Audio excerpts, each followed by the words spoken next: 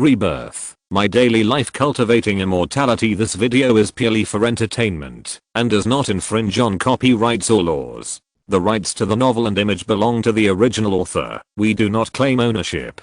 Don't like waiting and want to listen to this fanfic in full now? Subscribe to our Patreon, where you'll find the best fanfics. Chapter 176. Just one candy. Chen Xiao had a confused expression on her face, which made Dong Qingfeng secretly think that something was wrong. Due to Shan Keiquan's interference, his overall plan was disrupted. He failed to take advantage of this opportunity to gain Chen Xiao's favor.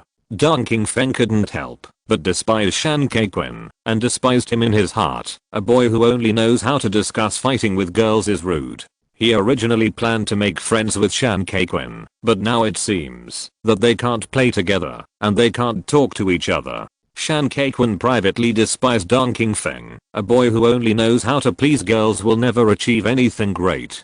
Shan Keiquan despised such people the most in his life. The two despised each other, so they lost interest in talking and returned to their seats. Chen Xiao was left alone. Chen Xiao felt so cold, even though they were competing to talk to him just now. The noise of fighting outside continued for a while, and suddenly, a figure broke into class 8 and fell in front of the podium. The person who fell was Liang Sheng from class 9. Shen Zhenli and several others from class 9 stood at the door of class 8 and laughed loudly, pointing at Liang Sheng's embarrassed look, looking very proud. Many students from class 8 looked at Liang Sheng lying on the ground in front of them and sympathized with him. Shan Keiquan was sitting in the front row and he couldn't stand it anymore, so he shouted to the door, "Fuck, if you want to fight, go out and fight, or don't blame me for being rude." Shen Zhenli was not tall, about 1.65 meters, and thin, but he had a strong aura. "Why are you yelling?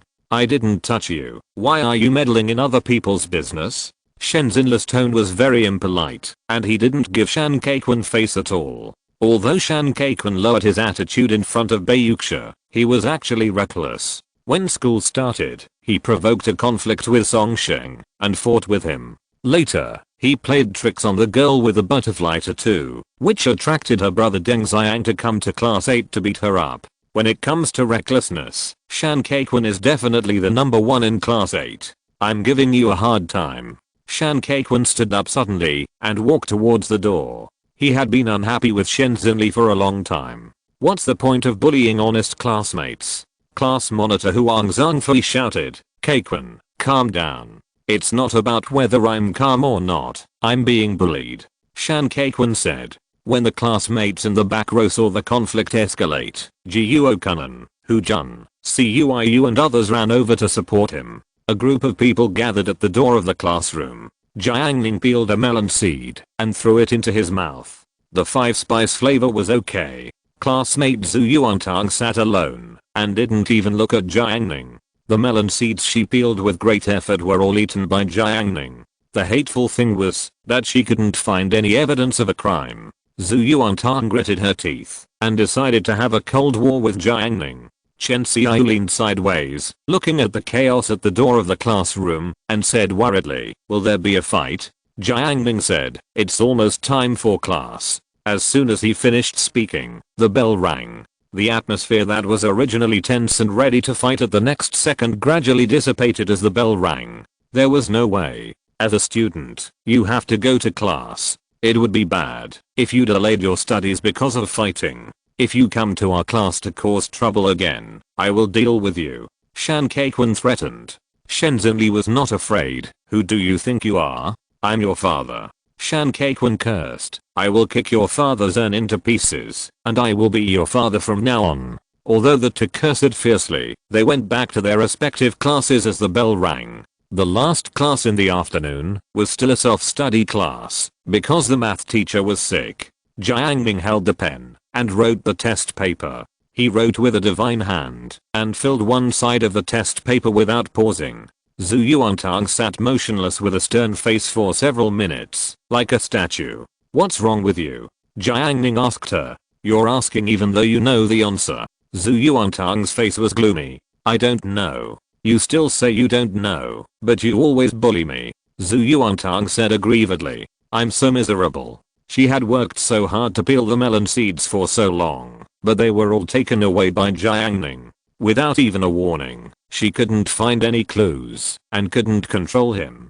It was so infuriating. I didn't bully you, Jiang Ning argued. Even if I did, I would never talk to you in this class. Zhu Yuantan thought that if Jiang Ning wasn't taught a lesson, he would become more and more arrogant. She wanted to let Jiang Ning know that she shouldn't be provoked easily. She straightened her waist and sat dignifiedly, creating a majestic posture. Unfortunately, because she was only a little over 1.5 meters tall, she looked small, which reduced her momentum. Jiang Ning found her stern face particularly interesting. Zhu Yuantang. Zhu Yuantang. Jiang Ning called her. Unfortunately, Zhu Yuantang still sat there and ignored him. After thinking for a while, Jiang Ning put the cap on the pen and poked her face gently with the pen. The pen cap touched Zhu Yuantang's fair and tender face and sank in. Zhu Yuantang was very angry. It was bad enough that he stole her melon seeds, but he dared to offend her like this. Didn't he know that she was angry? Did he think he was easy to bully? Zhu Yuantang glared, puffed up his cheeks angrily, and pushed the pen cap back directly. Jiang Ning thought it was even more interesting. He continued to poke, and he felt soft and quite elastic. He couldn't help but smile. After being treated like this, Zhu Yuantang finally broke down and scolded him. You're still laughing. What's so funny? If you mess with her again, Jiang Ning won't be called to eat tomorrow morning. At this time, Jiang Ning wiped the storage ring, reached under the desk, and swept his spiritual sense to grab Zhu Yuantang's hand. Zhu Yuantang realized that something was wrong, and her little hand instinctively ran away. But how fast was Jiang Ning? He caught her little hand in an instant. Zhu Yuantang's heart trembled slightly, her mind was empty, and the noise around seemed to disappear in an instant. Jiang Ning only felt that her hand was warm and comfortable to touch. Jiang Ning pushed her fingers apart and stuffed something into her palm. Zhu Yuantang woke up and quickly put her hand on the table and spread it out. A white rabbit candy was lying in her palm. She pouted. You have a conscience. Zhu Yuantang tore open the candy wrapper and bit the white rabbit candy. The sweet milk taste melted in her mouth, and the grievance in her heart also melted away. Don't think I will forgive you, huh? After Zhu Yuantang finished eating the candy, he reconciled with Jiang Ning. The two of them got close, laid out a piece of grid paper, drew symbols with a pen, and played gobbing. Occasionally, Zhu Yuantang's crisp laughter was heard, and there was joy. After writing half of the test paper, Chen Xiaoyu felt a little bored and turned around to chat with the two. Jiang Ning, you go to junior high school in the town, right?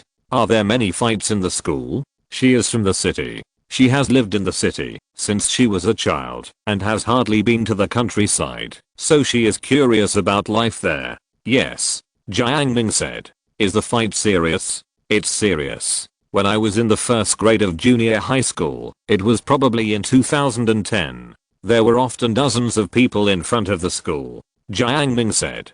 During the first grade of junior high school, the town's middle school was always in chaos. It didn't get better until the third grade, but it was still far worse than the city's schools. Dozens of people, so many. Chen Xiaoyu was shocked.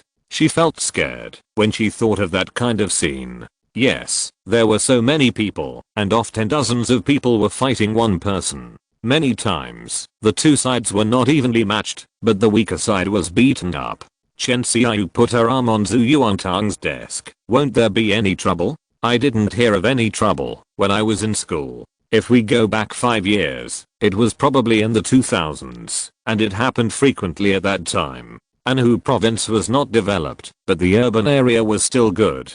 Going back a few years, the remote township where Jiang Ning lived was really chaotic in all aspects. He remembered very clearly that when he was in the first grade of junior high school, after the evening self-study, there were often black cars waiting at the school gate to pick up high school girls and go to the county town to work. The next morning, the girls were sent back. As for what kind of work they did in the county town, Jiang Ning understood it later. As a listener, Chen Xiaoyu was quite qualified, and Bai Yuxia would occasionally listen. Jiang Ning talked about some things in the town, not all of which were dark, but also some interesting things.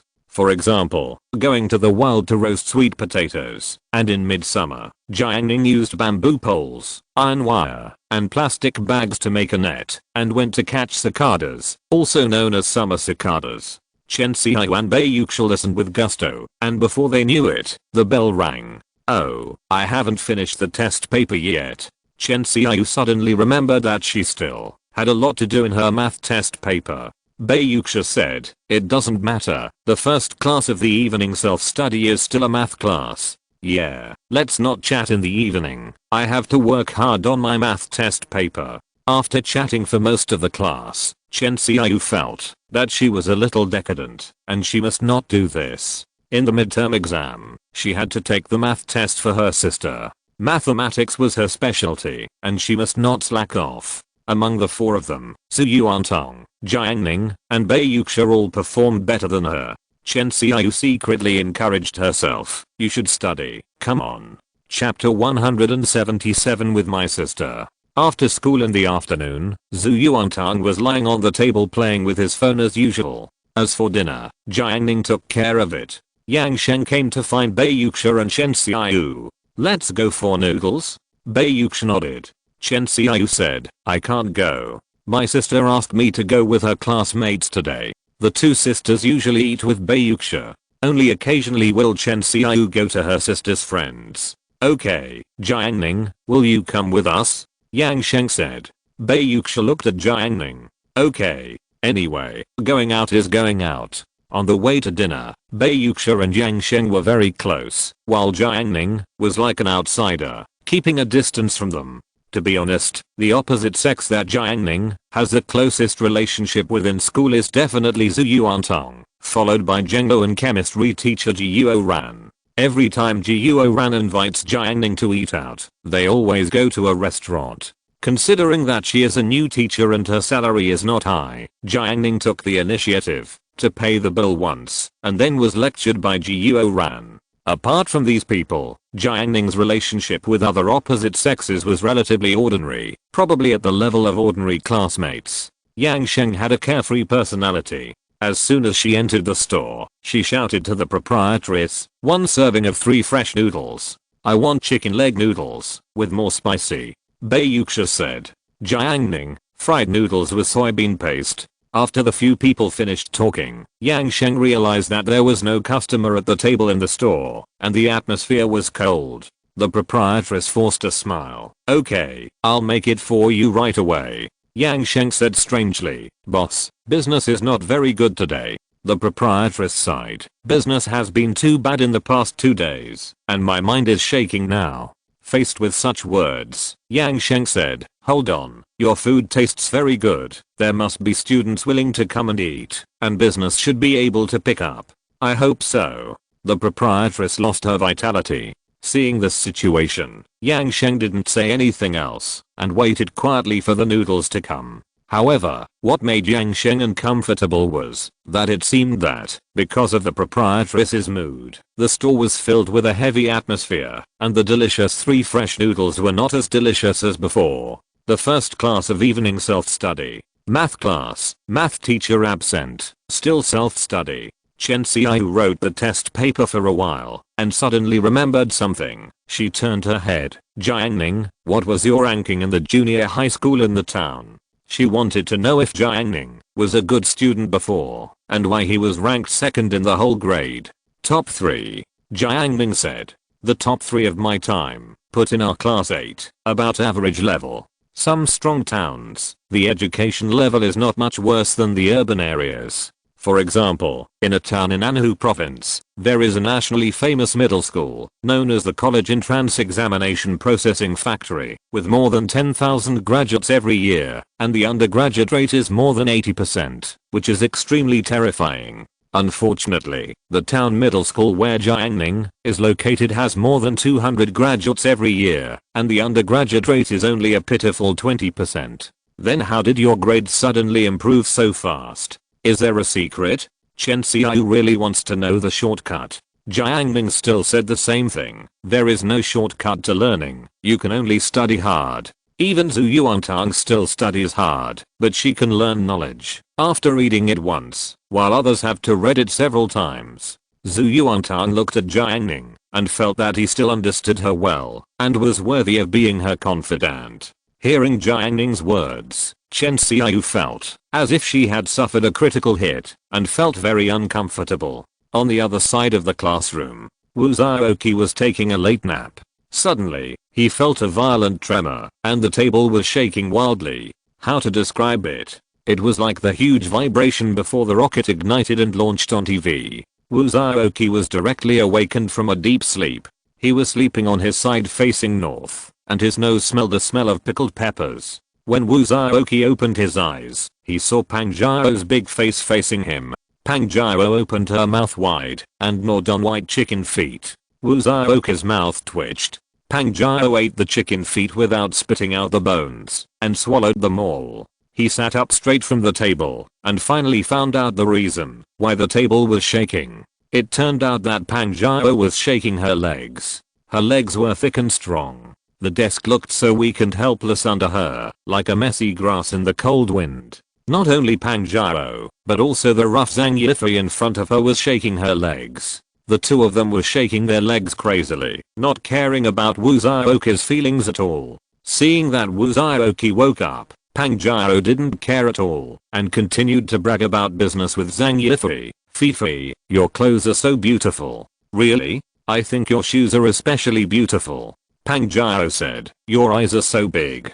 Zhang Yifei, "Zhao Jiao, your face is so small." Wu Zhaoqi was confused in front of Pang Zhao's big face. Why can these people say false words so easily? Aren't they afraid of being struck by lightning? "Zhao Jiao, you've lost weight since the beginning of the school year." "Haha, I ate too much during the Chinese New Year and my weight increased to 175 kilograms. Now I've lost weight to 174.2 kilograms. Zhang Yifei, I think it's great. You're tall, 1.65 meters tall, not fat, at most slightly fat." Pang Zhao was very satisfied after hearing this. "Haha, although you're slightly fat, it's definitely better to lose weight. I plan to lose weight to 170 kilograms so that I can wear a skirt in the summer." "Zhang Yifei, I remember you had a very nice skirt. Wear it to class and I'll take a picture of you then." "I don't plan to wear it for male classmates. It's a bargain for them." While speaking, Pang Zhao looked at Wu Zhaoqi warily. Wu Zhaoqi didn't say anything, but clenched his fists. He felt that the sleeping beast in his body was about to wake up. "Please come and stop me." The first evening self-study ended. Chen Xiaoyu turned back with an unsatisfied look. It was so fun to chat with Jiang Ning. He was so interesting and understood everything. She thought to herself, "I have to find an opportunity to bring my sister and share the joy with her. Jiang Ning will definitely satisfy my sister." Chen Xiaoyu thought about it for a while and suddenly remembered that after 3 math self-study classes, she still hadn't finished her test paper. She chatted for another class. Chen Xiaoyu sat there blankly, regretting. Chen Xiaoyu, how can you indulge yourself like this? You are only in the first year of high school, and you are like this. What will you do in the future? What about your dream? Didn't you agree to get into a top university? You have to work hard, Chen Xiaoyu. I will never chat with Jiang Ning again. It was the last class of the evening self-study. Chen Xiaoyu turned over the math test paper. She had to finish this test paper in this class, otherwise, she would go back to the dormitory to study late at night. She worked for about 5 minutes, and suddenly a black shadow flashed by the south window. Turning around, she saw Shan Qingrong standing quietly by the window, inspecting the classmates. Chen Xiaoyu noticed that Zhu Yuantang was concentrating on playing with his phone. Shan Qingrong saw this clearly, but he didn't say anything, and just ignored it. Chen Xiaoyu was so jealous. Shan Qingrong stepped into the classroom, and all the students looked at him. At this moment, Shan Qingrong's power was comparable to that of a company boss in society. "I'll let you know. We are going to elect class leaders tonight," Shan Qingrong said. Originally, class leaders should be replaced every year after high school, but due to complaints from some people, he decided to re-elect. The students in the class were a little confused when they heard this. Why should they elect class cadres? Besides, the current class cadres, Shen Qinj, the literary and artistic committee member, Dong Qingfeng, the study committee member Zhang Kai, the sports committee member, and Huang Zhangfei, the best class monitor, are doing a good job. Why should they be replaced? Only Wang Langlong in the back row was secretly happy. Sure enough, his efforts were not in vain. It seemed that Huang Zhangfei's crime made the class teacher dissatisfied. This eventually led to the class cadre incident tonight. Dong Qingfeng raised his hand. Class teacher, will the study committee member be re-elected? Yes. Shan Qingrong said. Okay. Shan Qingrong said, start with the study committee member. If you are willing to do it, go to the podium to introduce yourself, and we will vote. No one in the class responded. Shan Qingrong asked 2 more questions, but still no one. He announced, the study committee member is still Dong Qingfeng. Dong Qingfeng smiled faintly. Shan Qingrong mentioned the literary and artistic committee member, the sports committee member, and the life committee member in turn, but no one came out to compete. Then, it was the position of class monitor. Shan Qingrong looked at Huang Zhangfei and turned his gaze to the back row. Wang Langlong, I'll give you a chance. He thought to himself. In the past 6 months, with Wang Langlong's presence, he knew everything about the class. As the saying goes, you can tell a child's future at the age of 3 and a person's future at the age of 7.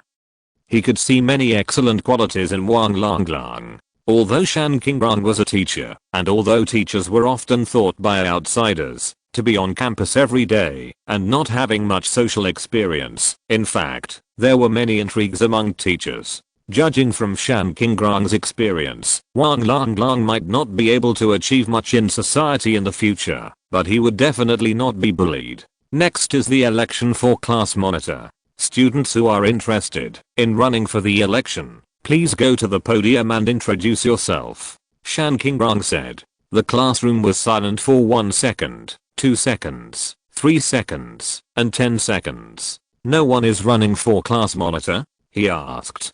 Dong Qingfeng said, I think he's a good monitor. Shen Qinj said, indeed, he has helped us a lot. Meng Jiui, that's right, Zhangfei is conscientious. Shan Qingrong announced, then Huang Zhangfei will still be the monitor in the future. After saying this, Shan Qingrong left the class. Wang Langlong sat in his seat, and the passion he had when he got up in the morning turned completely into numbness. He looked at the classmates around him indifferently. He really wanted to run for election just now, but in the end, he didn't overcome his heart. He was scared. It seems that many things are like this, starting with enthusiasm and ending in a hurry. What the hell is going on? Why don't other people run for class monitor so that I can also run? Wang Langlong didn't understand. After seeing the head teacher leave, Jiuo Kanon took out his cell phone, opened questions, and said, what's wrong with Shan Qingrong today? Why is he choosing class leaders?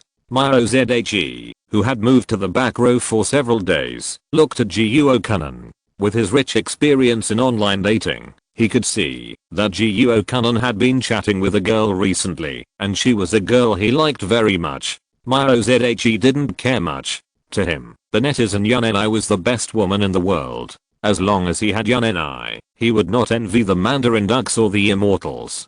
Because they themselves are the appearance of love. The evening self-study was over. Chen Xiaoyu left the classroom with the math test paper with a frown on her face. Shan Kaikun rushed out of the classroom in 1 second. He ran back in 5 seconds. He ran to the back row. Brother Nan, Brother Jun, go out and buy food. What's the matter today? Hu Jun said. Brother Nan has something to do. Let's go. Shan Kaikun was puzzled. What's your business?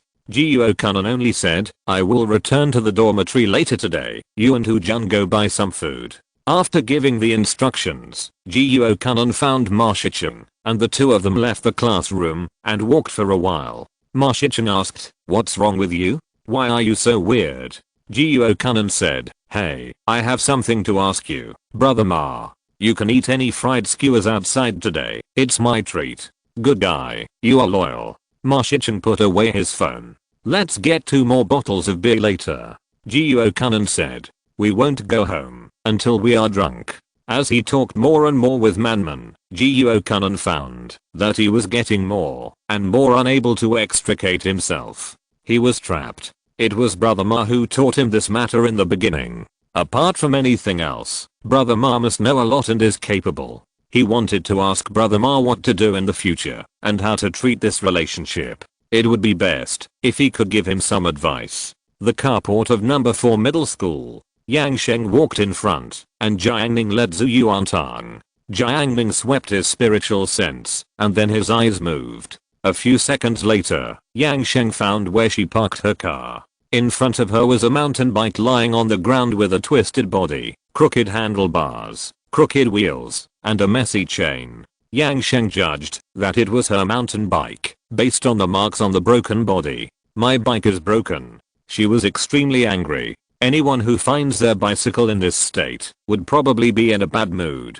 Jiang Ning scanned the body of the car. The marks on it were obviously man-made. He pointed to the camera in the shadow in the corner of the carport and said, "Go to the security department to check the video." Chapter 178. I'll teach you a trick. After hearing what Jiang Ning said, Yang Sheng looked in the direction he pointed. Sure enough, he saw a camera facing this direction. Yang Sheng was surprised. "Isn't the person who smashed my bike afraid of the camera?" Jiang Ning replied without hesitation, "Maybe the other party doesn't care at all." He took a step forward and stepped down with his right foot. A glowing magic array appeared on the ground that Yang Sheng and Zhu Yuantang could not see. This is a tracking array, the array that Jiang Ning uses most in this world. Based on the remaining breath on the bicycle, Jiang Ning judged that the destroyer was no longer on campus, about 6 kilometers away from the school. Now that school is just over, it is enough to show that if the person who destroyed the bicycle is a student, then the other party is likely to be a student who ignores school discipline and skips classes at will. Moreover, judging from the degree of damage to the bicycle, I'm afraid that there will be a lot of noise during the destruction process. The carport of number 4 middle school is a little far away from the classroom of class 8. Jiang Ning usually does not let his spiritual sense go too far, and his hearing is not deliberately released. When he does not deliberately use it, it is only slightly better than ordinary people, so he did not notice the whole process. Relying on the traces of the bicycle and the smell of footprints around, Jiang Ning was able to restore the whole process. Jiang Ning took out his mobile phone, and several flashes of light came on. He took a simple photo of the car to record it. "Don't move the car yet, let's go to the security department," he said. Yang Sheng also took a few photos. She looked at the broken bicycle and felt upset. The mountain bike was given to her by her parents when she was promoted to the 3rd year of junior high school. It cost a lot of money. In spring and autumn, she would always ride through the streets and alleys to go to school. Usually, she carefully maintained, cleaned, oiled, and simply modified it. For her, it was not just an ordinary bicycle, but also a record of her past life. Although Yang Sheng was free and easy and carefree, she actually had a weak character in her bones. She was afraid of spicy food, and was extremely nostalgic. The bicycle that carried her memories was destroyed in this way. Her anger can be imagined. If the other party appeared in front of her, she might take action. Yang Sheng couldn't understand why there would be such a person who wantonly destroyed other people's bicycles. Zhu Yuantang grabbed Jiang Ning's clothes and followed him closely.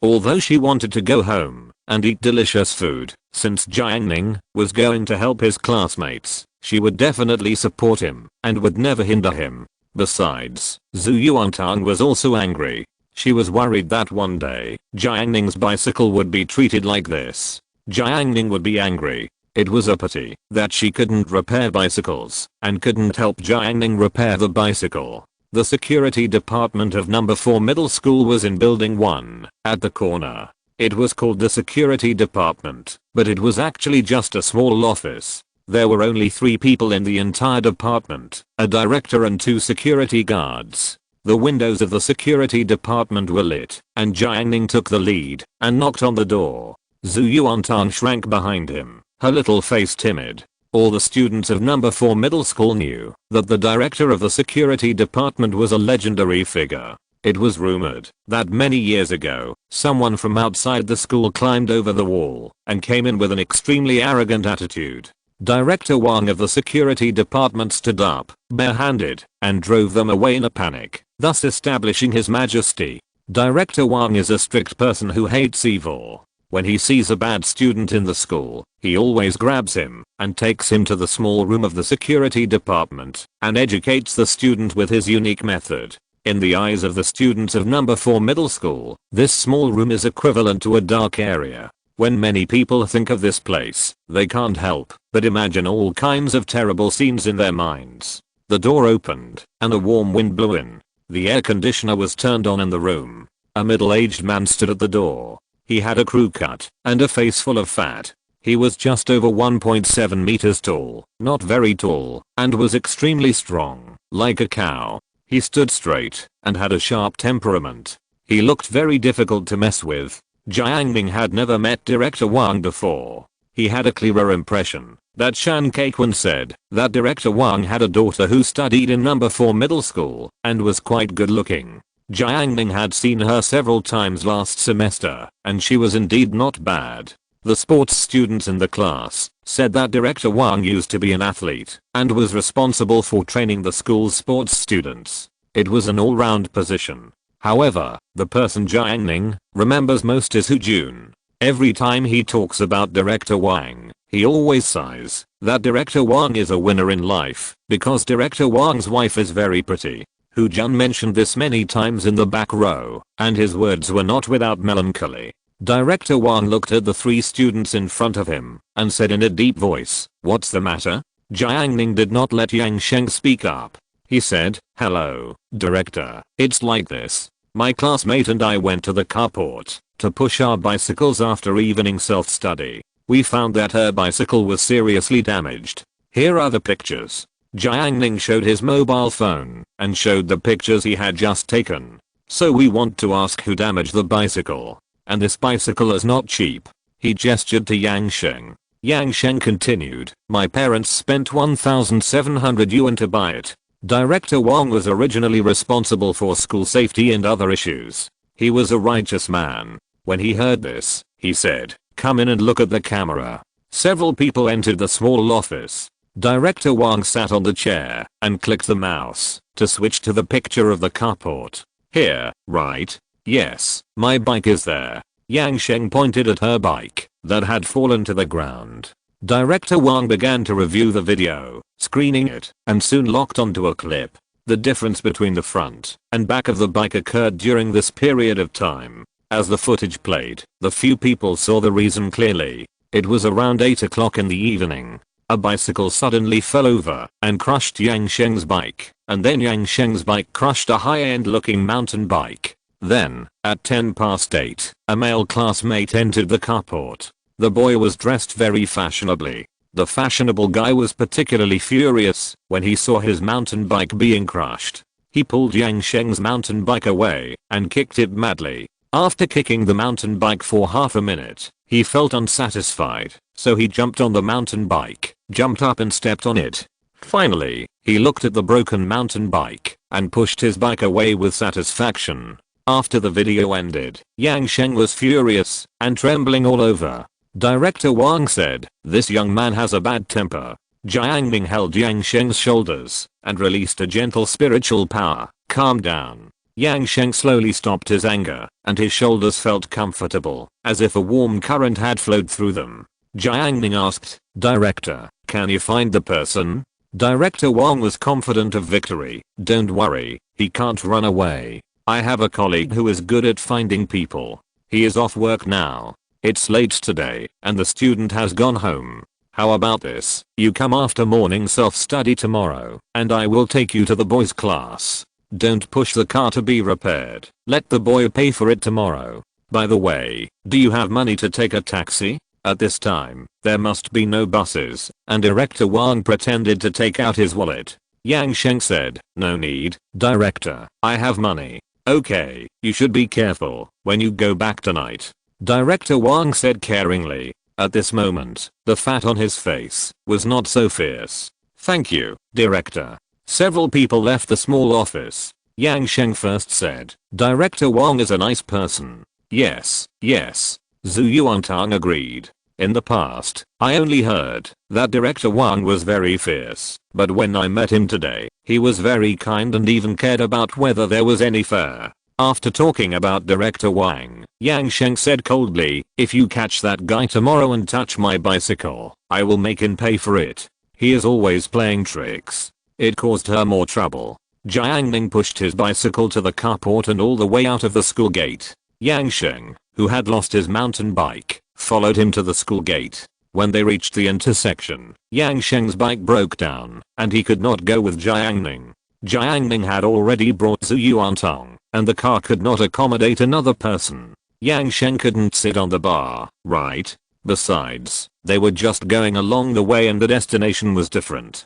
Seeing Jiang Ning standing there and not moving, Yang Sheng thought he was embarrassed, so she smiled and said, why are you dawdling? Hurry up. Well, let's go.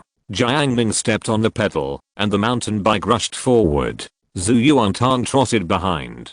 Zhu Yuantong said goodbye, let's go. Yang Sheng looked at the two of them. When they drove more than 20 meters, she waved and shouted, thank you for today. Jiang Ning didn't look back, it's just a matter of convenience. Zhu Yuantong sat sideways. She looked at Yang Sheng who was alone at the intersection. Bye. Looking at the two of them, Yang Sheng smiled lightly, and then she looked at the road, ready to take a taxi home. At the intersection, northeast, there was a spicy hot pot restaurant. On the table were 2 plates of fried skewers, fried sausages, fried meat and bones, fried enoki mushrooms, fried vegetarian chicken, and fried chicken steaks, which were smeared with a layer of chili sauce and sprinkled with cumin powder. Although it was not healthy, it was really delicious. High school students had a good stomach and were not afraid at all. Ma Shicheng held the skewers and ate them with relish. High school students are in the growth stage, and it is easy for them to eat 4 meals a day. It is almost 10 o'clock after the evening self-study, and they are hungry. In the winter, a bowl of spicy hot pot and a few plates of fried skewers are simply too delicious. At this time, the boss came over with a plate. Fried bananas are ready. The fried bananas were steaming, with honey sweet sauce on the surface and a layer of breadcrumbs sprinkled on them. Jiuo Kunan took one out and said, Brother Ma, try it. What a brother. Ma Shicheng sighed in his heart. Jiuo Kunan was really generous today. A bowl of spicy hot pot is 6 yuan, 2 bowls are 12, and each fried banana is 3 yuan, 2 are 6 yuan, adding up to 18, plus 2 plates of fried skewers. This night's snack may not be enough for 40 yuan. Every time someone invites him to dinner, Ma Shicheng always silently calculates the expenses. Now he calculates that it is the living expenses of an ordinary student for 2 days. So Ma Shicheng asked, Brother Nan, didn't you say you had something to ask me? Just tell me, if you have something to ask, I will help you. Just for this meal, Ma Shicheng must help him. Jiuo Kunan thought about it and came up with an idea. He took out his cell phone and observed the surrounding environment. There was only one table of people in the store. The fried skewers were placed at the door, and several students were waiting for them. No one would notice his conversation. So Jiuo Kunan said, Brother Ma, didn't I take your trumpet a few days ago? What's wrong? Are you having fun? Ma Shicheng asked. To him, that incident was just a trivial matter. Jiuo Kunan sighed. Oh, I'm stuck. Stuck? Ma Shicheng didn't understand. Jiuo Kunan simply stopped hiding it. I've been chatting with Manman these days, and I've fallen in love with her. To be honest, I like her and want to date her. Ma Shicheng was stunned with the fried bananas in his hand. Brother Nan, I asked you to play around. I didn't ask you to take it seriously. Jiuo Kunan sighed. Fate, it's amazing. I really like Manman. Recently, I chat with her until 1 o'clock every day, before going to bed. Brother Ma, do you think I have a chance? At this point, he turned on his phone, clicked on questions, and showed the chat history to Brother Ma. Give me some guidance. High school students are still very innocent and easy to open up. Jiuo Kunan trusts Brother Ma and really shows him the chat history, unlike adults who rarely do this. Ma Shicheng looked at it very seriously. I have to say that just looking at their chat history, there is really something. You are still in the ambiguous stage now. To be precise, more than friends, but not lovers. Ma Shicheng said, a popular phrase these days. Jiuo Kunan was excited. He and Manman were indeed ambiguous recently. Brother Ma, do you think I'm still missing something? Do I have a chance? Ma Shichen looked at Jiuo Kanan's excited face. He was very conflicted now. After thinking for a while, he said, if you can meet, it will work.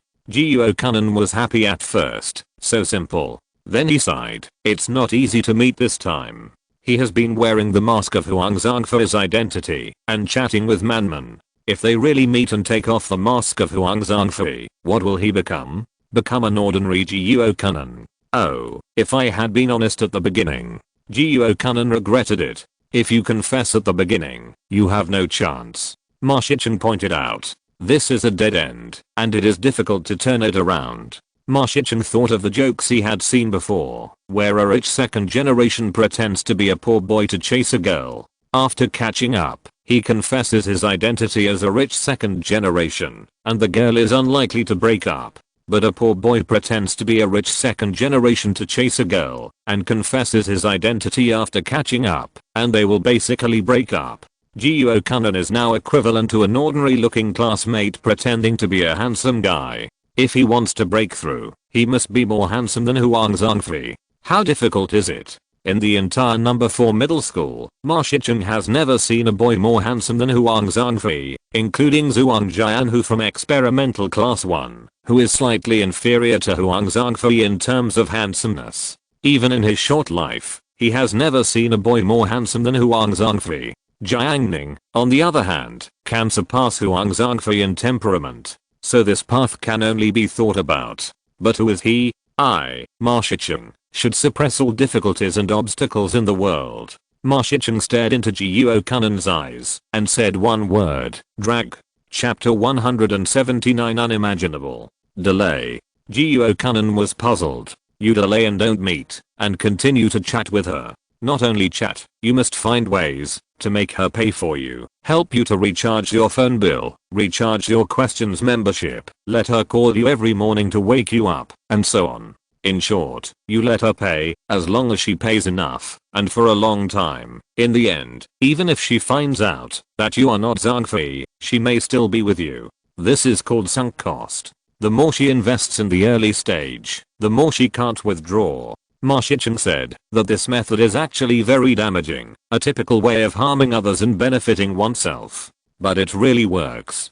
Jiuo Kanan was surprised when he heard this, and then his heart sank. It was too vicious. He refused. Brother Ma, really, I can't do this.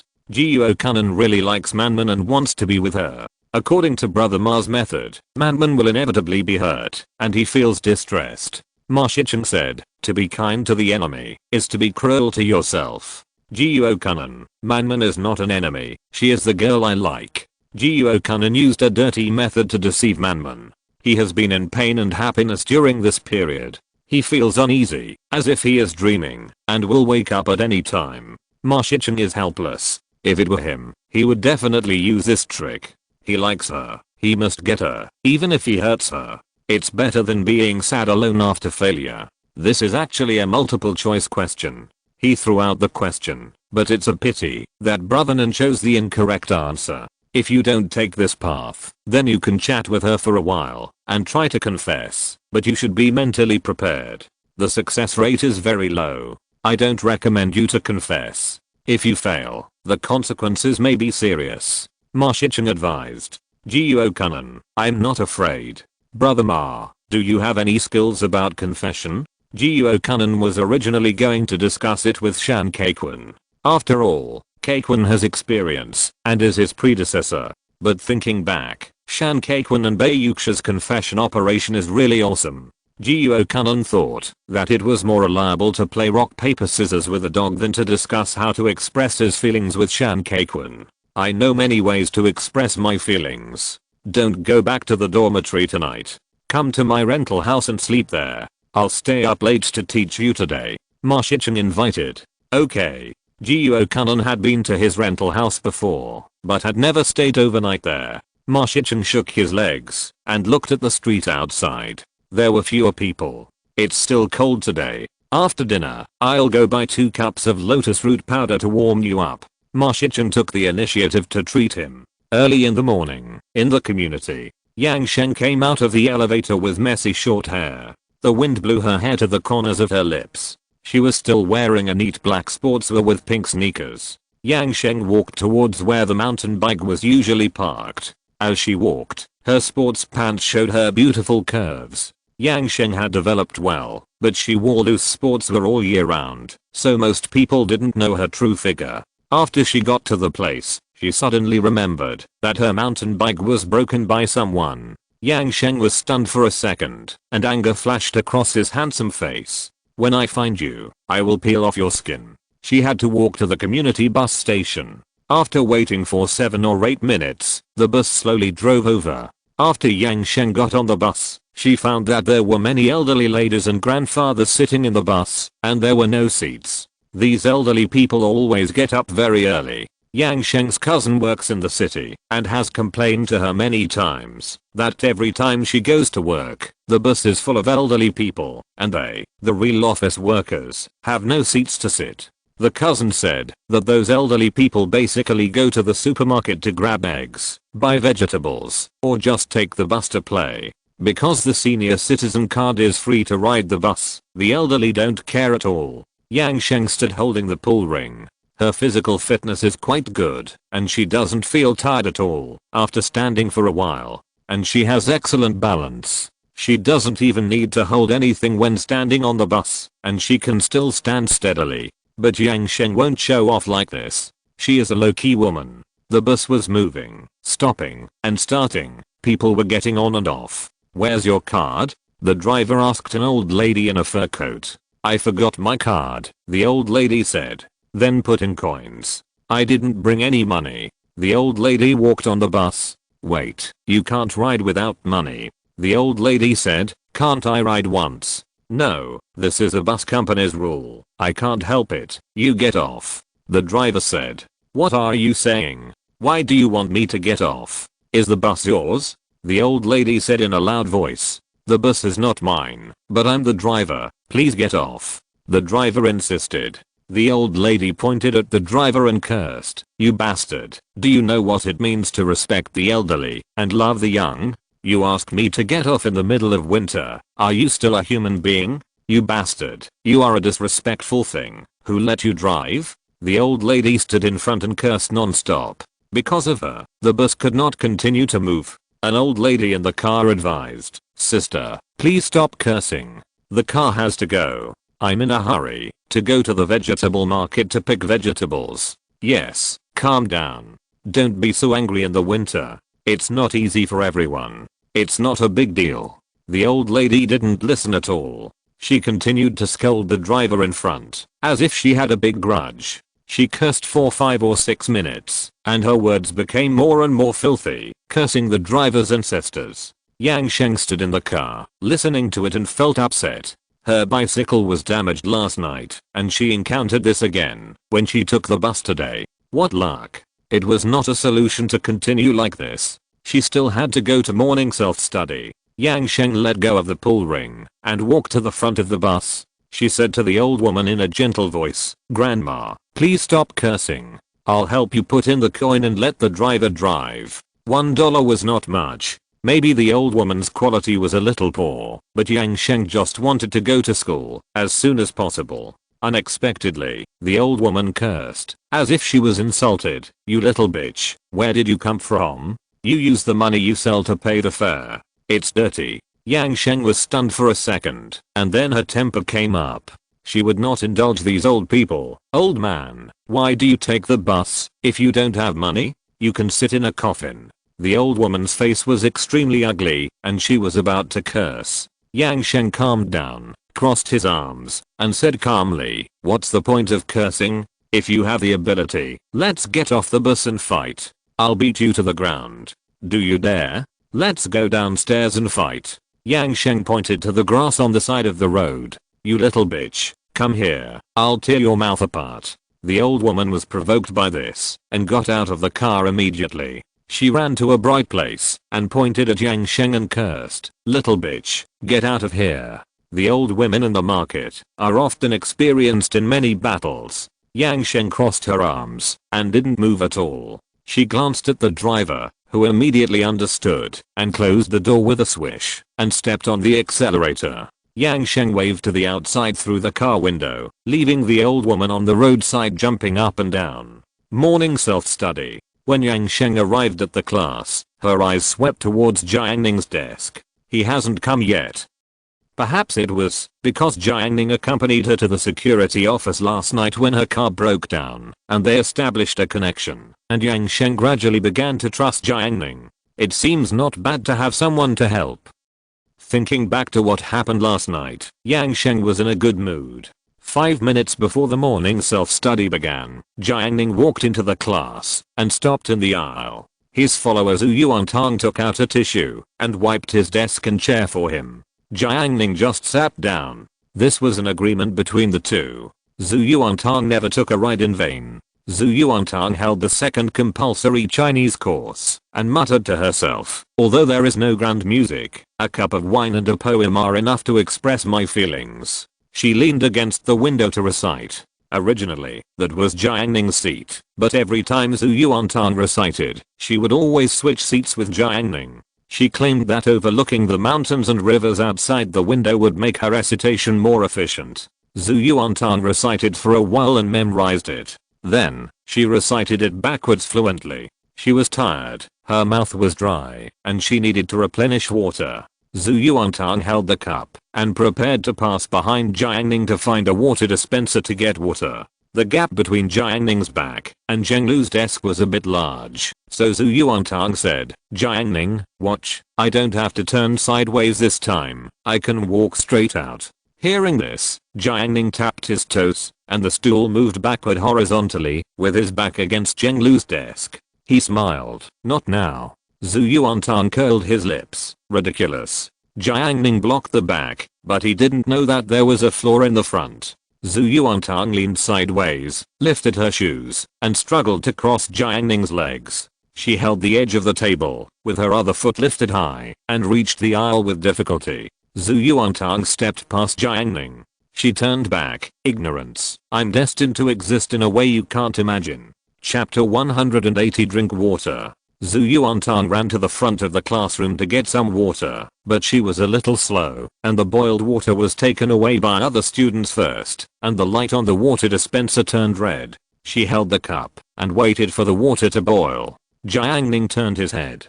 Today, Zhenglu was wearing a black down jacket with a white turtleneck sweater. She sat close to the desk, and perhaps because of the squeeze, the bulging sweater fell on the desk aggrievedly. Jiang Ning took a look and quickly retracted his gaze. It was not polite to look at her without permission. He silently expanded his spiritual sense. After observing with his spiritual sense, Jiang Ning found that the gap between Zhenglu's desk in front and behind was relatively narrow, and she was squeezed, so she looked cramped. On the contrary, the gap between the desks in front and behind Jiang Ning's seat was quite spacious. Jiang Ning knew that this must be Zhenglu's masterpiece. He pulled Zhenglu's desk forward a little to make her less cramped. Because it was too sudden, Zhenglu's sweater lost its support and shook. "What's wrong, Jiang Ning?" Zhenglu asked. "Don't sit so crowded in the future." Jiang Ning said this, hoping that Zhenglu would not wrong herself and give him the seat. Zhenglu smiled and said, "It's okay. My deskmate and I rarely go out." She knew that Jiang Ning usually sat inside and liked to go out for a walk, and Zhu Yuantang loved to sleep, so it would be troublesome for Jiang Ning to go out every time. She took the initiative to give Jiang Ning some space so that he could go out easily. Jiang Ning was very familiar with Zhenglu. Although she was gentle to him, she was actually not soft-hearted at all. At the beginning of the school year, she had a quarrel with Ma Shicheng. He would never forget that there was a power outage during the evening self-study that day, and Zhenglu actually attacked him. If he hadn't had divine sense, he would probably let her succeed. It's not good to go out rarely. Look at how your clothes are squeezed. Jiang Ning frowned slightly. Zhenglu looked down and immediately understood what Jiang Ning meant. Why does he say such things? Zhenglu felt embarrassed, and her face was burning. Jiang Ning turned around with satisfaction. At this time, Zhu Yuantang came over with a water cup. Jiang Ning moved to a window seat, while Zhu Yuantang sat outside. As soon as Zhu Yuantang put down his cup, Jiang Ning moved his cup over. "Pour me some." I worked so hard to get the water, why should I give it to you? Zhu Yuantang snorted. Will you give it to me? Jiang Ning said stubbornly. Zhu Yuantang was reluctant, but she still poured some for Jiang Ning. She complained, you only know how to drink my water every day. Is my water so delicious? Jiang Ning picked up the cup and took a sip. It's quite delicious. While drinking water, the head teacher Shan Qingrang came to inspect the class, like an emperor inspecting his territory. He turned to Zhu Yuantang and greeted him with a smile. Zhu Yuantang, drink some water. Yeah. Zhu Yuantang was addicted to drinking water and ignored Shan Qingrang. Drinking water is good. It's good for your health. Shan Qingrang showed concern for her. Jiang Ning said to him, just now, Zhu Yuantang went to get water and waited for several minutes. This time was enough to do several math problems. It seems that getting water is very troublesome. When Shan Qingrang heard this, he immediately thought of experimental class 1. He did not forget that class 1 had 2 water dispensers, and the water was drawn very quickly. Moreover, Hu Hao, the head teacher of class 1, had come to class 8 to invite Zhu Yuantang. It was Wang Lang who reported this to him at the time, otherwise Hu Hao might have really concealed it. No, we can't give Hu Hao a chance. Don't let him take Zhu Yuantang away because of the water dispenser. Shan Qingrang thought to himself. He thought for a moment, walked to the podium, and faced everyone. The classmates looked at him one after another. Hu Jun. Shan Qingrang shouted. Teacher, I'm here. Hu Jun, the life committee member, responded immediately. Shan Qingrang took out his wallet and pulled out 2 large bills. Drinking water quickly in winter. I didn't pay attention to it. Take these 200 and add another water dispenser to the class. This is a great thing, and the class cheered. Zhu Yuantang sat on a stool, drinking hot water, swinging his legs like a swing. Jiang Ning, look, my feet don't touch the ground. You can't. With Jiang Ning's height, it is indeed difficult to do that kind of action. He admitted, I can't. This is the disadvantage of being tall. Zhu Yuantang said earnestly. After the morning self-study, Yang Sheng came to find Jiang Ning. Want to join us? Last night, they went to the security department. Because it was too late, Director Wang asked them to go after the morning self-study to help them find the car thieves. Jiang Ning agreed, and he got up and went out with Yang Sheng. He didn't call Zhu Yuantang because she couldn't help with this kind of thing. Shan Kaikun looked at the 2 of them leaving and felt surprised. When did their relationship become so good? Something is wrong. There must be something fishy. He went all the way to the back row and told Jiuo Kunan and Ma Shichen what he had just seen and heard. After he finished speaking, he asked, what do you think? Jiuo Kunan had just woken up. Yesterday, he went to Ma's rental house to discuss the topic of confessing to girls. The more he talked, the more energetic he became. He fell asleep at around 3 o'clock. He was so sleepy that he was in a daze for the entire morning self-study. As for Ma Shichen next to him, he was still very energetic. He went to the internet cafe for a night and was still full of energy the next day. Staying up late was not a big deal. Yang Sheng and Jiang Ning must be hiding something from us, Ma Shichen said. Shan Kaikun asked, do you think they will fall in love? Ma Shichen was convinced. What are you thinking about? Yang Sheng is just like a boy. Who would want her? And Jiang Ning and Zhu Yuantang have such a good relationship. If nothing else, Jiang Ning will definitely look down on her. Ma Shichen's words were firm. In his opinion, Yang Sheng was extremely bad. He had a strong personality and was competitive. He also ordered him to take out the garbage at will. He was simply lawless. He looked like a villain who had succeeded. Fortunately, he paid off his debts soon. When that time comes, let's see how he will deal with Yang Sheng. Shan Kaikun said, I think Yang Sheng is pretty good. Ma Shichen was puzzled. Don't you forget that you still owe her a lot of duty? You still praise her, isn't that cheap? Shan Kaikun was very good tempered to the brothers in the back row, and he didn't care at all. I'm different from you. I sit in the front row, closer to her, so I have more contact with her. This sentence has a sense of superiority. If it were in the workplace, it might have hit someone in the heart, but the high school students didn't care much. I'm not talking about whether she is a good person, but she looks good. Shan Kaikun emphasized. Don't you think Yang Sheng is pretty? In terms of appearance, there are not many girls in our first year of high school who are prettier than her, right? Shan Kaikwan added in his heart, not including his Bayuksha. Jiang Ning is handsome, a talented man and a beautiful woman. He said so. Jiuo Kunan said, I think it makes sense. He owed Yang Sheng more than a dozen duty times, but putting aside the hatred, Yang Sheng was indeed more attractive. Only Ma Shicheng sneered, no matter how beautiful her skin is, it can't cover up her vicious soul. I saw through it a long time ago. Security Department. Jiang Ning and Yang Sheng entered the door, and Director Wang was waiting inside. In addition to Director Wang, there was a thin middle-aged man standing next to him. Director Wang saw the two people coming, and he said with full energy, the person who smashed the car has been found for you. Qi Xianheng from class 2 of the grade 1 experimental class. Let's go now. Director Wang stood up, took off his coat, put it on, and walked out the door. Okay, thank you, Director. Yang Sheng said. She wanted to catch the murderer as soon as possible, and now her mountain bike is still lying in the car shed. It should be. Director Wang took the two to class 2 alone.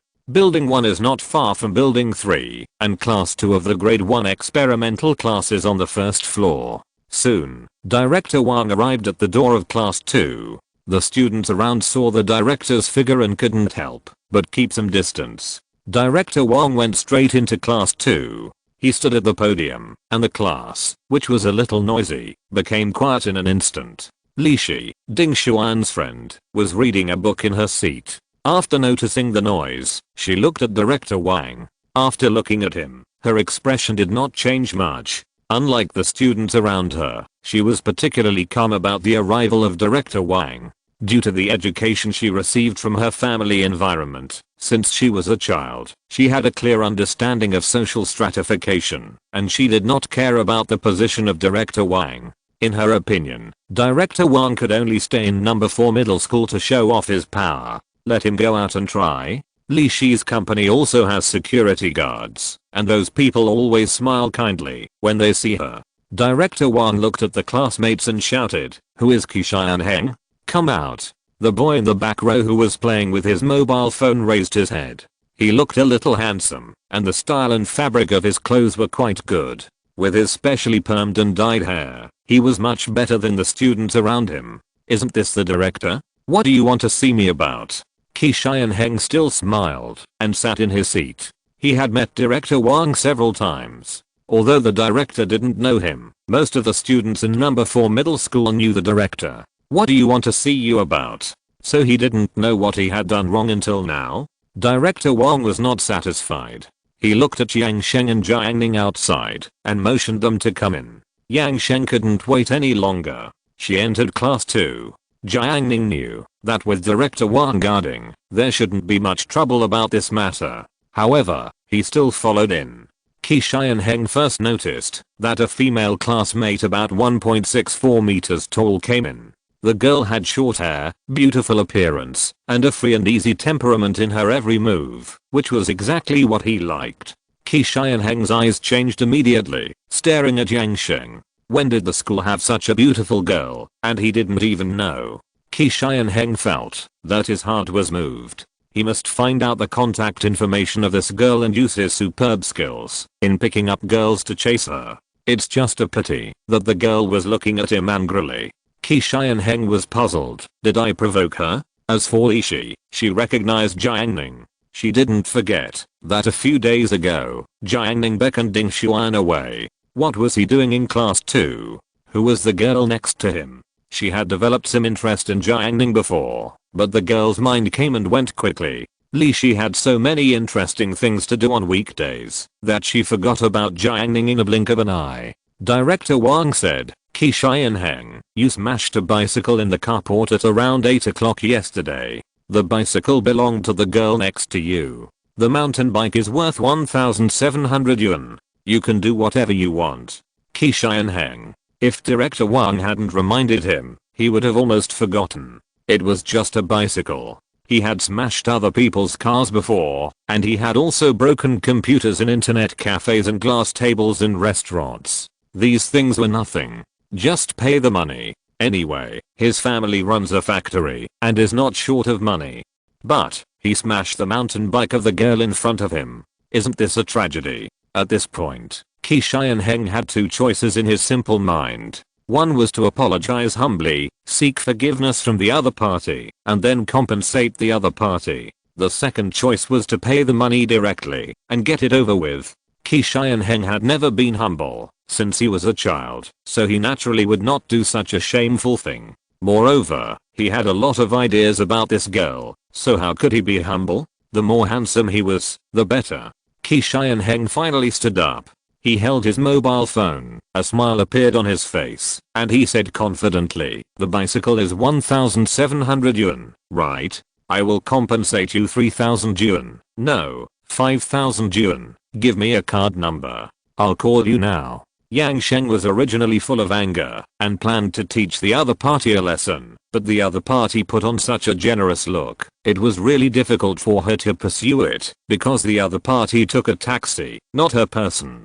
Director Wang wanted to teach Qi Xianheng a lesson, but seeing that he was willing to pay more, he looked at Yang Sheng. 5,000 yuan is not a small amount. Director Wang's monthly salary is nothing more than this. Yang Sheng didn't want the money. She wanted to smash Qi Xianheng's bicycle and beat him up, but she couldn't do that. 5,000 yuan was a lot, but it couldn't eliminate Yang Sheng's anger, especially Qi Xianheng's unrepentant look, which made her angry. She originally came here to see the other party deny and refuse to admit it, and then after a lesson, the other party honestly admitted his mistakes and compensated and changed his ways. But now, the other party jumped directly to the step of compensation. Yang Sheng felt like punching cotton and couldn't vent. Jiang Ning. She subconsciously looked at Jiang Ning, hoping that he could help her make the decision. Jiang Ning knew a little about this, and he said, "It depends on whether you want compensation or arrest him, and let him compensate." Yang Sheng's bicycle is worth 1,700 yuan, which is enough to arrest Qi Xianheng and lock him up. As soon as Jiang Ning said this, Qi Xianheng immediately understood what he meant. His face changed. "Brother, I advise you not to meddle in other people's business. There are always some people you can't afford to offend." This was said in a very gangster way. Jiang Ning said happily, "I also advise you that you can't do whatever you want just because you have money." Yang Sheng said, "I don't want money. I want him to learn his lesson. Then it's okay. Call the police." Jiang Ning said. When Director Wang heard this, his expression moved. He was usually in charge of school affairs. The principal said that, if it can be solved within the school, it is best not to leave it outside the school. Once the police are involved, it will always have a bad impact on the school. But Director Wang didn't persuade Yang Sheng. He was unhappy with Qi Xianheng. When the little guy smashed the car, he was quite crazy. This time he asked him to spend money to settle it. Who knows what trouble he will cause next time? Are you sick in the brain? Qi Xianheng roared. In the past, when he encountered problems, he directly used money to settle them, but this time he couldn't. He suddenly became anxious and rushed over from the back seat. The students in class 2 looked at the scene and immediately felt something was wrong. Qi Xianheng was the last in class 2 and the last 10 in the whole school. He was usually kind in class, but the students in class 2 knew that Qi Xianheng was not easy to mess with. A student had said that he had poor grades before and was scolded. Director Wang went up to stop him, but Jiang Ning was faster than him. He took 2 steps and went down the aisle.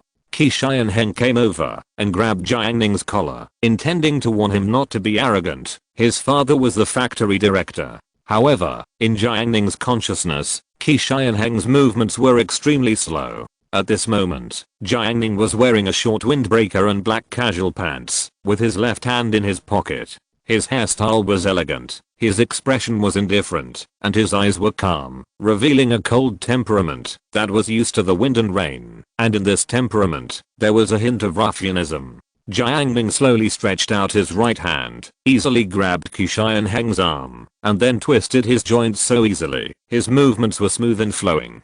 Qi Xianheng felt pain and was completely unable to resist the pain. His body was bent over by Jiang Ning's right hand, unable to move. He was actually captured by Jiang Ning.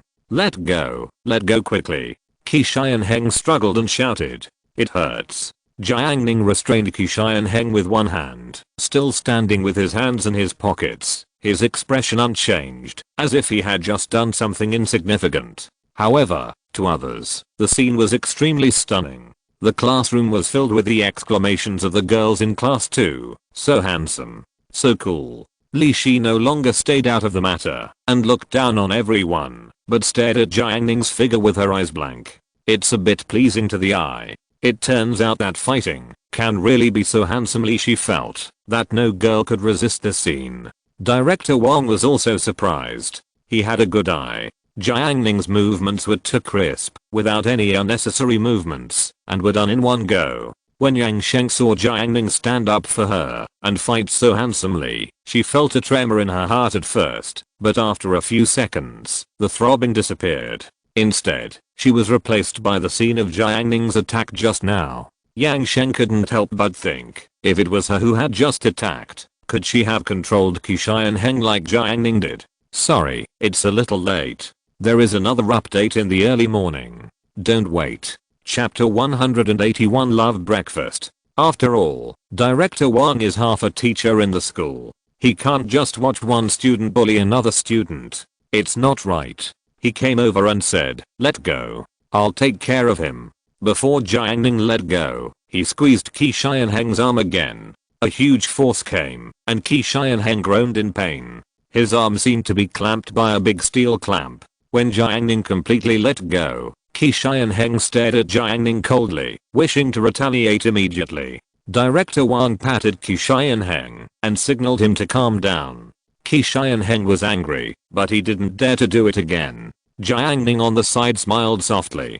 Director Wang looked at Yang Sheng, hesitated for 2 seconds, and negotiated. "Look, he's been beaten, and he's vented his anger. Let him pay the money, and let's end this matter. Let's not make such a big fuss." Then he patted Qi Heng again, with a serious expression. "Why don't you apologize quickly? Do you want to stay in? You will be punished for a serious offense." Qi Heng felt aggrieved. He really wanted to be tough, but he didn't dare. He had committed many crimes, but he had never been in prison. He was instinctively afraid of that kind of place, otherwise he wouldn't have been impulsive just now. He hesitated for a while, facing Yang Sheng, and bent stiffly. "Classmate, I'm sorry, I shouldn't have deliberately destroyed your bicycle. It's all my fault. I know I was wrong, and I hope you can forgive me." After saying this, Qi Heng suddenly felt much more relaxed. His father, the factory director, taught him that a real man can bend and stretch.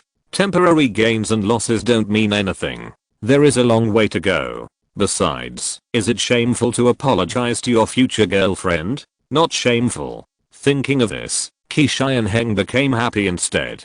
It might be a wonderful thing to chase this girl in the future and think about it later. However, he would definitely seek revenge on the boy who had just hit him. He was not paying attention just now and was captured by the other party. If he fights again, he may not lose.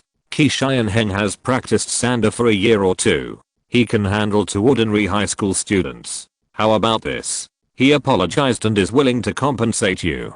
I will go to the office to write a note for you two to prove the compensation.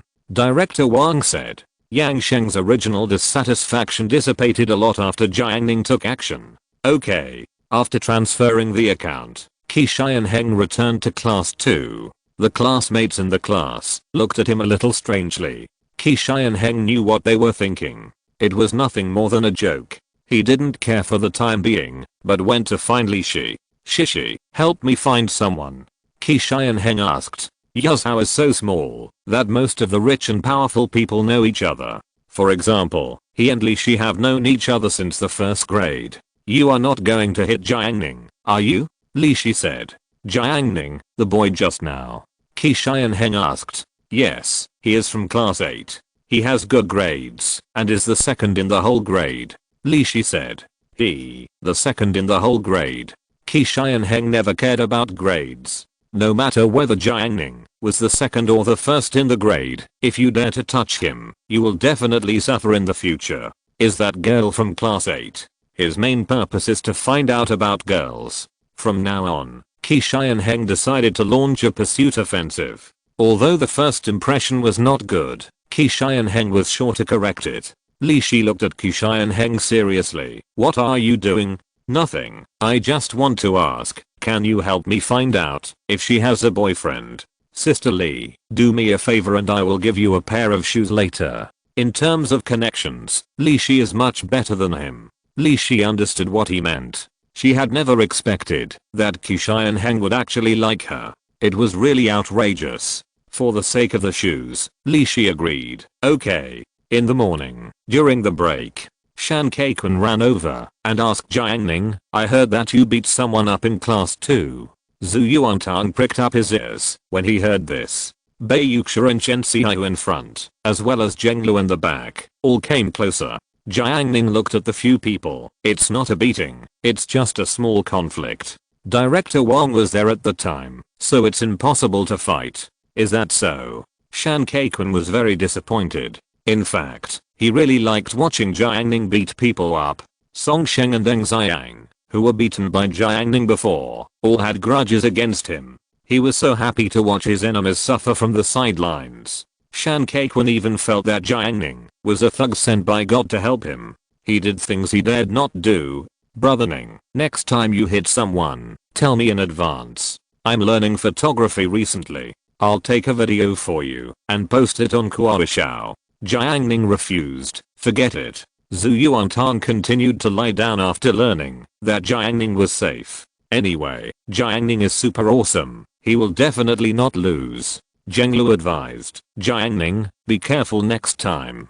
Evening self-study. It was still a math class, and today's math teacher came. She explained the test paper at the podium. Her voice was soft and comfortable to listen to. Hu Jun took notes seriously and corrected the wrong questions without losing his mind. Hu Jun's grades in most subjects were average, but his math grades were outstanding, and he could rank in the top 10 in the class.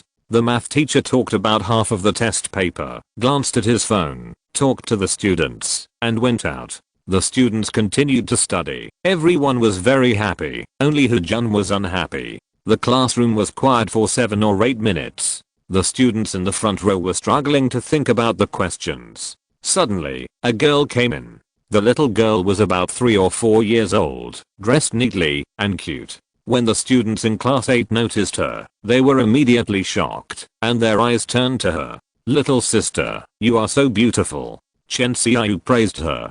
Have you been to kindergarten? The girls in the class seemed to have found a treasure and loved her very much. They kept talking to the little girl. The little girl straightened her chest and said in a childish voice, I'm going to tell mom that you didn't study hard and you talked to me. Hu Jun in the back row transmitted his voice from a distance. Who is your mom? The little girl shouted, my mom is a math teacher. Just at this moment, the math teacher stood at the door of the class and came over awkwardly to pick up the little girl. Zhu Yuantang was holding her chin and was in a daze.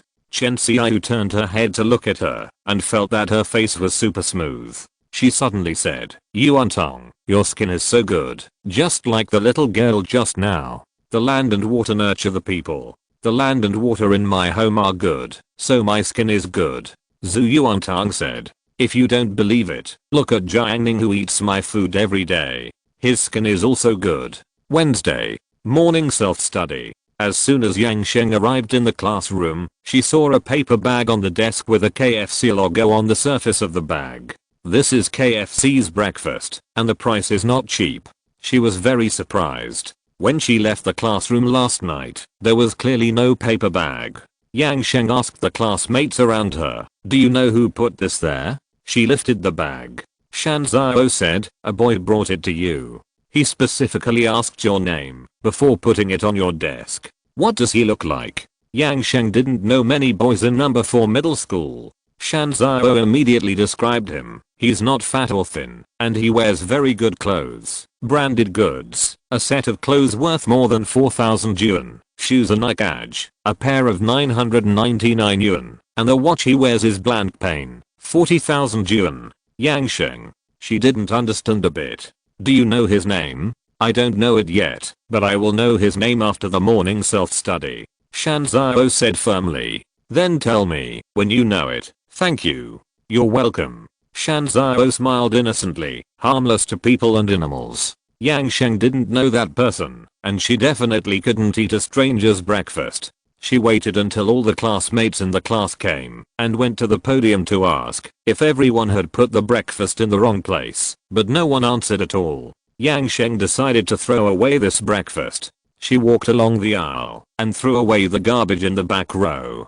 Zhang Kai, the sports committee member at the back of the classroom, had noticed Yang Sheng since just now. He looked at Yang Sheng and asked, "Are you going to throw it away?" "Yes." Yang Sheng didn't dare to eat this kind of breakfast. Zhang Kai suggested, "I haven't had breakfast yet. Can you give it to me?" "Yes, no problem." Yang Sheng readily agreed. Sports committee member Zhang Kai was a boarding student. His family was not well off, and he usually ate simply. At the beginning of the school year, he borrowed someone else's basketball to play with, but the basketball was stolen, and he lost a lot of money. "Thank you."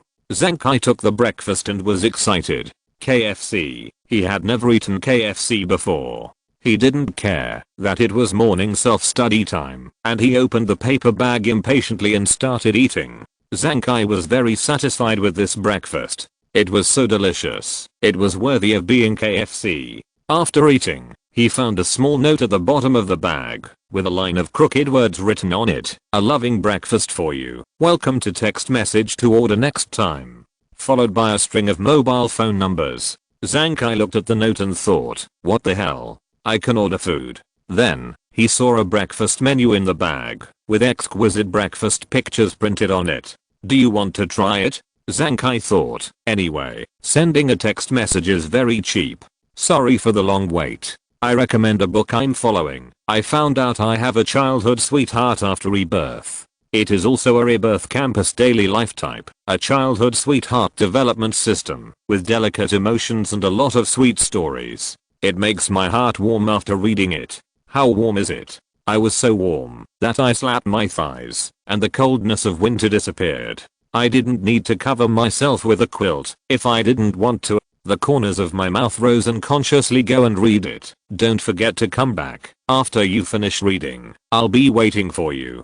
Chapter 182. Don't be complacent. Zhang Kai thought he should be able to order food, so it would be okay to give it a try. The main thing was that he had never eaten at a big brand like KFC before. The first time he ate it, it felt completely different. His usual breakfast, a bowl of spicy soup, 3 big buns, 4 yuan, was very rough, not as exquisite as KFC. This was the high-end breakfast of an international brand. Eating KFC, Zhang Kai felt that he had crossed the class. The temptation was too great. He couldn't resist. In the end, Zhang Kai touched the menu and selected a few. Class 2. It was obviously morning self-study, but Qishan Heng sat at the seat of Li Shi's deskmate. As for Li Shi's original deskmate, he persuaded her to leave in a negotiating tone. "Sister Li, your news is good. My plan has already begun," Qishan Heng said. Li Shi told him last night that Yang Sheng had no boyfriend and was a maverick in class 8, rarely interacting with boys. As for Jiang Ning, who was with Yang Sheng yesterday, she had little relationship with Yang Sheng, just an ordinary classmate. Moreover, Yang Sheng had never been in a relationship in high school, and even less in junior high school. Her past was very clean. Yang Sheng was good at sports and had won several awards in junior high school sports games, and her grades were not bad. Qishan Heng was very happy. He liked girls like this the most. He was very satisfied with his plan. His first meeting with Yang Sheng was indeed very unpleasant. It caused the other party to be disgusted. However, as long as the method is used properly, the relationship can be repaired. How to repair it? It must be persistence, so that the other party can see perseverance. After breaking the ice, Qishan Heng will officially launch his real offensive. Li Shi said, "Take it easy. I think Yang Sheng is not an easy person to get along with. It doesn't matter. I have my own methods." Qishan Heng was full of confidence. He himself was not bad looking and had a wide network of contacts. He was one of the top students in number 4 middle school. He was full of famous brands. The most important thing was that he was romantic and could please girls. He had never lacked a girlfriend before. Li Shi didn't say anything more. Since Jiang was willing to try, let him try. However, when she asked someone about Jiang Ning, she found that Jiang Ning was really extraordinary. He used to be a student in a township under Guang County. His entrance exam results were average, but in just 6 months, he jumped to the 2nd place in the 4th grade of the 4th middle school and ranked in the top 10 in the whole city. Li Shi was ashamed of such results. Jiang Ning not only had good grades, but she also specifically asked Wang Yang from class 8 about it. Jiang Ning was very good at fighting. Wang Yang didn't need to say much about this. Li Shi had seen it herself. Moreover, this guy was popular with women. Zhu Yuantong, the first in the school, and Zheng Lu treated him differently. And Bai Yuxia often talked to Jiang Ning. Li Shi knew Bai Yuxia. They used to be in the same junior high school and the same class in the 3rd grade. They were the most beautiful girls in the class. She knew Bai Yuxia's family conditions very well. Her father was an associate professor and her mother was an associate chief physician. Li Shi's parents said that, if she was under 40 years old and had such achievements, she would have great hope of becoming a regular doctor in the future. Moreover, professions such as doctors and professors often have a certain social status. Li Shi treated Bai Yuxia equally. Although the school has just started, and Bai Yuxia is in a regular class, her grades are now in the top 40 in the grade, not much worse than Li Shi. Li Shi knows Bai Yuxia's personality well, and she actually has a good relationship with Jiang Ning. Thinking about this, Li Shi thinks Jiang Ning is quite interesting. She plans to go to experimental class 1 after the morning self-study to talk to Ding Xuan. She still remembers the scene when Jiang Ning called Ding Xuan away last time. At this time, Jiang's phone vibrated. He quickly unlocked it to check and saw a text message from an unfamiliar number. Tomorrow morning, I want to eat 1 smoked chicken French style pancake, 1 cup of pure soy milk, 1 garden crispy chicken burger, and 2 egg tarts. Jiang was very excited. She replied.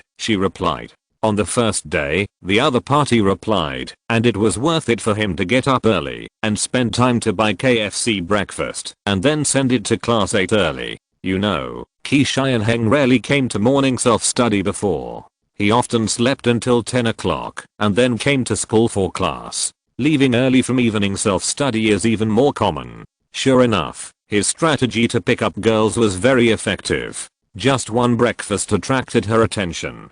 Jiang showed his phone to Li Shi, as if to show off, and said happily, "See, I told you, I can tell whether there is a girl or not as soon as I make a move. Isn't this the chance?" Li Shi looked at the text message and felt incredible at first. They had a conflict over a bicycle yesterday, but today, he actually asked for breakfast. This did not match the views of people around him on Yangsheng. Moreover, Li Shi felt that, if Yangsheng really did this, then he was really shameless. Li Shi looked at the menu on the text message and raised a question. As a girl, is she eating too much? Li Shi instinctively felt that something was wrong. Her breakfast was about half of the amount in the text message. Jiang was puzzled for a second and refuted for the other party. Not much at all. She is good at sports, so she must need more energy. She doesn't control her body like you do. He thought to himself, eat more, eat more, eat more, eat more and your body will grow faster. As long as he keeps sending it, he will definitely be able to win Yangsheng's favor. A teenager in Jiang's state is most likely to be moved by himself. He has forgotten all the details. His only thought is that Yangsheng has replied to him. He has hope it can work. Sports committee member Zhang Kai received the reply. Wait, I will arrange it for you tomorrow morning. Zhang Kai was overjoyed. He actually sent it? But Zhang Kai is not a fool. He knows that someone must have sent breakfast to Yangsheng. But Yangsheng did not eat it, but threw it into the trash can. So, as long as he intercepted Yangsheng when he threw it into the trash can, he could eat KFC. As for doing this, is it a bit of a loss? Faced with the delicious KFC, Zhang Kai found many excuses. He thought of the news broadcast he watched before. He felt that from the overall situation, he was right to do so. First of all, KFC sold breakfast and boosted GDP growth. Secondly, the stranger who could afford KFC must be a rich man. After he consumed it, it was equivalent to reducing the gap between the rich and the poor in disguise. In addition, the stranger insisted on sending breakfast, and one day he could move Yang Sheng and gain love. If you don't order, the other party might not send breakfast, and you may miss love. There is an old saying that goes, it is better to demolish 10 temples than to destroy a marriage. Zhang Kai is doing good things. What's more, he can eat KFC. Faced with such temptation, Zhang Kai racked his brains to convince him that he was doing the right thing. He is by no means a despicable person. He is a great and upright sports committee member. As for what to do if he is exposed, who cares? I will find an excuse as the time comes. I will eat breakfast first. After the morning self-study class, Zhang Kai went back to the dormitory to lie down, and Shan Zhao went out. Halfway, Shan Zhao came back and told Yang Sheng, I know who sent you breakfast. He is Qi Xianheng from class 2. Qi Xianheng? Yang Sheng was stunned. She never expected that it was this person who sent her breakfast. He smashed her bicycle the day before yesterday and came to deliver breakfast today. Is he asking for forgiveness? Or is he not smart? No matter what the reason for sending breakfast, in Yang Sheng's opinion, the best way for Qi Xianheng to exist is to not exist. While the two were talking, a figure came from outside. The boy was wearing trendy brand, fashionable shoes, and a silver watch on his wrist. Such a look attracted the students of class 8 to look at the door. Wan Yang, Wu Zhaoqi and others immediately recognized Qi Xianheng. Wu Zhaoqi knew Qi Xianheng and ignored him. Yuzhao number 4 middle school is worse than number 2 middle school. For high schools like this, that are not at the top, there are always some rules. Qi Xianheng's grades are extremely poor, even worse than Wu Zhaoqi. Such a person actually entered the experimental class 2, which shows that there are tricks. Wu Zhaoqi could actually enter the experimental class at the beginning, but he was very self-aware and gave up consciously. Compared with the experimental class with a strong learning atmosphere, he prefers to stay in the ordinary class. Especially after transferring to class 8, there are many talents in the class, which is very interesting. Some people respect his dreams, and some people are as strong as him. He feels comfortable. No, or rather, he felt comfortable before, but not now. Staying next to Pang Zhao, Wu Zhaoqi felt like he was in prison, and every day was like a year. He was about to change classes. Qi Xianheng walked into class 8, looked around, and thought this class was pretty good. The classmates looked soft, and a boy in the front row looked at him with a very gentle look, as if he had met an old friend for many years. Shan Zhao took the initiative to greet him, and he smiled innocently, with a simple smile, as innocent as a child in the mountains. Qi Xianheng felt relieved and relaxed a lot. He felt that coming to class 8 was like returning home. It was completely different from the unfamiliarity of facing a group of indifferent classmates when he went to other classes. However, Qi Xianheng did not forget the purpose of his coming to class 8. Qi Xianheng smiled what he thought was the most elegant smile. He felt that at this moment he was not just a student, but a nobleman in a Western upper class banquet. He wanted to start with beautiful lady, but after thinking about it, Qi Xianheng felt that it was not the right time. So he said, Yang Sheng, breakfast is still tasty. He lowered his voice, making his voice magnetic. Yang Sheng looked at him, as if he were a fool. She said without a trace of warmth, throw it away. Qi Xianheng's smile froze, and then he thought of the text message. This woman is so interesting. She had clearly replied to his text message to order food, but now she showed such a cold side. She was indeed the woman that Qi Xianheng fell in love with at first sight. She could not be treated with common sense at all. She is a special girl, so I will give her special love. Qi Xianheng understood the fun of love. He did not reveal it, but felt that this was his own little love. So, he smiled elegantly. Tomorrow, I will still come as promised. A KFC breakfast, even if you eat more, is less than 50 yuan, which is just a drizzle compared to Qi Xianheng's monthly living expenses. After saying this, Qi Xianheng walked out of the classroom with an elegant pace, leaving everyone in class 8 with a special figure. Shan Kaikun asked, who is this? He is so pretentious. What surprised him even more was that the other party had the courage to pursue Yang Sheng. It was really infuriating and enviable. Deng Qingfeng, who was nearby, heard it and replied, Jiang Ning from class 2. After saying that, he cursed in his heart. Why was he talking to Shan Kaikun again? The two of them didn't get along, and Dong Qingfeng had decided not to pay attention to Shan Kaikun before. His family is very rich, right? Chen Xiao asked from the aisle. When Dong Qingfeng saw the twins, he immediately said, his family runs a factory. The factory is very large, with more than 2,000 people. Not only does he have a factory in Yuzhou, but he also invested in a factory in Ansheng. Dong Qingfeng's family is not bad, but it can't be compared with Jiang Ning's family. That's quite rich. Chen Xiao said, she just thought the factory was very large, and she didn't know the specific concept. Shan Zhao suddenly said, the watch he wears on his hand is 40,000 yuan. Chen Xiao was extremely surprised. A watch worth 40,000 yuan, just worn on his hand. Isn't he afraid of losing it? When Shan Kaikun saw Chen Xiao's expression, he suddenly felt indignant. So what if he is rich? His grades are terrible, and he ranks in the bottom 10 of the whole grade. Shan Kaikun checked the grade score list for the final exam last semester. He remembered that Ma Jie was in the bottom 10 of the whole grade, and he had a vague impression of Jiang Ning's name, which seemed to be below Ma Jie. He definitely didn't get into the experimental class, based on his grades. Those who know will understand. Shan Kaikun said. Dong Qingfeng really couldn't stand Shan Kaikun. Hearing this, he still agreed.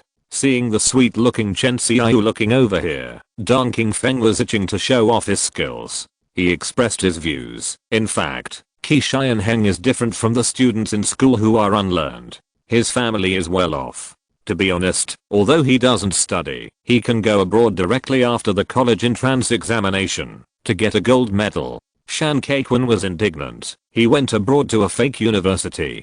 Don't worry about fake schools. Anyway, once they return to China, they don't go to other companies, but directly inherit their own companies and factories, and learn management from their parents.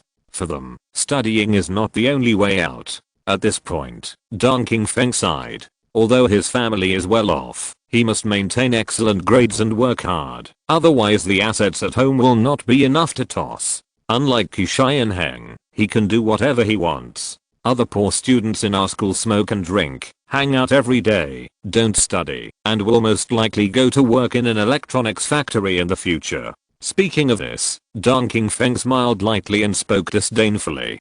People are different. Who can blame them for having good parents? Dong Qingfeng was right, but Shan Kaikun was not convinced.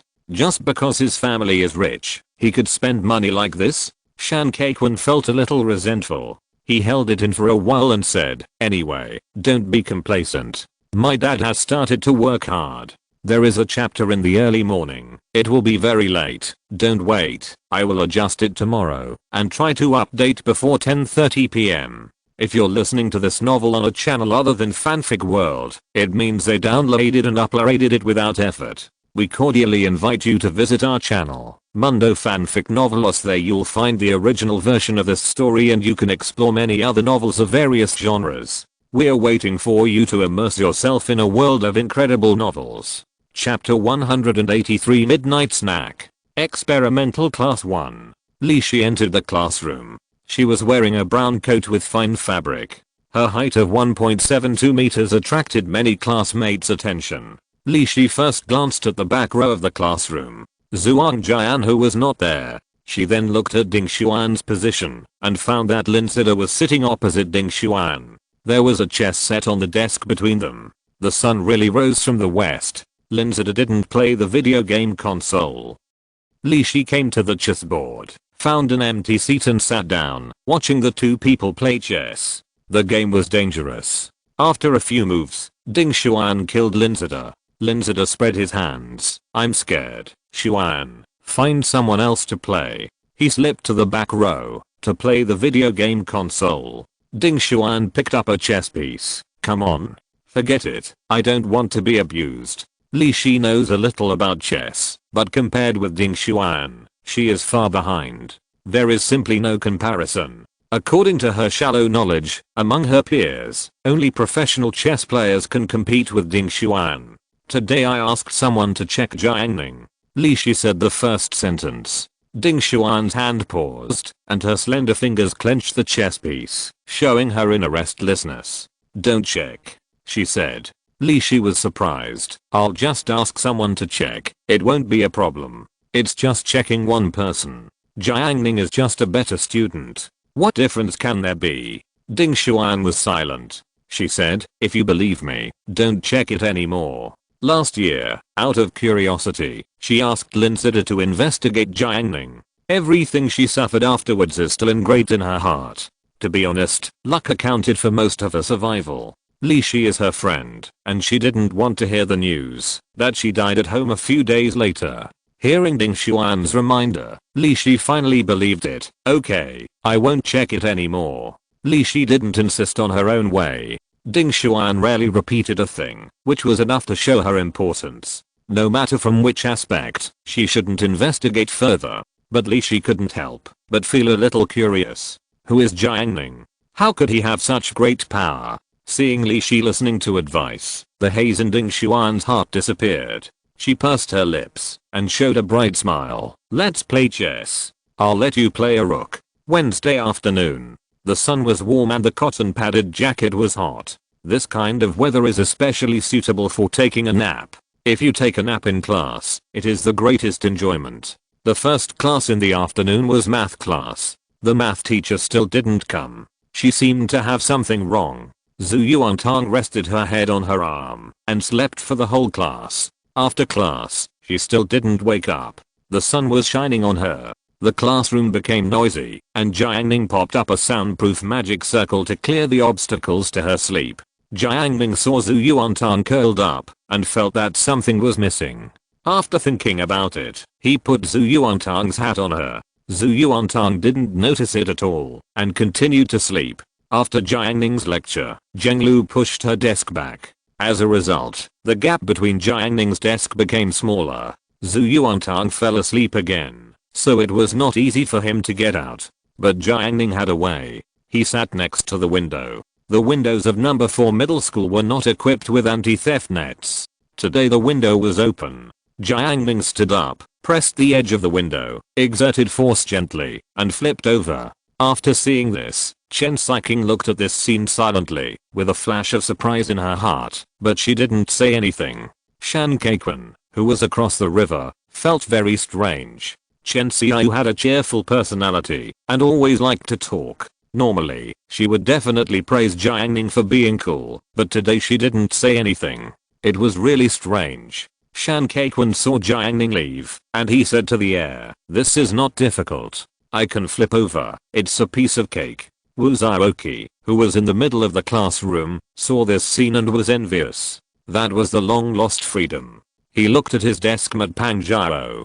Her huge body filled the gap between the two desks. Every time Wu Zhaoqi went out, he would inevitably suffer the oppression of Mount Te, which was extremely terrifying. It's not that he had never thought about flipping out like Jiang Ning, but he couldn't do it. Did he have to hold the basketball with one hand and press the other hand on Pang Zhao's shoulder, and then jump out with force? I'm afraid that halfway through the flip, he would be pushed to the podium by the furious Pang Zhao. When Wu Zhaoqi thought of that scene, the corners of his mouth twitched. The third class in the afternoon. Still studying on his own. Zheng Lu poked Jiang Ning's back with the tip of his finger. Maybe he touched the bone, and he felt that he was so hard.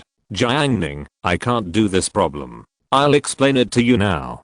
Jiang Ning turned around. He found the problem, took a look, and the solution process jumped out. He started from the basics. Zheng Lu listened to the lecture and looked at Jiang Ning. He was suddenly very happy, and the corners of his mouth rose unconsciously. At the beginning, Zheng Lu's grades were very average, especially in mathematics and physics. He lagged behind. His foundation was poor, and he couldn't understand many questions. Jiang Ning explained the questions better than the teacher, and he was very careful, explaining until she understood. What impressed Zheng Lu the most was that before the final exam last semester, Jiang Ning spent an evening self-study to review the physics knowledge he had learned, so she made great progress. Zheng Lu promised that, if there was a power outage that night, she would definitely rub Jiang Ning hard. Or, grab his hand. Zheng Lu's ears suddenly felt hot, and the more she thought about it, the more crooked it became. Did you understand? Jiang Ning suddenly asked. I didn't listen.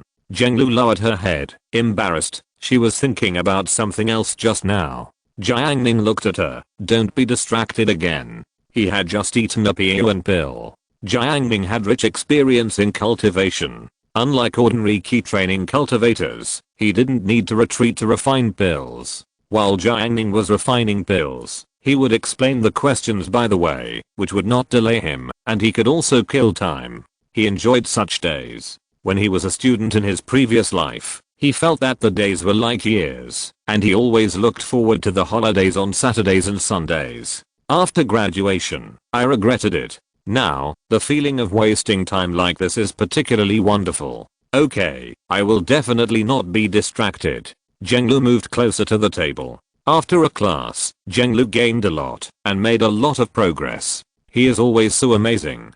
Zhenglu admired him. You explained the problem to me. I will treat you to noodles, and I have received a small order for painting and made money. Okay. Jiang Ning agreed. Zhu Yuantong, a classmate, heard that Jiang Ning was going to eat, and she said, Jiang Ning, you know. Jiang Ning deliberately said, what do you know? That.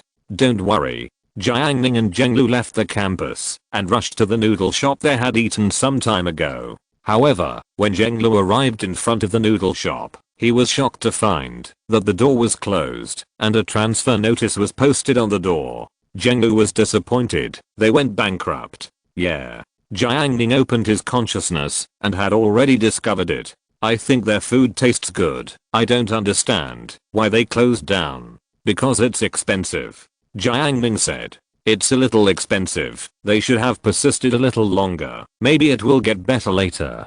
Zhenglu said regretfully. Jiang Ning is used to this kind of bankruptcy scene. He said, persistence is a very difficult thing, especially for them to run a restaurant. They have to pay rent every day. One day when the business is not good, they often feel very upset. Only if you run a store yourself, you will know how difficult it is. It feels like doing business is hard, she said. Jiang Ning said, it's hard to work. Yeah. Zhenglu said, let's go eat something else. Night, 11 o'clock. Heba. Jiang Ning, woo woo, I'm so hungry. Zhu Yuantong complained on the phone. Jiang Ning sat cross-legged on the bed. In front of him, a copper pot was suspended in the air. Flames were curling below. Steam was rising inside, and 2 corns were cooked. Drink some water. Jiang Ning said. I want to eat something, so that I won't have hungry dreams. I'm cooking corn. Jiang Ning told her. Is it true? Zhu Yuantong said in surprise. Jiang Ning took a photo and sent it to her. Look. It was indeed corn. Zhu Yuantong was very happy. Wow, I'll go over now. Jiang Ning threatened her. I was outside just now and saw a shadow in the field. Come over quickly. Zhu Yuantong, aren't you going to eat it? I'll have the 2 corns for myself. My legs are lame, and I can't walk. Zhu Yuantong pretended to be pitiful. No one replied. Zhu Yuantong had no choice but to ask, Jiang Ning, am I good to you? I'm pretty good. Then can you bring it to my door? No, you have to come and get it. Jiang Ning's tone was firm. Zhu Yuantong pouted, if you don't want to eat it, I won't go. Jiang Ning counted down silently in his heart. He counted from 10 to 1. Forget it, I'll go over. Zhu Yuantong turned on the flashlight of his mobile phone and ran to Jiang Ning's room like a spy. Zhu Yuantong stared at the steaming copper pot and wondered, how do you cook corn? I can start a fire out of thin air. Jiang Ning said. Zhu Yuantong bit into the corn cob, which was soft, sticky and sweet. TSK, you are so cocky. Good night. Chapter 184 Inexplicable. Thursday morning. Class 8 classroom, big break. Students are talking, playing with their phones, studying, each has its own way. CUIU looked at Meng Jiui. Meng Jiui's 10cm hairstyle is still so sharp. At this moment, Meng Jiui is different from other students in the class. Meng Jiui's expression is calm, his eyes are calm, and his whole body exudes a special kind of tranquility from top to bottom. CUIU was very confused. Why did Meng Jiui look so wrong today? Gaia, what's wrong with you? CUIU asked. Meng Jiui said, it's too tiring to be a human being. I don't want to be a human being anymore. CUIU was confused. He thought for a while and said, "Why don't you be my dog in the next life? I will give you bones to chew every day, feed you fat, and you will watch the house for me." The veins on Meng Jiu's forehead jumped. If he was not pursuing the supreme way, he would have to call CUIU a dog. I just think that ordinary people live too impetuously. I want to be a saint. I'm thinking about this problem, he said lightly, like an elder who has seen through the ages. Don't think about it. I think it's pretty good now. I play with my phone every day, and there's Jiang Ning. Why do I want to become a saint? Besides, saints are tired. In my impression, saints are noble and ruthless. Aren't you still going to pursue Jiang Ning's girlfriend? CUIU expressed his views. High school students have little experience, but after compulsory education, they can always say something reasonable. Meng Jiu did not argue with CUIU. He said, "I'm pursuing a new way to become a saint. I will be a new saint. You are really good at bragging." CUIU cursed in his heart. He really didn't expect that the little Meng Jiu would have such a lofty ambition. Don't disturb me from enlightenment. Meng Jiu wanted CUIU to leave quickly. He vaguely realized that he was about to get enlightenment, but there was only one difficulty left. Meng Jiu looked at the noisy classroom. He sat alone in the classroom. His 10cm erect hairstyle was still upright, so different. CUIU was quiet for a while and asked, "Have you figured it out?" Meng Jiu, noisy. He continued to ponder, and suddenly a flash of inspiration came to his mind, and he got it. A saint is to face his heart and be true to himself. From today on, I will become a saint. Meng Jiu said this lightly. CUIU couldn't stand it anymore. "Don't talk nonsense. I'm going to find Brother Ma. Are you going?" Meng Jiu realized the great way of life and was in a good mood. "Let's go together." In the back row of the classroom, Ma Shichen was playing with his mobile phone, and Wang Lang watched him play as usual. CUIU came over with a wretched look on his face. He was thin and had a pointed face. "Brother Ma, I have something to ask of you." His smile became even wider. Ma Shichen was playing games. "Go ahead, I'm listening. I heard that you have a lot of resources on Baidu NetDisk.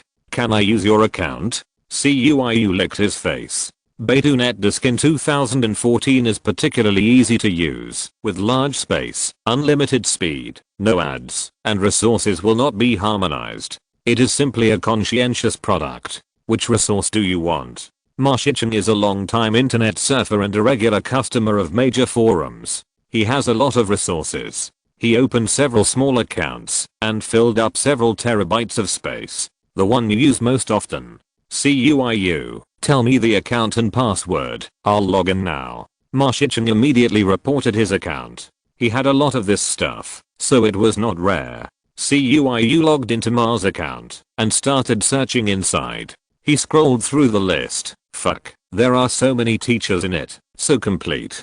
Gah, which one do you like? CUIU moved his phone towards Meng Jiu.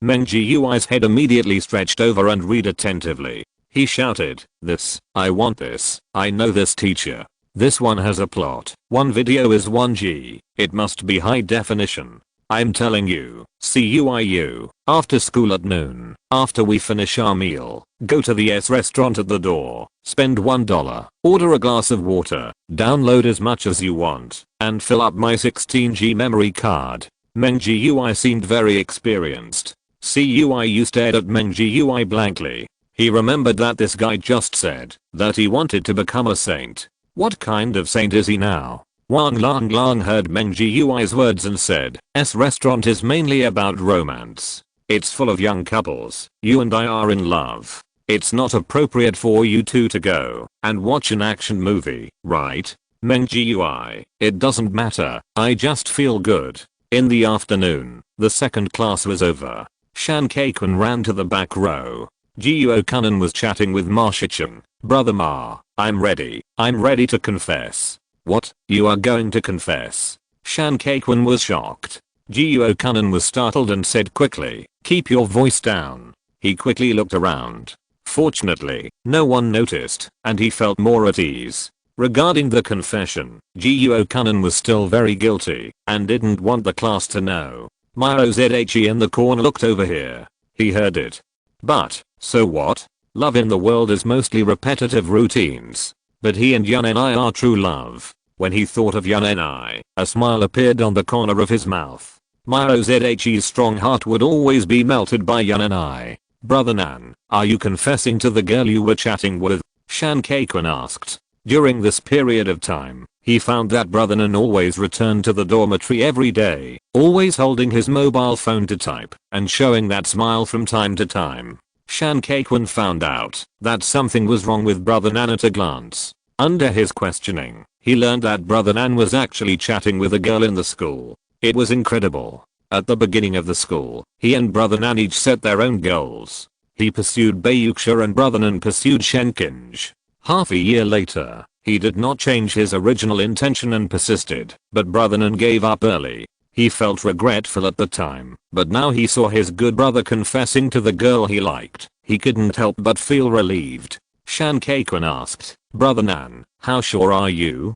Jiuo Kanan said, how can we be sure? If it works, it's 100%. If it doesn't, it's 0. He originally planned to do it later, but he couldn't stop being cute, so he chose to confess today. Or rather, he confessed everything to Manman. Ma Shichen put down his phone. Dating is like this. There are only success and failure. Don't drag it out. If it works, it works. If it doesn't, try the next one. It's good that you confessed, so you don't have to continue like this. When the time came, Jiuo Kanan was not so nervous. He smiled freely. Of course, I definitely hope it will work. I succeeded today. Let's go to the barbecue stall outside tonight. Ma Shichen was not optimistic, and felt that he would not be able to eat barbecue. Shankaikun was stimulated by Brother Nan's high-spirited appearance. Brother Nan had already launched a general offensive, but he, after more than half a year, was still fighting with Bayuksha. He had to be braver. Shankaikun clicked on his Bluetooth headset, chose to connect to his phone, and opened NetEase Cloud. He played a powerful electronic music. He felt excited and energetic when he listened to it. He walked to the front row to talk to Jiang Ning. This was Shankaikun's plan. He always did this. He took the initiative to talk to Bayuksha, which made him seem too deliberate. However, there was no such problem when he talked to Jiang Ning. Jiang Ning, didn't I lose my charging cable the day before yesterday? The charging cable I bought has arrived, he said proudly. At the podium, Shanzio turned around and looked at him, then turned back. His next target was Kushian Heng from experimental class 2. Shanzio didn't expect that there would be such a wealthy person in number 4 middle school. Therefore, he didn't like Shankaikun's little headphones. Jiang Ning said, just buy it and wear it next time. Shankaikun said disdainfully, that thief is just that level. He even stole the charging cable. He is really tasteless. He has stolen from our class many times. Just wait and see. I will devise a plan next time to catch him. He was showing off his advantages and trying to attract Bayuksha's attention, but Bayuksha was chatting with Chen Xiaoyu and didn't even turn around. Jiang Ning understood Shankaikun's idea, and he was happy to help him. If you can catch him, I guess many people in the class will thank you. Shankaikun said, it doesn't matter whether they thank you or not. The main thing is that he has offended me, and I want him to know that there are always some people in class 8 who can't be provoked. Shanzio in front couldn't stand it anymore, and he came over with a silly smile. Shankaikun, you can definitely catch him. I believe you. Shankaikun had a good impression of Shanzio. No matter who he was with, Shanzio was always kind. It must be. Shanzio continued to smile, and his eyes suddenly glanced at Jiang Ning. When he saw Jiang Ning's gentle expression, he was suddenly terrified. Many years of stealing and never being caught as a thief have trained his eyesight. A powerful thief must have some skills. Looking at Jiang Ning at this moment, Shanzio actually felt an unspeakable fear. He instinctively felt that Jiang Ning should not be provoked. Shanzio was a man of his heart. He didn't hang around here for long, perfunctorily said a few words to Shankaikun, and hurried back to his seat. Shankaikun, who was left in the aisle, continued to talk here. Seeing that Bayuksha still didn't turn around, he took the initiative to ask, Bayuksha, have you ever had anything stolen? Yuxia then turned sideways, frowned slightly, and said in a light and pleasant voice, "I haven't been stolen." Chen Xiaoyu said, "I lost a hairpin. It must have been stolen. Even hairpins are stolen. How wicked." Shan Keiquan said. Shan Xiao in front was not convinced, and just slandered him. Hairpins are girls' things, not worthy of him to take action. It must be Chen Xiaoyu who lost it. Yuxia, you should pay attention to your belongings, and don't let them be stolen, Shan Keiquan said with concern. Out of politeness, Yuxia said, "I know." She didn't feel Shan Keiquan's concern at all, she just felt puzzled. Chapter 185. Nothing happened. The last class in the afternoon. Self-study class. Jiang Ning was scrolling through his phone when a new update popped up on his question space. He clicked on it to see. Shan Keiquan posted a message. "It's normal that you don't reply to messages. We are just normal friends." I crossed the line. Below it was a selfie of Shan Keiquan, a very modern style of tilted head selfie, which was particularly real, because there was no beauty picture. Jiang Ning gave him a thumbs up. Zhenglu also gave a thumbs up. Shan Keiquan looked at the like prompt, hoping that Yuxia would see this message. Suddenly, a comment popped up. "Son, what's wrong with you?" This was a comment from Shan Keiquan's father. Shan Keiquan forgot to block his father, so he quickly deleted his father's comment and hid his space from him. He privately chatted with his father. "Dad, don't you have a job?" Shan's father, "Today the boss of the company is treating us to dinner." Shan Keiquan typed, "Dad, work hard and strive for a promotion soon, come on." The four people in the back row were all sitting together. Jiuo Kanan had been struggling for so long and finally confessed to Manman. He knew very well that this matter was wrong from the beginning. He was deceiving Manman. He had been suffering in his heart, enduring moral condemnation. Jiuo Kanan admitted that he did use a fake identity to deceive Manman, but as the conversation deepened, the more he understood Manman, the more he liked this girl, and he was sincere to Manman. Ma Shichen once told him to use the sunk cost method to continue to deceive Manman and get her again. That method was very good, but Jiuo Kanan didn't use it. He had a bottom line. Jiuo Kanan took a deep breath, raised his head, and looked around the classroom. On the podium, Huang Zhangfei sat calmly, with a handsome appearance. He was the kind of person that boys would think was handsome. Tall, handsome, good at studying, popular, and from a good family. Many times, Jiuo Kanan would think how great it would be if he was Huang Zhangfei. So many things that he couldn't ask for, Huang Zhangfei had them at his fingertips. Jiuo Kanan knew that many boys in the class envied Huang Zhangfei. He envied him too, but, thinking carefully, there was nothing to envy. Since he is Jiuo Kanan, then he is Jiuo Kanan, and he can only walk his own way. Jiuo Kanan felt relieved, and his mentality was impeccable. He would take his relationship with Manman seriously. Even if he lost the bet, he would not be sad. He greeted Manman as usual, and then the two began to chat. At a certain moment, Jiuo Kanan typed a line of words. "Manman, actually I have something I want to tell you for a long time." This afternoon, Jiuo Kanan confessed the truth. Time passed slowly and quickly. 2 minutes later, Jiuo Kanan had a sad face and an extremely sad expression. His hands were shaking, and he quickly tapped the screen. "I'm sorry Manman, I'm sorry, I'm sorry. At least don't delete my friends, okay? I won't give up." Crying, Jiuo Kanan begged humbly. "Manman, I surrender, I surrender. You are really a jerk number one." Looking at this line of words, Jiuo Kanan felt sad, and his dignity was severely hurt by Manman, and then trampled under her feet. The woman who used to confide in him could actually say such vicious words. But he still suppressed his sadness and replied, "Don't, Manman." Unfortunately, the message was not sent out, and a red exclamation mark was placed before the message bubble. He was blocked by Manman. People's joys and sorrows are not the same. Because of the emotional injury, Jiuo Kanan was heartbroken and couldn't eat at all. Jiang Ning bought a few snacks and came back. He and Zhu Yuantang ate at the desk, and Zhu Yuantang accidentally ate too much. "It's all Jiang Ning's fault for buying so much food." Zhu Yuantang said, "Jiang Ning, help me up. I want to see the country I built with my own hands." Jiang Ning stretched out his hand and lifted it. Zhu Yuantang got up and rested for a while. Let's go to the playground for a walk. It's rare to see you in 800 years.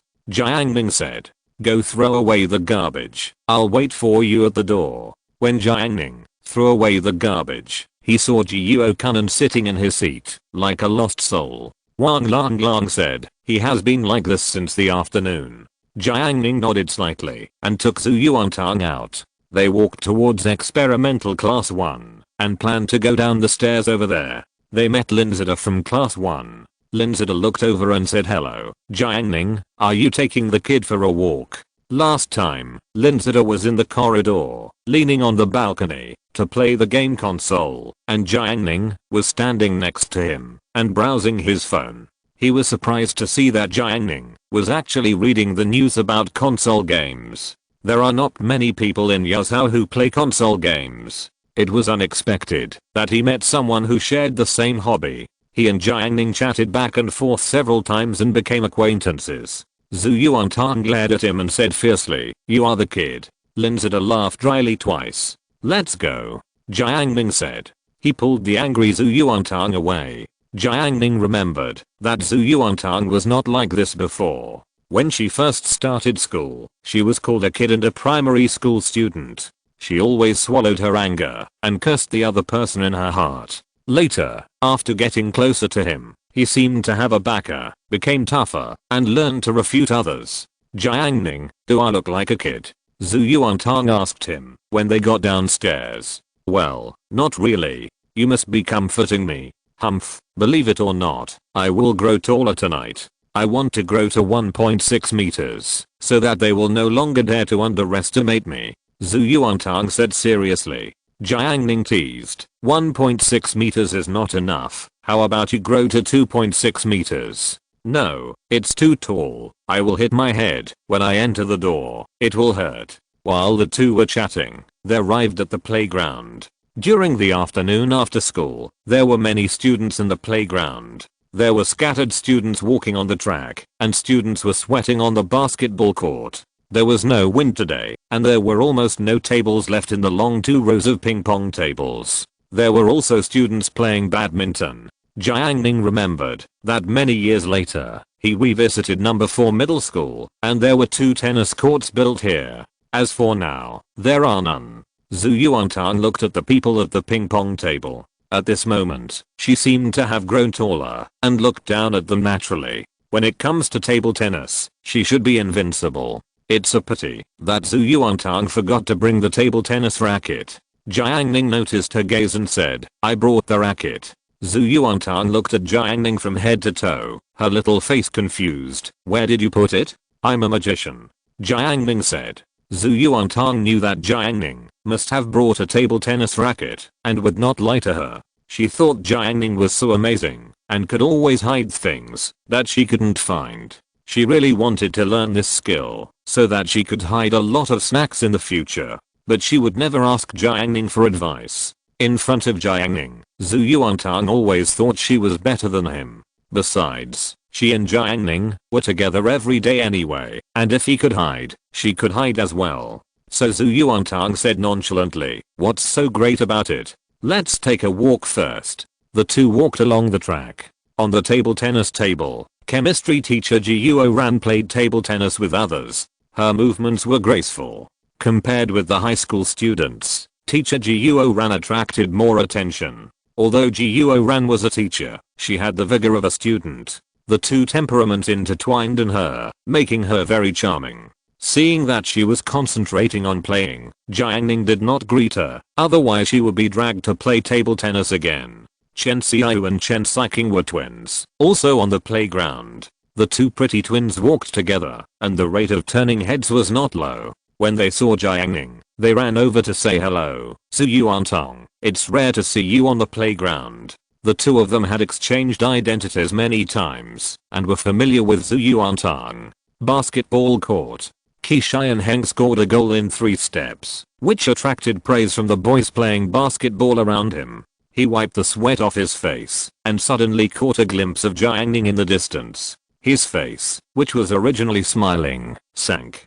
A boy with a bowl cut, tight pants and moccasins next to him saw this and shouted, "Brother Xian, isn't that guy Jiang Ning? I heard you had a fight with him?" When Qi Xianheng heard this, he wanted to say to Zhao Xianfeng, "I didn't fight with him, I was beaten." It's a bit contradictory. Qi Xianheng didn't say much. However, Zhao Xianfeng shook his bowl cut and said arrogantly, "Brother Xian, you have to teach him a lesson and let him know that there are many hidden dragons and crouching tigers in our number 4 middle school. It's better not to." Qi Xianheng said. It's true that he is unhappy with Jiang Ning. He is Qi Xianheng. His father is the factory director. When has he ever suffered such a big loss? It's not a gentleman to not take revenge. Now he is chasing Yang Sheng from class 8. It's better not to make trouble during this period of time, otherwise it will only increase Yang Sheng's resentment and make him look arrogant. Qi Xianheng has planned that once he catches up with Yang Sheng, his big day will be Jiang Ning's bad day. I will take action, but not now. Qi Xianheng thought his plan was perfect. Zhao Xianfeng, who had a pot cut, didn't think so. Xianheng was a real leader in his circle. He was good at speaking, had a rich family, and was generous. Zhao Xianfeng was a high school student. He was not like other stupid high school students. His family was poor. He knew early on that, if he wanted to get ahead, he had to either study hard, or have help from a noble person. He was not born to be a student. He was admitted to number 4 middle school, which was a great honor for his ancestors. He had to rely on the help of a noble person in the future.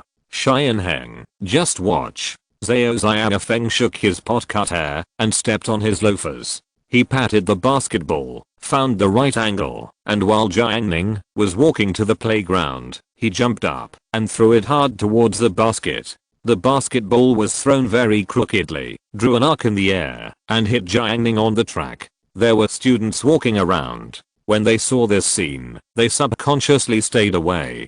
Chen Siking, who was nearby, saw this and shouted anxiously, "Jiang Ning, Jiang Ning." The trajectory of the basketball was clearly aimed at Jiang Ning. Jiang Ning's steps were not disturbed, and he continued to walk calmly, as if he didn't hear anything. Zhu Yuantang heard the sound, and turned to look at Chen Xiao and the others. The basketball came through the air with force. Zhao Xianfeng on the court was full of smiles, and said, "Little guy, I'm not going to hit you." He had hit people he didn't like in the past. It's just a basketball. It doesn't hurt to hit someone, but it's embarrassing to hit someone on the head like this. There were so many people watching on the playground, and he was embarrassed. Besides, even if he was hit, it would be hard to say anything. After all, Zhao Xianfeng was playing basketball. It wasn't intentional, and the person who was hit had no way to do anything. Seeing that the basketball was about to hit Jiang Ning was still talking to Zhu Yuantang. "I'll buy you some fruit after school tonight." While talking, Jiang Ning didn't even turn his head back, but stretched out his palm from the side, and just happened to stop the ball in his hand. Then, he threw the ball back casually. The basketball flew through the air and hit the basket at an extremely precise angle. The ball fell to the ground and bounced a few times. The whole court was silent. What happened just now? Zhu Yuantang was blocked by Jiang Ning, and she didn't see the basketball from the angle she was standing. Nothing happened. Oh, what kind of fruit should I buy? I need to think about it. Zhu Yuantang thought. Jiang Ning said, "Apples." The two chatted as usual. Chen Xiao and Chen Siking showed the same surprised expression. Their eyes were wide open, their mouths slightly opened, as if they were carved out of the same mold, which was extremely interesting. Zhao Xianfeng cursed. What the hell is this? What a shit luck. Qi Xianheng and other students who played basketball were also extremely shocked. The luck was too bad. He didn't even look at it, blocked the ball casually, lost the ball, and scored a goal. Fuck, I have to perform 1-2. Zhao Xianfeng was unhappy. He originally wanted to embarrass Jiang Ning, but he ended up pretending. Qi Xianheng came back to his senses. "Do you want to dunk?" Zhao Xianfeng was wearing tight pants and moccasins. "I'll try." A student said, "Brother Feng is awesome. Come and dunk. I'll take a quick video for you." In fact, everyone knows that Zhao Xianfeng can't dunk at all. There are only a few people in number 4 middle school who can dunk. Zhuang Jian, who is one of them, and there are a few sports students. Jiang can also dunk when he is in good condition. Are you going out to play? You should pay attention to your face. Everyone will not give Zhao Xiaofeng face. The classmate held the mobile phone and moved a little further away. Brother Feng, I'm going to start recording. Zhao Xiaofeng stood on the concrete floor and shook his hands twice to liven up the atmosphere. Then the classmate threw a basketball to Zhao Xiaofeng, and Zhao Xiaofeng caught it easily. My friends, watch, I'll show you a slam dunk today. He patted the ball. Inspired by Jiang Ning's just now, he was determined to complete the slam dunk. Zhao Xiaofeng took a big step with his right foot, then a small step with his left foot, pushed off the ground hard and jumped up, while lifting the ball above his head. On the track, while Jiang Ning was chatting, a spiritual power popped out. Zhao Xiaofeng jumped into the air and was about to dunk at the highest point, but he felt that his legs were tied up by a hemp rope, and the hemp rope pulled up again. Zhao Xiaofeng lost his balance on the spot, and instead of dunking the ball, he fell to the hard concrete floor with a bang. The students who were taking the Kuaishao video were stunned. Fuck. 666. Everyone should go to bed early. Chapter 186 Sugarcane and Strawberries. The basketball flew out of the court earlier, attracting the attention of the students on the playground. The basketball court is always a place that attracts attention. In particular, Zhao Xiaofeng's falling action was rather strange. He originally jumped upright, but when he came down, he actually fell sideways. It was particularly funny. Looking at Zhao Xiaofeng lying on the concrete floor, Jiang somehow thought of the bullfrog he used to eat. He tried hard to hold back his laughter and went over to pull Zhao Xiaofeng up. Are you okay, brother? It's okay. It's okay. What can happen to me? Zhao Xiaofeng wiped his nose carelessly and ended up with a red hand. Fuck, brother Feng, wipe your nose quickly. Another classmate quickly took out toilet paper. Chen Xiao came over and said to Jiang Ning, it was so exciting. Jiang Ning, you were really amazing just now, and my sister also praised you for being amazing. She pushed her sister Chen Xiao over, like pushing a rag doll. It's okay.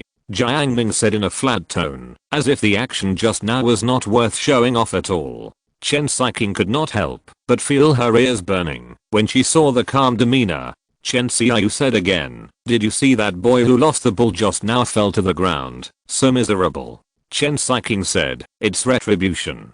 Chen Xiao had no good impression of people who threw the ball. If she put herself in his shoes, she would not be happy if she was hit by the ball while walking on the road. Chen Xiao remembered that when she was in junior high school, there were boys playing football on the playground, and a girl was walking peacefully. As a result, she was knocked down by a flying football and her shoes flew out. Therefore, when Chen Xiao saw people playing football on the playground, she would not walk there. Jiang Ning put one hand in his pocket, walked leisurely, and said, if you do too many bad things, you will always get retribution. Yeah, that's right. The twins nodded like chicks pecking at rice, quite agreeing. As for Zhu Yuantong, she looked at Jiang Ning twice and thought he looked arrogant, but what if he was a little handsome? Zhu Yuantong imitated his posture, put his hands in his pockets, his face calm, pretending to be aloof, and walked leisurely. Jiang Ning saw her like this, and felt that she was so small, that she really wanted to be bullied. He put his hand on her head and gently rubbed her hair twice. Zhu Yuantong put his hands in his pockets. Why, Jiang Ning, do you want to challenge me? The two chatted for a while, and came to the podium. It is more appropriate to call it a flag-raising platform. It is a square, more than 20 meters long and more than 10 meters wide cement platform. The straight line distance from the edge of the cement platform to the ground is about 1 meter. Usually, some students will gather around the platform. They play jumping on the platform and compare whose jumping ability is better, so as to show their strength. At this moment, in front of the podium, several students stood at attention and tried to stand high jump. They swung their hands back and forth, intending to jump up, but the platform was really not short, and they dared not jump. Zhu Yuantong pointed at the podium and said arrogantly, Jiang Ning, do you believe that I can jump up there with just a few steps?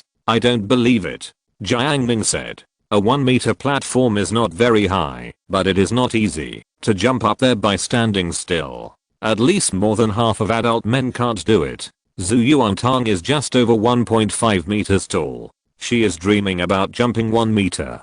TSK, I guess you wouldn't believe me. Don't underestimate me. Believe it or not, I'll jump for you to see. Jiang Ning watched her bragging and found it very interesting. You jump. Zhu Yuantang immediately made an excuse. I'm a little tired from walking today and I'm not in a good state. Jiang Ning asked, we both eat the same food and walk the same way. Why am I not tired? Zhu Yuantang said disdainfully. What do you know? People's physiques cannot be generalized. You are compared to a car and I'm an airplane. Our power consumption is different. Jiang Ning looked at her in surprise. You have become smarter. Zhu Yuantang, have I not always been smart? Oh, then tell me, what do you want to show me how to jump off the platform? Jiang Ning still didn't give up. Hearing this, Zhu Yuantang was secretly annoyed. Why was Jiang Ning so annoying today? She found another excuse. Jumping off the platform is too childish. Although I can jump up with just a jump, I'm a high school student. I won't do such childish things. Before the first evening self-study class in the evening, CUIU brought Meng Jiui to find Ma Shicheng.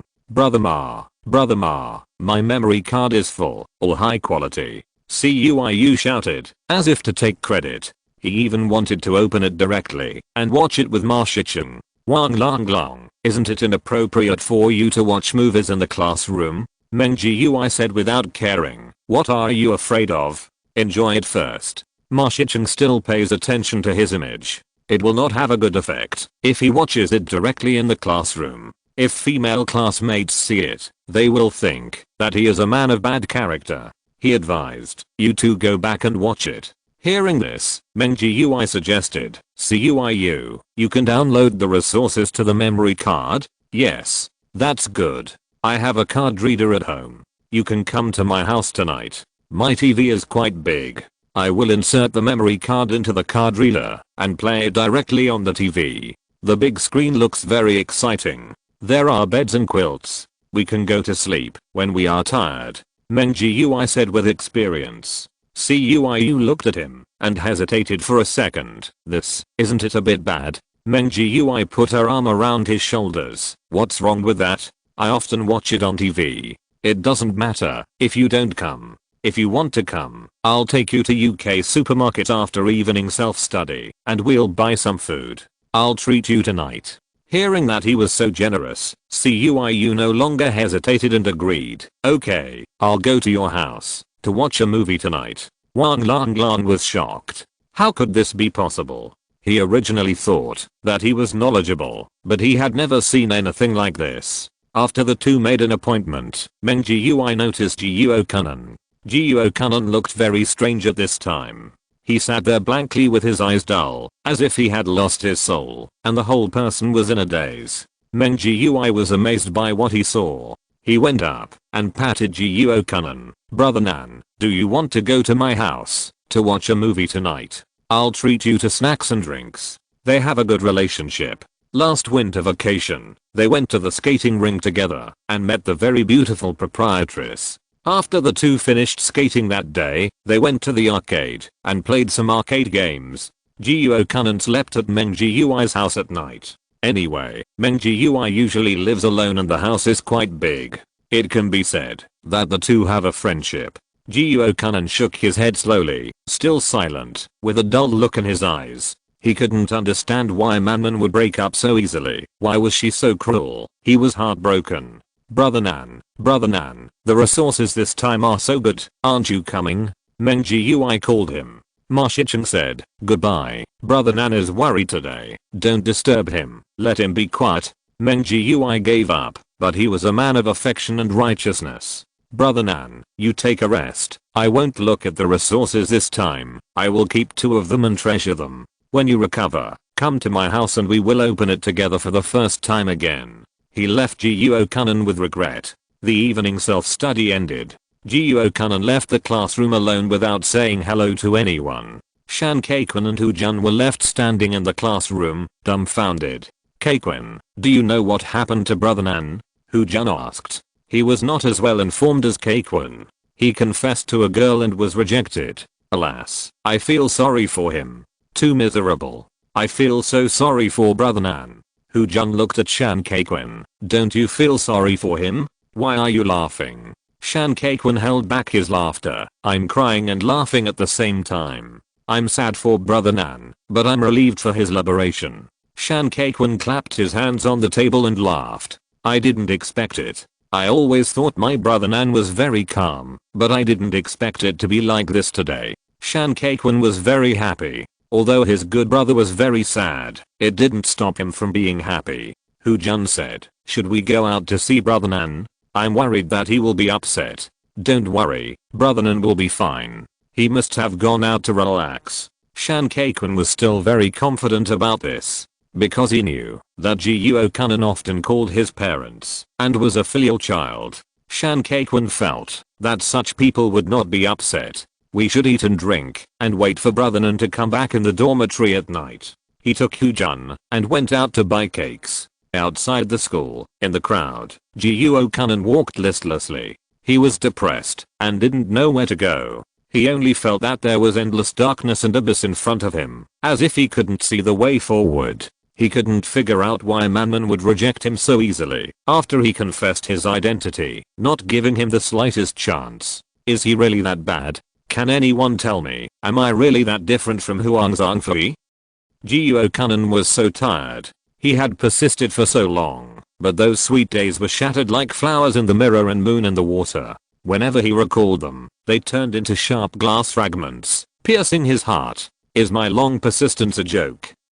Jiuo Kanan indulged in memories throughout the evening study. Manman's sweetness and caring in the past turned into insults to him after he confessed his identity. Those dirty words repeated in his mind over and over again. His dignity, pride, and honor were all trampled on. Jiuo Kanan was so sad. Then, the sadness turned into hatred. He hated Manman so much, and hated himself for not knowing people and meeting such a woman. Unknowingly, he staggered to the intersection in a daze. He looked up. It was almost 10 o'clock. Two small trucks were parked at the intersection, with a wide variety of fruits on the trucks. On the opposite side, there was also a stall. Jiuo Kanan knew that the fruit stalls at the school gate often worked until late at night before closing. It was just that he seldom bought fruit. Firstly, he didn't like eating fruit very much, and secondly, fruit was not cheap. He didn't have much living expenses. If he bought fruit, his usual food expenses would be reduced. And if he bought fruit to bring to the dormitory, he would always share some with his roommates. However, today, Jiuo Kanan wanted to buy fruit. Once a person is frustrated, many things he cares about and values are not so important. Jiuo Kanan decided to spend money. He saw a pile of sugarcane on the sugarcane stall, and his cold heart moved. Jiuo Kanan was angry for being treated like that by the ruthless Manman. Jiuo Kanan is not as arrogant as Shan Kaiquan. He is a simple person. He is down to earth and follows the rules. He hated Manman's determination and didn't give him a chance, but he wouldn't hurt Manman. Jiuo Kanan planned to buy a piece of sugarcane, treat it as Manman, and bite it hard twice so that he could relieve his hatred. After making up his mind, Jiuo Kanan took firm steps and came to the sugarcane stall. Jiuo Kanan picked the longest piece of sugarcane. Since he was heartbroken, there was no need for him to vent his anger. Boss, just this one. Chop it up for me. The boss selling sugarcane was confused. Are you sure? Yes, I'm sure. Jiuo Kanan didn't care about money now. Okay, wait for me to borrow a knife. Jiuo Kanan was a little confused. Why didn't he have a knife when selling sugarcane? But his mind was muddled, and he didn't care about these at all. His mind was full of Manman and the bits and pieces of their time together some time ago. Those beautiful things occupied everything in his heart. After Jiuo Kanan paid the money, he left with a bag of sugarcane. The road in front of the school gate. Zhu Yuantang dragged Jiang Ning home. Now they were alone. After Yang Sheng's mountain bike was smashed, she pushed it to be repaired.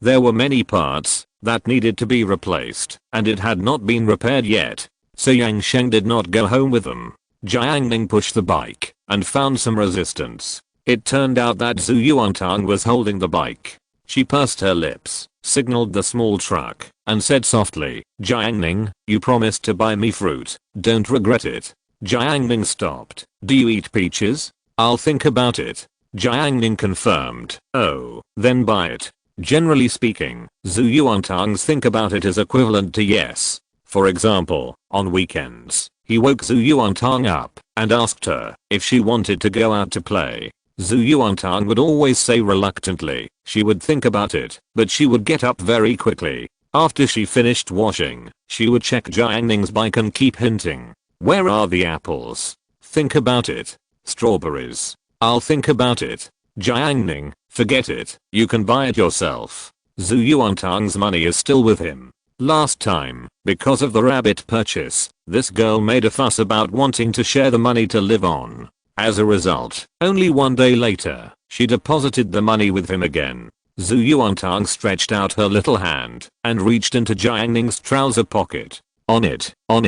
Jiang Ning glared at her. He had a strong physique and didn't need to wear autumn clothes in winter, only a pair of trousers. "I don't know where you put it. Why are you so mean to me?" Zhu Yuantang pouted and touched Jiang Ning's shirt pocket again. She took out a 20 yuan bill and a 10 yuan bill. She put the 20 yuan bill back. The fruits at the school gate are relatively cheap. Many students patronize them on weekdays, so they are naturally not too expensive. Zhu Yuantang bought 8 yuan of strawberries. The strawberries in this season are delicious and not expensive. She bought a lot for 8 yuan. She came back with a bag and handed the change back to Jiang Ning. Zhu Yuantang smiled and said, "I'll wash the strawberries for you to eat in the evening. Go to your room to eat." She added, Chapter 187 Students, please show. The boys' dormitory of number 4 middle school. Shan Kaikun finished his biscuits, washed his face, and went to bed to play with his phone. As a result, the dormitory door was suddenly pushed open, and Ji Yuo-kunin came in with a bag. Shan Kaikun and Hu Jun saw that Ji Yuo-kunin looked sad, so they didn't say anything to disturb him. Ji Yuo-kunin sat on a stool. He took out a piece of sugar cane, treated it as manman, and took a big bite. With a crunch, his teeth almost broke. Ji Yuo-kunin looked at the sugar cane, and then rummaged through the bag, and suddenly found that he bought bamboo. No wonder the boss didn't have a knife. It turned out that he was selling bamboo. Ji Yuo-kunin finally couldn't hold it anymore, and the grief accumulated for a whole evening self-study burst out all at once. He didn't even wash his face, hurriedly turned off the lights, and climbed onto the bed. Ji Yuo-kunin called his sister, trying to get comfort from his sister. As soon as he opened his mouth, his voice changed. "Sister, I feel bad."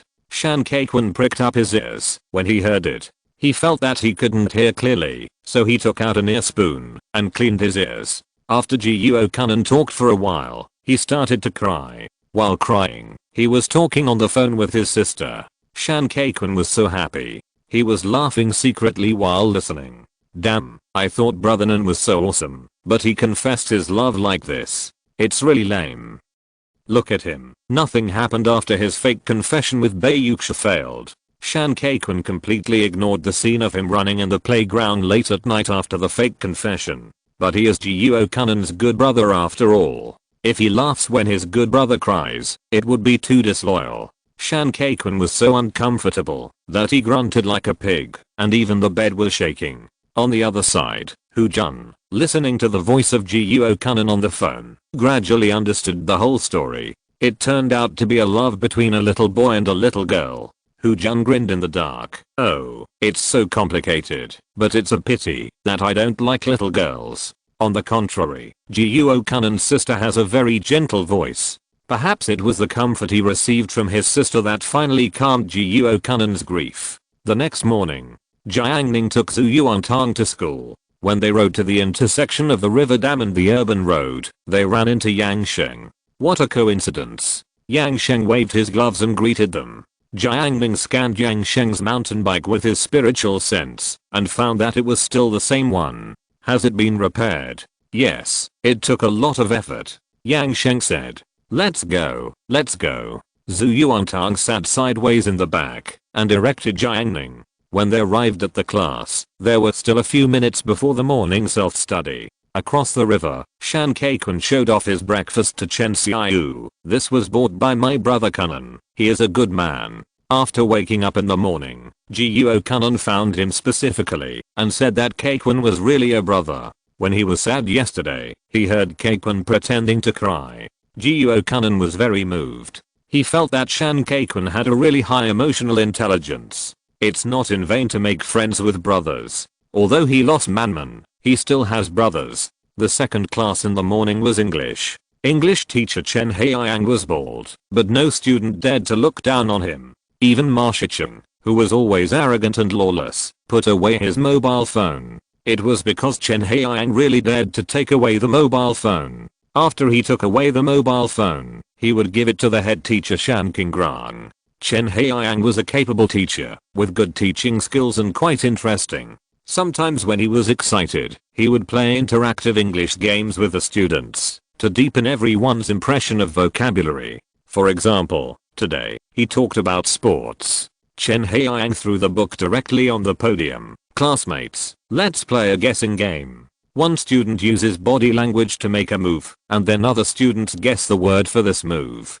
Students who are interested, raise your hands. For this kind of game, everyone participated enthusiastically. Deng Qingfeng in the front row raised his hand. Okay, Qingfeng, you will show it, and other students will watch and guess. Chen Haiyang was still very optimistic about Deng Qingfeng. This kid was very suitable for his eyes. Deng Qingfeng stood up, clenched his fists, and punched forward. Chen Kan immediately said, boxing. Chen Haiyang nodded, and thought it was good. Next student. Wang Lang in the back row stood up, and made a running motion.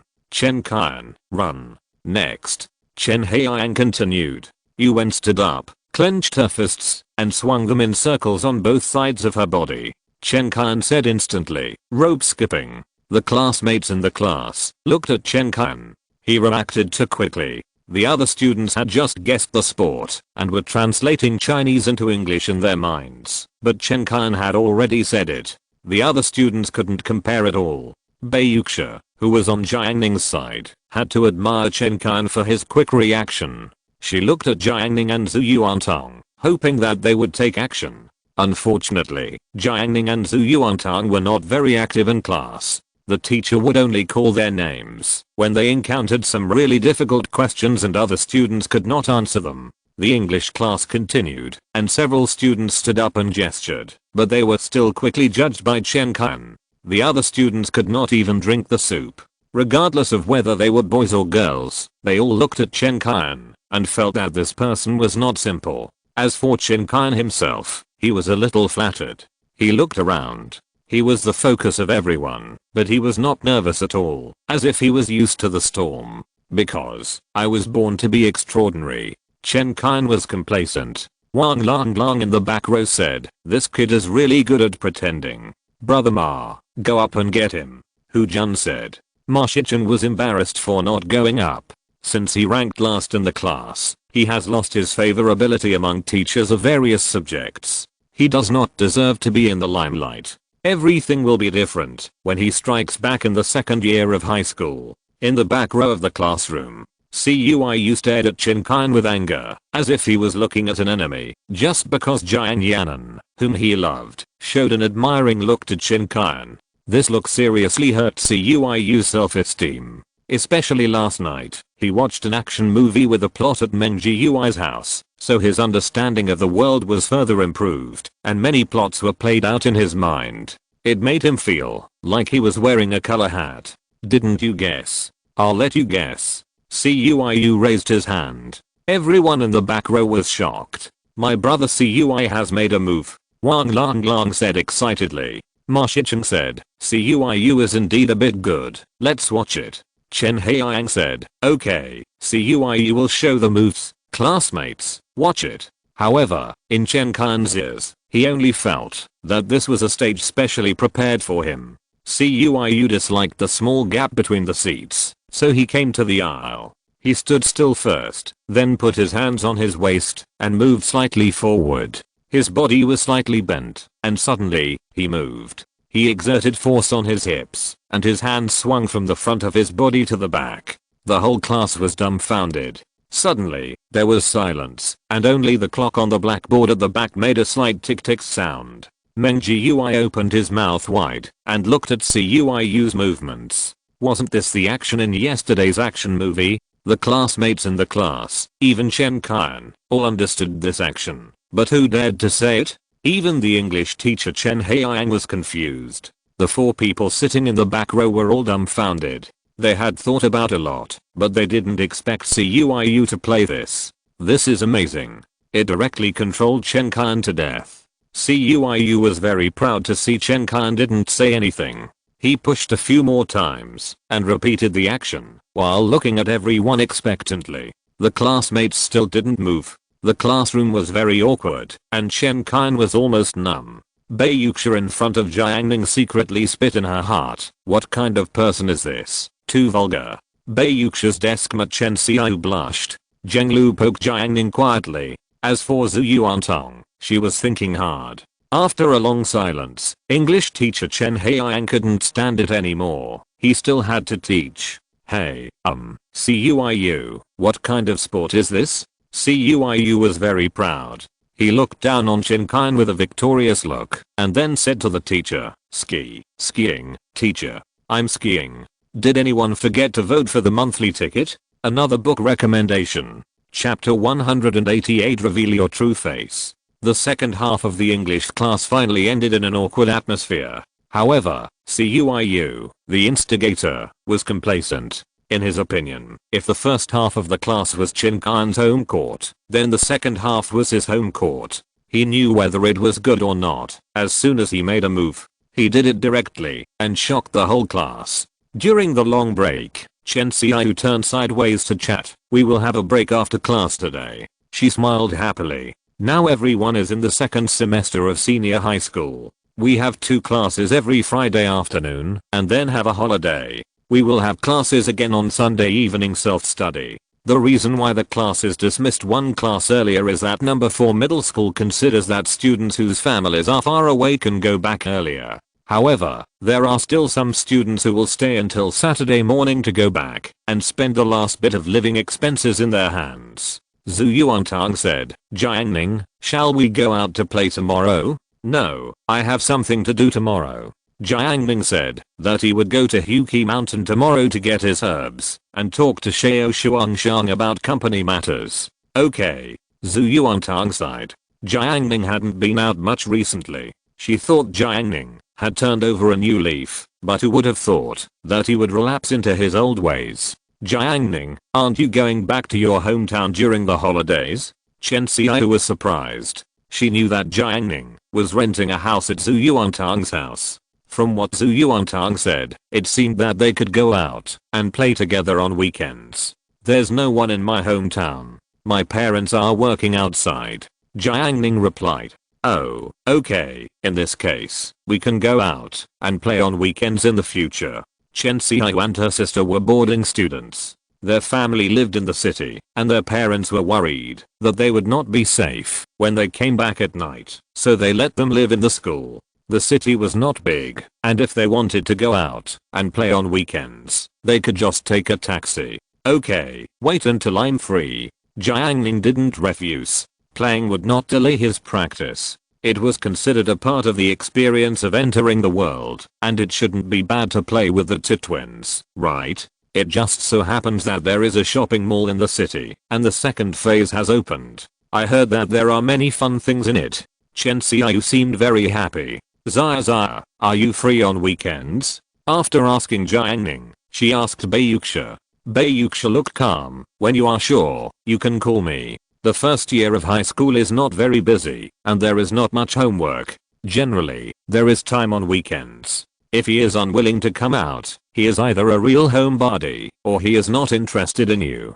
Back row. Shan Keikun looked at Jiuo Kunan and said in surprise, Brother Nan, I found that you are in a much better state, and your complexion is normal. Kunan was crying and calling his sister last night, but now, there is no sadness on his face. Shan Keikun couldn't help but feel disappointed. He thought that Brother Nan would be sad for several days. Jiuo Kunan sat in his seat with a normal expression. He had a few traces of nostalgia, People, after experiencing setbacks, will always grow up. It is not terrible to make mistakes. What is terrible is to keep immersing in past mistakes. I was too immature yesterday. Looking back, alas, it is unspeakable. Maybe for me, it was just a tempering. Jiang Ning's tone was deep, with a feeling of life. Shan Kaikun was stunned when he heard this. He really didn't realize that Brother Ning could talk nonsense like this. Then do you still like her? He asked.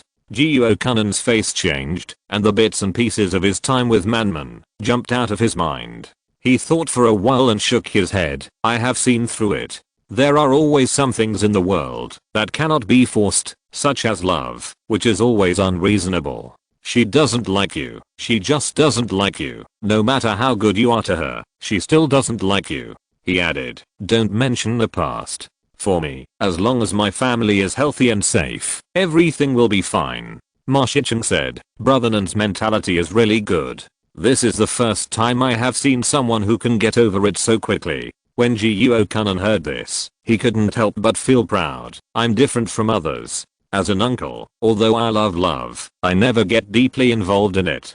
Shan Kaikun was not very happy. What's the fun of Brother Ning getting over it so quickly? Brothers, as a person who has experienced this, I would like to give you some advice, especially Kaikun. If you pursue love, don't lose yourself. You must stay calm at any time.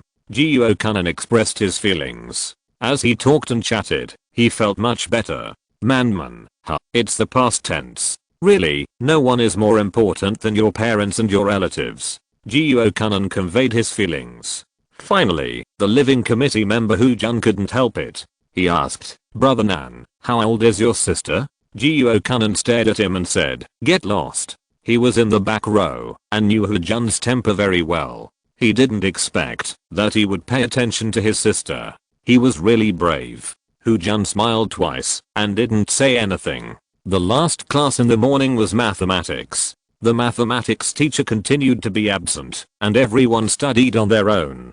Huang Zhongfei moved a stool and sat down in front of the podium. Classmates, tell me something. He started. So everyone looked at him.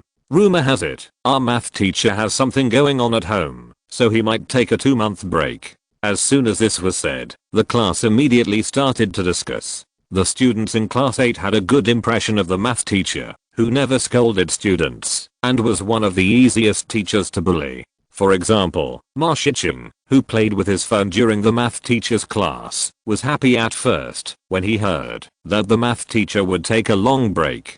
Doesn't this mean that every math class in the future will be a self-study class? Wouldn't that be great? Immediately, based on his years of school experience, Ma Shicheng estimated that the school would definitely not just sit there and watch this happen. Hu Jun, who was standing next to him, shouted, class monitor, the math teacher is gone, so who will teach us math? This was also a matter of concern to the students in the class, and everyone asked him about it. Huang Zhongfei said, the school will arrange a teacher for us later, and he will temporarily teach our math class. What the hell, change the teacher? I only want the original math teacher. I don't accept changing the teacher. Who is the new teacher? I don't know. Huang Zhongfei said. In fact, he knew several candidates, but he really didn't know which one would teach, so he couldn't tell his classmates. After Hu Jun found out, his mind was in a daze. He picked up the math textbook and flipped through it randomly. The math teacher was gone. What was the use of this textbook? No, the math teacher is not gone. She just disappeared for 2 months. Hu Jun's life had hope again. It doesn't matter, math teacher, I'll wait for you to come back. Others were paying attention to the math teacher, and Ciu stared at the two people. He saw a scene that made him tear his eyes out. Jiang Ning was asking Chen Kan questions, and the two were very close. Ciu had good eyesight, and although he was some distance away from Chen Kan, he could still see clearly that Chen Kan was teaching Jiang Ning English. He was teaching her English. The plot of the movie he watched last night was replayed in Ciu's mind. In an instant, several familiar scenes of tutoring switched back and forth in his mind like slides. Ciu felt that he was insulted. Ciu hated. Ciu was angry. Why did it happen? Obviously in English class, he used a witty performance to deceive everyone in the class and won the best attention. However, after the English class, the girls in the class looked at him in an extremely strange way, which made CUIU confused. Could it be that he did something a bit too much? But he was really skiing. That was when he was in junior high school. His father's company, the boss treated the employees to take their families out for fun, so CUIU followed and experienced skiing. It was not his fault, but Chen Qian's. CUIU hated Chen Qian. From now on, he no longer hated Chen Zhu, who came to their class to sell small commodities. From now on, Chen Qian would be his #1 enemy. Brother GUI, look at Jiang Ning. He touched Meng GUI. Meng GUI just glanced at her calmly, then retracted her gaze and said calmly, "Oh, it has nothing to do with me." If it was in the past, CUIU should be very happy to see this scene, which means that Meng GUI and Jiang Ning have broken up completely and have no nostalgia. But now, why does it feel wrong? Gaia, you are so heartless. CUIU said. There is no way. I have no idea about Jiang Ning. I like her best friend. Meng GUI is a man who breaks up when he says he will, and he has no nostalgia for the people he once liked. Because he always moves forward and will not look back. He is a brave pioneer, not one of those who likes to reminisce about the past. In his opinion, those who stop at the past are just cowards. It's like Meng GUI watching a movie. No matter how good the movie is, he will never watch it a second time. He is such a bohemian man. CUIU saw that Meng GUI could not share the same hatred with him, so he decided to deal with Chen Qian alone. CUIU was not a reckless man. He knew deeply that he was a human being, not an animal in nature. How can humans dominate? It is the wisdom of the brain, not the brutal force. For example, when CUIU dealt with Mao Zedhe, he did not fight with Mao Zedhe head on, but adopted a roundabout strategy to find Mao Zedhe's weakness, mobile phone. Then he hid Mao Zedhe's mobile phone and watched him look anxious when he couldn't find it. Or, when he dealt with the hawker Chen Zhu, he ran to the back row to spread the word that people should not buy his things. Because he knew that not being able to sell the goods would be the biggest blow to Chen Zhu, and the other damage would be drizzle.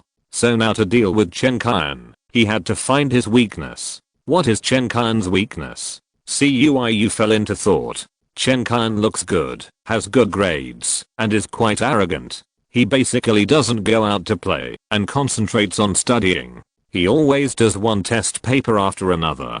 Such a classmate seems to have no weaknesses. CUIU touched his chin and thought. No, CUIU suddenly realized that he didn't need to defeat Chen Qian. His goal was to make Jiang Ning hate Chen Qian. Jiang Ning now asked Chen Qian questions, which showed that she valued Chen Qian, not just because of his English grades. Otherwise, Jiang Ning and Zhu Yuantang in the class had much better grades than Chen Qian, so why didn't she go find them? It means that Jiang Ning thinks that Chen Qian is a good person, so as long as he can let Jiang Ning recognize Chen Qian's character, he can solve Chen Qian. CUIU had a plan for this. He opened a class group, found Chen Qian's questions number, and wrote it down. He then found his own small account. He learned this trick from Marjan. CUIU changed the gender of the small account to female, and then made a sexy female avatar. Then he cleared the space and sent a message. I'm so lonely at home alone. Is there anyone to play with me?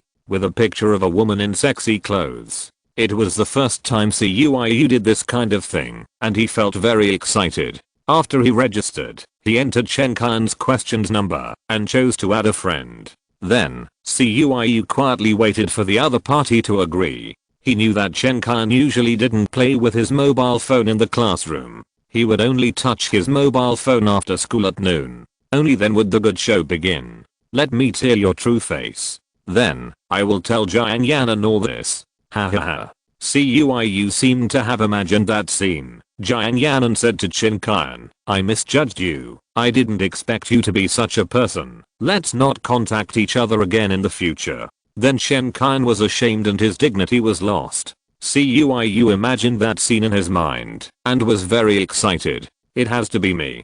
Chapter 189 Joy and Sorrow.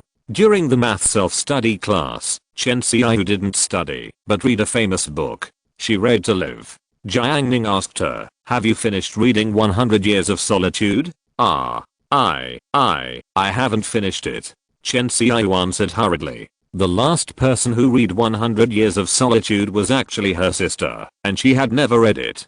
Through Jiang Ning's words, she secretly rejoiced. It turned out that Jiang Ning couldn't tell the sisters apart. He couldn't even tell who was reading the book.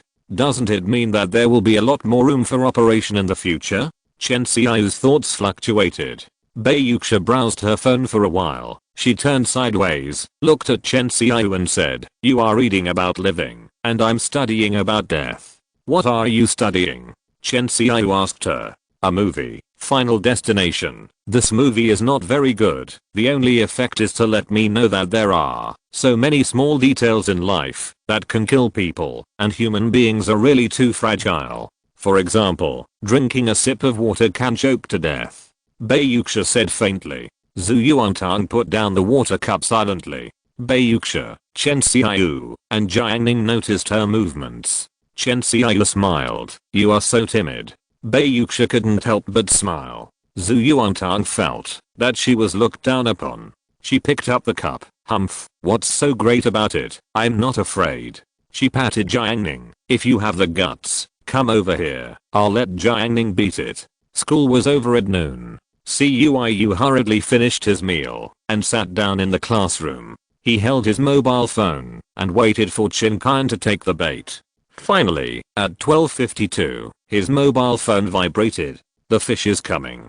Cuiyu was in a good mood. He quickly turned on his mobile phone, and sure enough, Chen Kan agreed to be his friend. Who are you? Chen Kan asked impatiently. Cuiyu quickly sent a message. Hello handsome guy, I'm Yu. The opening was perfect, so next, induce Chen Kan and expose his true nature. Do you have something to do with me? No, I still need to sleep. Chen Kan replied. Sleep? I'll let you sleep. I'll let you sleep all night. Cuiyu, handsome, I'm just saying it. I really want to play fun things with my brother. Brother, you can play however you want. He sent 2 exposed pictures from the internet. I want to be treated harshly by my brother. When Cuiyu typed, his smile was obscene. With his temptation, the other party was sure to be unable to hold on. Chen Kan, you want to be scolded, right? Cuiyu sent a naughty expression. You must treat me harshly. Don't pity me, ha ha ha ha. He hinted to this extent. Chen Kan must be unable to control himself. Chen Kan, you little bitch. Can you get full marks in English? Can you get into a key university in the college entrance examination? Can you find a good job after graduation? Waste. You waste. Cuiyu, damn it, why is it different from what I thought? I asked you to humiliate me, but I didn't ask you to do this. Cuiyu was dumbfounded. Chen Kan was still scolding him, but this was not what Cuiyu wanted. The first class in the afternoon. Jiuo Kanan sat steadily. After a night and a morning of adjustment, he was neither sad nor happy at this moment. He finally let go of his unbearable past. Manman and the like could no longer affect him. His heart of Taoism reached a perfect state without any flaws. He would no longer have any fluctuations. From then on, his cold heart would no longer beat for women. Jiuo Kanan felt that he was in a very good state now. He was very mature, 100 times more mature and powerful than he was yesterday. He had never felt so powerful. Nothing in the world could disturb his heart. Hu Jun said, Brother Nan, do you want to go home together after school? Jiuo Kanan agreed. Let's go together. Suddenly, his questions rang. He picked up his phone and saw that it was a friend request with that familiar avatar. She was Manman. She was back. Jiuo Kanan's solid heart of Taoism was instantly broken, and he was filled with endless surprise. Manman was back. In a millisecond, he clicked to agree to the friend. Manman, I'm sorry that I spoke a little harshly yesterday. Are you okay now? Looking at the gentle tone, Jiuo Kanan almost cried. It turned out that he still had her in his heart. He thought he had forgotten Manman, but the memories buried deep in his heart came flooding back. Jiuo Kanan wanted to say, I'm not doing well after you left. He didn't say it.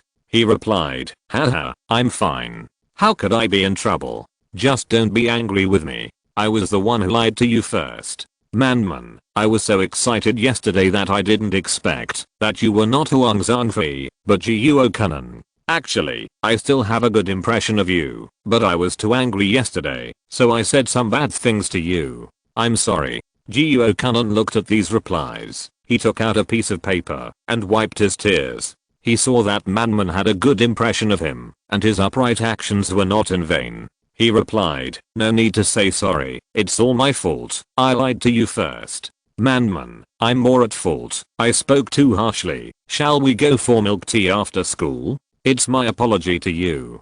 Jiuo Kanan was so happy that he almost flew up. Manman invited him to drink milk tea. He had never been invited to drink milk tea by a girl since he was a child. He felt that most boys had never been invited to drink milk tea. And he, Jiuo Kanan, was 16 years old and was invited to drink milk tea by a girl. Who can compare with him? However, Jiuo Kanan still showed his manly side. No, really no, I'm not angry, drink it yourself. Manman, no, you have to come. Okay. Jiuo Kanan agreed. He quickly said to Hujun, I'm sorry, brother, I won't go back with you after school. Hujun regretted, okay, I'll go by myself after school. Manman said, Jiuo Kanan, you are actually very good, humorous, and honest, and your values are very positive. You look good, not ugly. Jiuo Kanan was very happy to be praised. It turned out that he was not useless. It turned out that he deserved to be liked by girls. Thank you, Manman, you still understand me the best. Manman, but because I have someone I like. So, you know. Jiuo Kanan's heart suddenly twitched, and all his joy disappeared. He endured endless pain, and replied with a smile, it's okay, I'm fine. Manman, hey, didn't you ask me who I like? Jiuo Kanan typed, I know him, Huang Zhangfei. After typing this name, Jiuo Kanan began to feel pain again. He should have known it earlier. Manman, actually, I thought about it all night last night. I just realized that the person I really like is you. Jiuo Kanan froze. How to describe the feeling at this moment? It's probably like a spring breeze coming overnight. Thousands of pear trees blooming. Really? Really? Is it really me? Jiuo Kanan was so excited that his face flushed and his breathing was heavy. Unexpectedly, Jiuo Kanan, would have this day, he was confessed by a girl. And by such a beautiful girl. Manman. Fake. Fuck you, you liar. Don't you go look in the mirror, do you deserve it? Jiuo Kanan, Manman. Then waiting for him, there was another red exclamation mark. He was blocked again. Jiuo Kanan almost couldn't catch his breath. She's playing a trick on me. Jiuo Kanan was going crazy. He covered his chest and lay on the desk. When he finally recovered, he said to Hujun, brother Jun, wait for me after school, we'll go home together. Hujun's face was full of question marks. Go to bed early. If you're listening to this novel on a channel other than Fanfic World, it means they downloaded and uploaded it without effort. We cordially invite you to visit our channel, Mundo Fanfic Novelos. There you'll find the original version of this story and you can explore many other novels of various genres. We're waiting for you to immerse yourself in a world of incredible novels. Chapter 190. What does it mean to book the entire theater? The bell rang. School was over, and it was the weekend. Shan Kaiquan rushed out with his bag on his back, without looking back. Zhu Yuantang lingered in his seat for a while before slowly getting up. It was her and Jiang Ning's routine to play for a while after school on Friday afternoons, and then go to the snack street together. Play table tennis? Zhu Yuantang touched the racket. Wait until I tire you out, then we'll go eat something delicious. Okay, let's play. Outside the school, Jiuo Kanan was carrying his backpack, in a very bad mood. He thought he had a perfect mentality, but it was shattered again because of Manman. Jiuo Kanan was feeling very upset now. The previous surprise turned into a shock. He walked beside Hujun, and began to feel confused again. Hujun's eyes passed over countless male and female classmates, and looked at a cart. It was a cart selling Odin, and the proprietress was 35 or 36 years old, still charming. The Odin business was only average, because the taste was average. Jun actually didn't like Odin. As the saying goes, sometimes it is very simple to like something, such as liking a person. You will like to eat the food she cooks. Brother Nan, I will treat you to Odin. Jun took out his pocket. In addition to the fare, there was still 10 yuan left, which was enough. Jiuo Kunan was in a bad mood and suddenly heard Jun's words. He couldn't help but be a little moved. Unexpectedly, when he was frustrated, the person who hurt him the most was the one he loved the most. And his friend Jun was generous enough to treat him to something. It must be said that the world is a tricky thing. Thank you. Jiuo Kunan thanked from the bottom of his heart. Jun didn't care. What are you thanking me for? You treated me to it before. He came to the Odin cart. When the charming proprietress saw Jun coming, she immediately smiled and said, "Come to eat skewers again." The proprietress was quite impressed by this seemingly honest and loyal guy. The guy loved Odin very much, especially her meatballs. In the noisy crowd, Jun pointed at a few skewers. "Sister, I want this, and the other two over there. Divide them into 2 servings for me." The proprietress lowered her head to get the dishes. Jun took this opportunity to look at her. "Okay." The proprietress rinsed the sauce and handed over 2 paper cups. After Jun paid, he and Jiuo Kunan ate while walking. Jiuo Kunan was in a much better mood. They walked to the intersection, where the noise was much weaker and the road was wider. Jiuo Kunan looked at the S restaurant on the corner. S restaurant is the most high-end restaurant at the entrance of number 4 middle school. It has 2 floors, a large space, a good environment, Wi-Fi and air conditioning, and a full range of Chinese and Western food. Only rich students can go in to eat every day, such as Huang Zhangfei and An Qingfeng in the class, who often go in and out. Students like Jiuo Kunan can only go there once in a while to satisfy their cravings. It's not just a matter of not having enough money, but also because of the atmosphere in S, which makes him feel that he doesn't deserve to eat there. So he didn't dare to go in. Jiuo Kunan found that S restaurant was like Manman's heart. He wanted to enter, but he couldn't. For a child from an ordinary family in a town like him, money was always a thorn in his heart. Jiuo Kunan felt depressed. Yesterday and today, he was hit hard by Manman, as if he was useless. An honest man will occasionally become dishonest after being honest for a long time. Jiuo Kunan couldn't help but get angry. "Manman, what's so great about you? Do you think you can play tricks on others just because you are beautiful? 30 years in the East, 30 years in the West. Don't bully the poor young man." Jiuo Kunan really wanted to enter S restaurant today. Not long after the winter vacation, Jiuo Kunan received a red envelope at the end of the year. After spending these days, he still had a huge sum of 70 or 80 yuan. Jiuo Kunan said, "Brother Jun, you treat me to Odin, and I treat you to egg tarts. I heard that the egg tarts in this restaurant are delicious."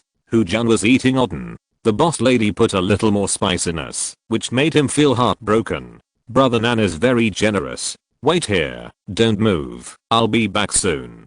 Jiuo Kunan entered the S restaurant with his school bag. Carefully pushing open the glass door, Jiuo Kunan entered the hall of the S restaurant with an inexplicable solemnity. The simple yet luxurious decoration caught his eye. His steps were slow, as if he was walking in an auditorium, for fear that his extraordinary behavior would destroy the atmosphere of the restaurant and attract the waiter's cold eyes. At the front desk of the restaurant, 3 students were queuing up and ordering food one by one.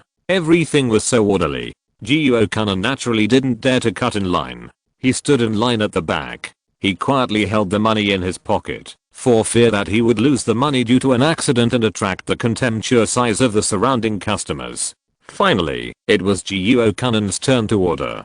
He was about to speak when suddenly an old lady squeezed in from behind, without queuing at all. She rudely shouted to the young and beautiful waiter, "Give me 4 egg tarts, hurry up, I'm in a hurry." Jiuo Kunan was very angry. "What happened? Am I nobody? Someone is here to step on me." The waitress politely reminded, "Sorry, this handsome guy came first. Please wait in line." After this, Jiuo Kunan felt much more comfortable. In the past, when he bought things, he was most annoyed by people who cut in line. Sometimes the boss was like a blind man, who served whoever was in front of him, especially stupid. At that time, Jiuo Kunan always had to shout at the top of his voice, to let the boss serve him first. Jiang felt that it was very low class.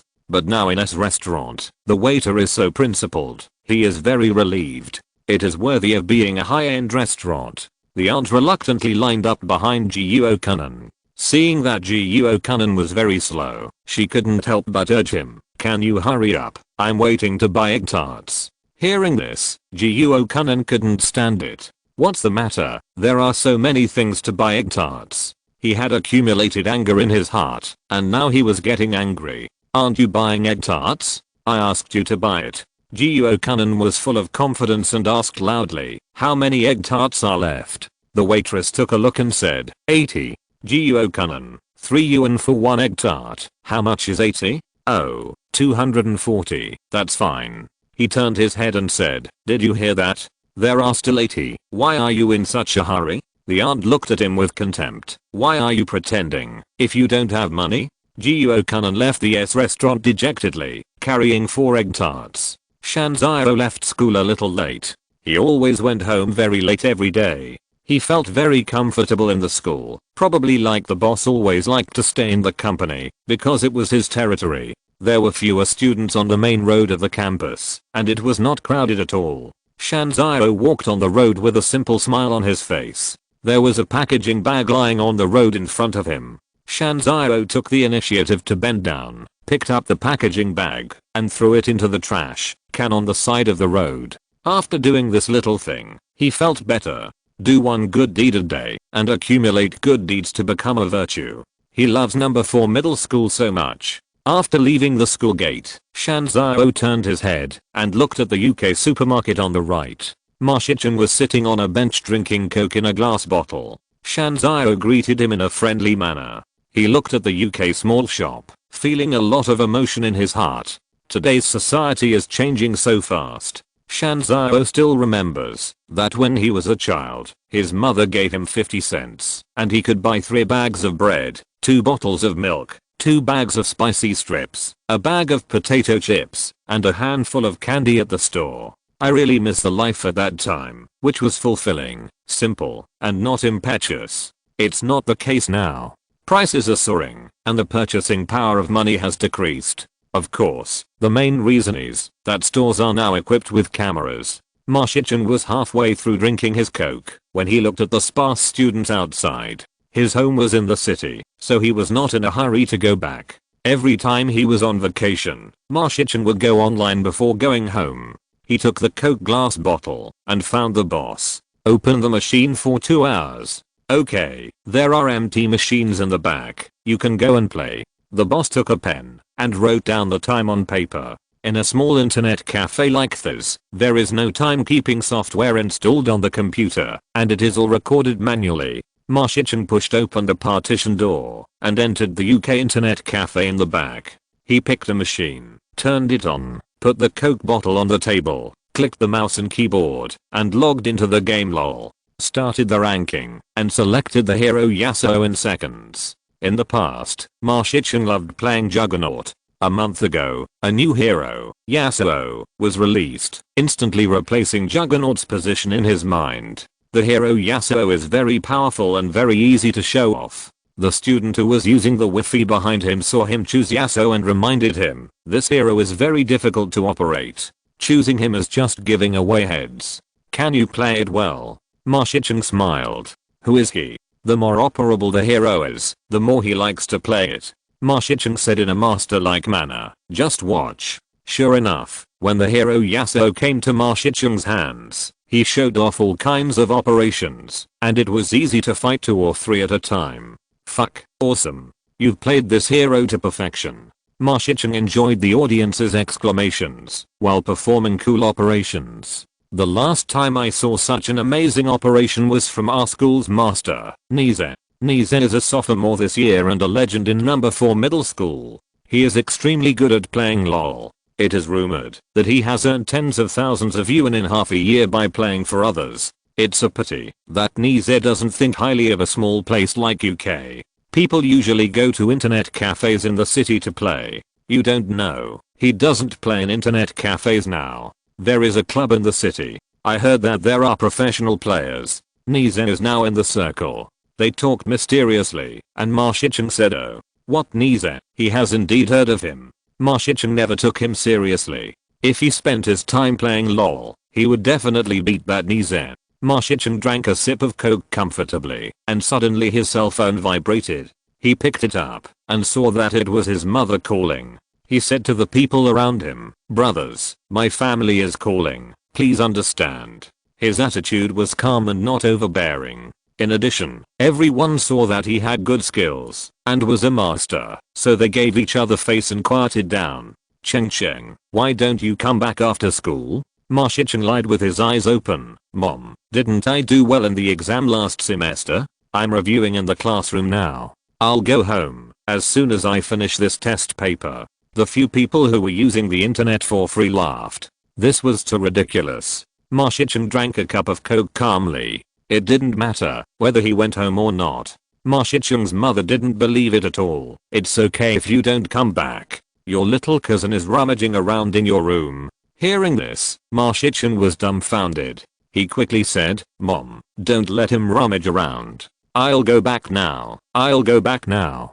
He quickly quit the game account. "My computer will expire in more than an hour. You guys can decide who will play." After he quickly explained, he hurriedly left UK supermarket. The students who were using the internet for free looked at each other in bewilderment. Chapter 191 Don't Touch Me. Saturday morning, 7:30.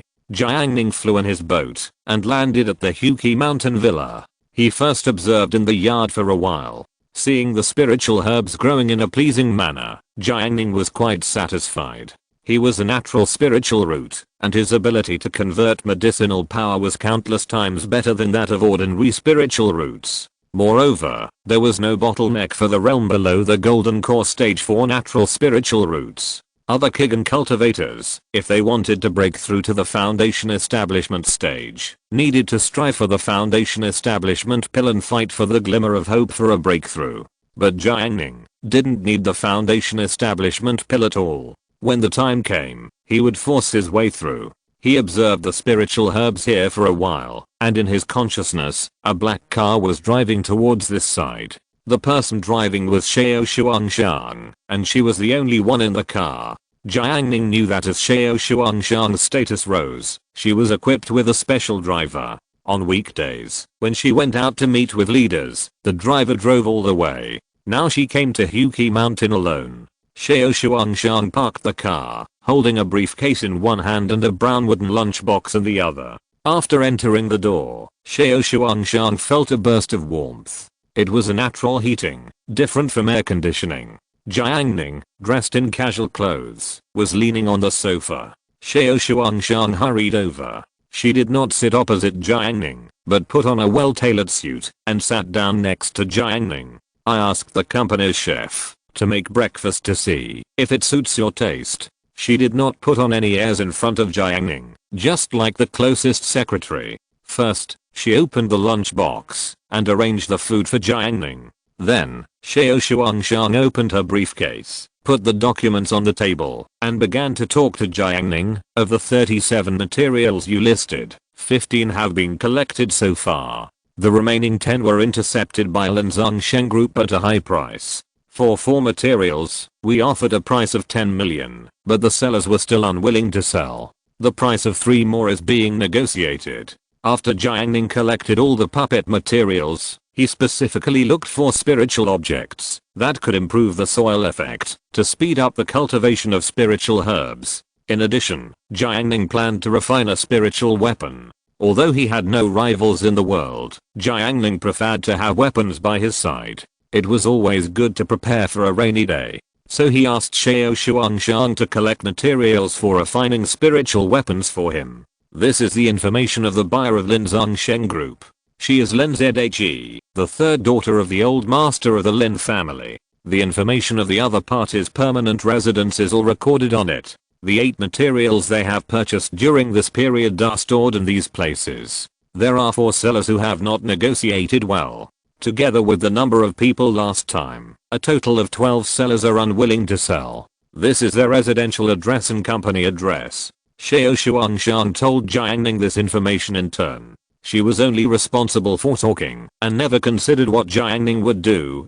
Changqing Group has invested a lot of money in the news, and the effect has been greatly improved. Many news from Hui province and even the surrounding provinces cannot be hidden from Xiao Shuangshan. She knew that Lin Zhongsheng Group, and it was rumored that all the materials that Lin Zhe had intercepted were gone. Xiao Shuangshan had a vague guess, but she never asked. During this period, Jiang Ning's complete trust in her made her feel incredible. At least on the surface. In the secular sense, everyone would think that Changqing liquid was created by her, Xiao Shuangshan. Only she knew that Changqing liquid actually belonged to Jiang Ning. The above is about materials. There is one more thing I want to ask. Is there anyone in the company optimistic about some projects in the internet field? At present, Changqing Liquid Group has a lot of cash.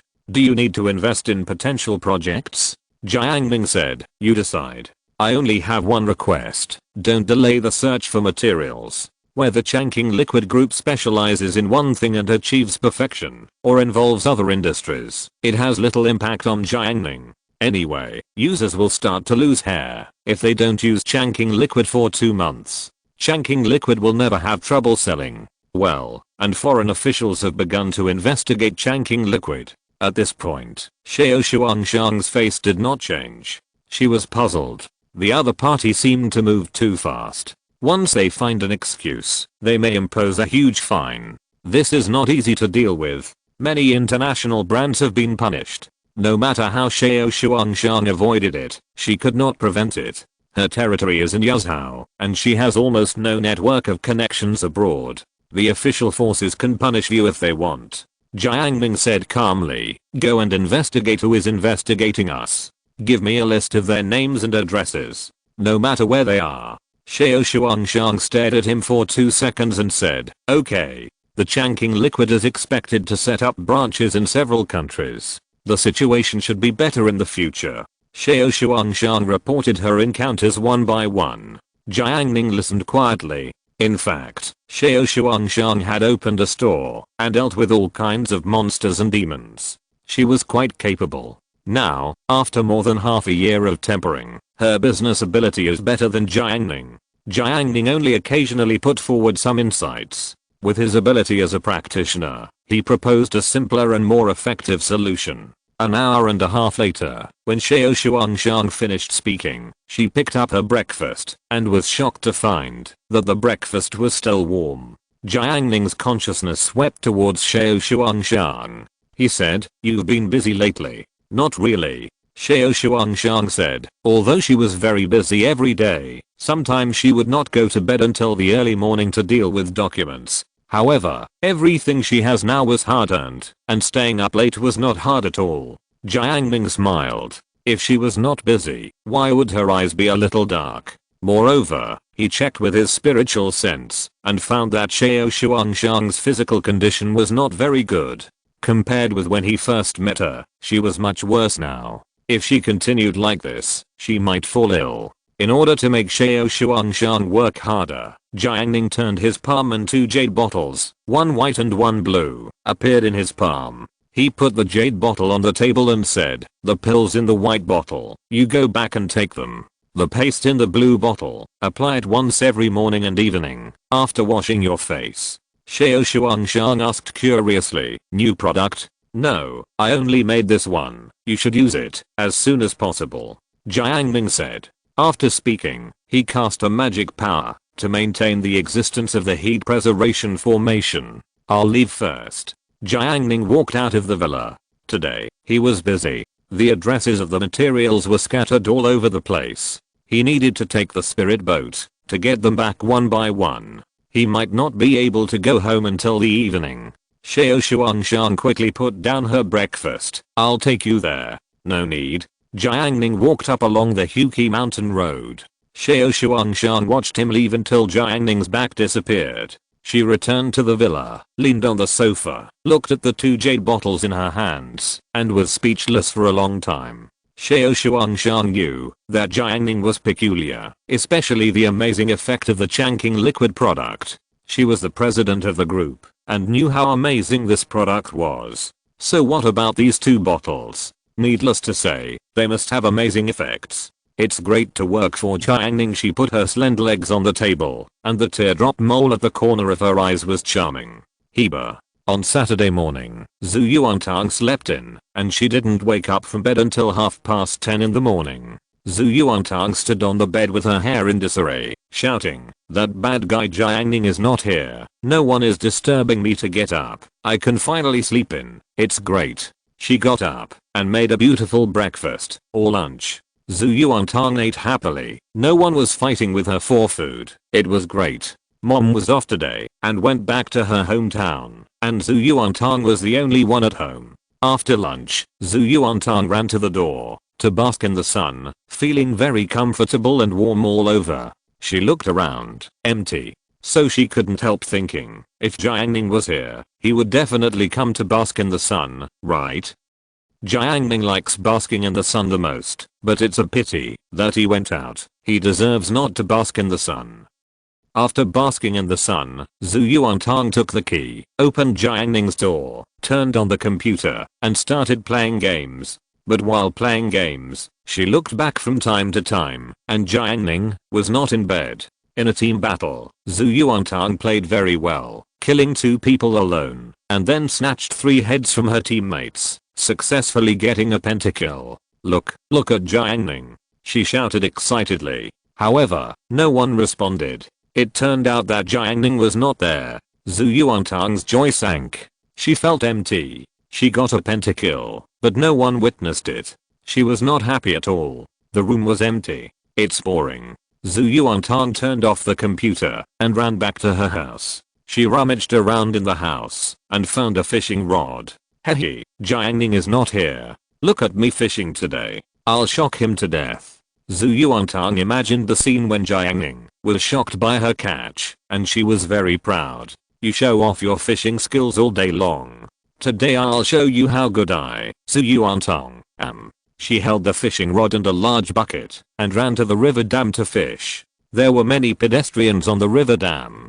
Zhu Yuantang chose an open place with a good view and started fishing. 1 hour passed, and 2 hours passed. Zhu Yuantang's legs were sore from standing, and she didn't even see the shadow of a fish. Nothing but loneliness. Fishing is so difficult. Why can Jiang Ning fish so easily? She couldn't figure it out.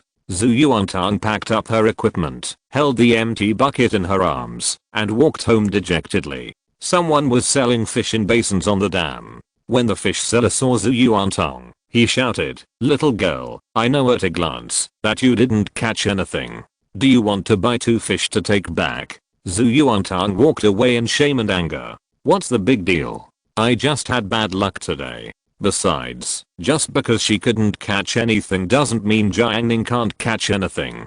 Jiang Ning can fish anyway. After Zhu Yuantang returned home, she felt very tired. She sat on the small stool at the door again and lowered her head to play with her mobile phone. The sun was about to set, and it was a little cold outside, freezing her body. In fact, it would be warmer to play inside, but Zhu Yuantang didn't want to go in. Although she didn't want to admit it in her heart, she really wanted to see Jiang Ning come back earlier. Zhu Yuantang played with her mobile phone and looked up from time to time. The sun set. Zhu Yuantang huddled on a stool with her head down, the light from her cell phone screen illuminating her little face. Under the night sky, the vast wilderness, at the junction of the bungalows, only her small area emitted a faint light. Suddenly, the light and shadow in front of her flashed. She looked up and saw a figure standing there.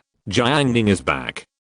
Zhu Yuantang was overjoyed. He was finally back. Immediately, Zhu Yuantang frowned and said, "Huh, you still know how to go home. I thought you were not coming back. What a pity, you came back late. I didn't cook for you at all. You'll have nothing to eat tonight." Jiang Ning smiled. He knew Zhu Yuantang's character very well. He reached out and rubbed her little head. "Touch me without washing your hands. Take it away." Zhu Yuantang despised. Jiang Ning's hand hidden behind his back was revealed, holding a bunch of delicious food. The fragrance was filled. "It's okay, I brought dinner." Chapter 192 Special. Sunday morning. With Jiang Ning's presence, Zhu Yuantang didn't sleep in. Of course, what she called not sleeping in was that she still hurriedly got up at 9 o'clock after getting dressed. She stepped on soft and warm cotton slippers and pushed open the door. The weather was sunny, the sky was blue, and the clouds were white. Zhu Yuantang couldn't help but think of the marshmallows she ate when she was a child. The marshmallows were super big, bigger than her head, and also white. Even if she held them in her hands and didn't eat them, she would feel very at ease, as if she owned the whole world. She was thinking about the marshmallows and was actually a little hungry. It's just that Jiang Ning didn't make breakfast. Zhu Yuantang didn't make breakfast either. She and Jiang Ning made an appointment to go to the city to play together. Today is Sunday, the second phase of Lanma Shopping Mall, which officially opened. Zhu Yuantang was halfway through washing up when Jiang Ning rushed in. "You are quite conscious." He had planned to wake Zhu Yuantang up before, but he didn't expect her to get up on time. Zhu Yuantang couldn't speak with foam in her mouth. She was brushing her teeth and could only make a mmm sound. She quickly brushed her teeth and spit out the foam. "Jiang Ning, have you pumped up air in your bike?" When she came back on Friday, she found that the tire of her mountain bike was a little flat, and she needed to pump up the tire to keep the bike in the best condition. "No air," Jiang Ning said. Zhu Yuantang put down her toothbrush and cup. "Come on, I'll pump up air for you. I'm really good at pumping air." Zhu Yuantang usually rode Jiang Ning's bike. Although she compensated Jiang Ning in other ways, she never took Jiang Ning to school by bike. Now, she didn't want to miss the opportunity to pump up air in her bike. She wanted to feel involved. Zhu Yuantang only brushed her teeth and didn't wash her face. She ran to Jiang Ning's rental house. "Where's the air pump?" she asked. Jiang Ning took out the air pump from the corner.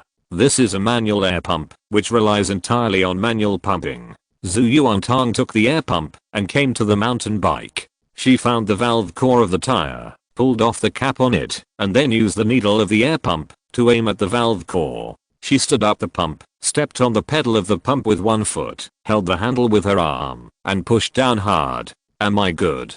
Zhu Yuantang pumped the tires hard.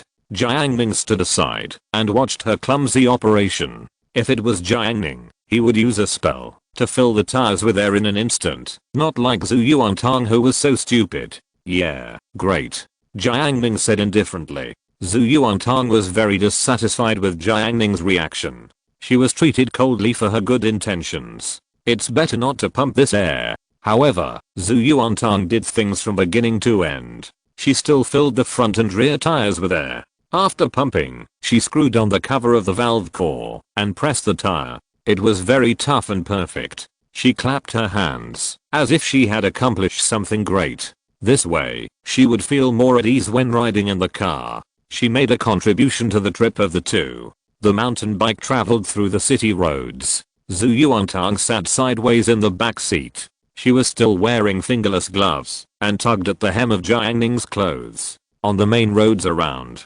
cars drove by and people were bustling in front of the shops on both sides. As if to eliminate some kind of strangeness and fear, Zhu Yuantang wrote on Jiang Ning's back with his fingers, trying to attract his attention. "We're almost there," Jiang Ning said. "Oh, wait a minute. There will be a lot of people at the shopping mall for the opening event. You hold me, don't get lost," Jiang Ning urged. "I won't get lost," Zhu Yuantang retorted. Jiang Ning said happily, "Okay, then don't hold me later." "What? I won't listen to you. I'm going to hold me." Soon, the two arrived at the shopping mall. There was a red stage in front of the square, and a host in a suit stood on it, holding a microphone, shouting various discounts to a large group of people below. Jiang Ning found a place to park his bicycle and locked it. There were several mountain bikes parked here, including some more high-end bicycles. There will be a large number of people gathering for the event today, and there will be a mixed crowd. For safety reasons, Jiang Ning cast a small magic circle on the mountain bike. This formation contains the power of thunder and lightning. If someone touches his mountain bike, they will be shocked and jump up. "Let's go." Jiang Ning led Zhu Yuantang to the shopping center. Yuzhou City is not big. Langma Shopping Center covers an area of more than 300,000 square meters, and 4 floors of the ground area are commercial areas. In recent years, it is considered a well-known central building for eating, drinking, playing, and shopping malls in Yuzhou City. The opening of the second phase of a shopping mall of this level has attracted the attention of a large number of Yuzhou people. There was a large crowd of people outside the second phase of the shopping center. The crowd moved forward slowly, and it was really crowded. Zhu Yuantang stood by the wall, looking at this scene. Her mouth shrunk. The crowd was surging, and she couldn't squeeze in at all. She could only watch others go in. Zhu Yuantang was hungry and wanted to have breakfast, but she couldn't get in at all. If she wasn't timid and had a low voice, she would definitely shout to the crowd, "How dare you rats block my way?" Jiang Ning said, "Let's go to phase I. Go to phase I first, and then go to phase second from the overpass." "Ah, is that okay?" Zhu Yuantang was surprised. "Listen to me," Jiang Ning said firmly. Zhu Yuantang was puzzled. "How do you know? Did you secretly go out to play behind my back?" Jiang Ning, "Don't talk nonsense. Are you coming?" Jiang Ning used to be in high school and often came to the Blue Horse shopping center, so he was very familiar with it. Of course, when he came to play before, he was often poor because he had no money and couldn't afford the things inside. He could only wander around. After wandering around a lot, he was familiar with the passages. Phase I and phase second are connected by an aerial glass road.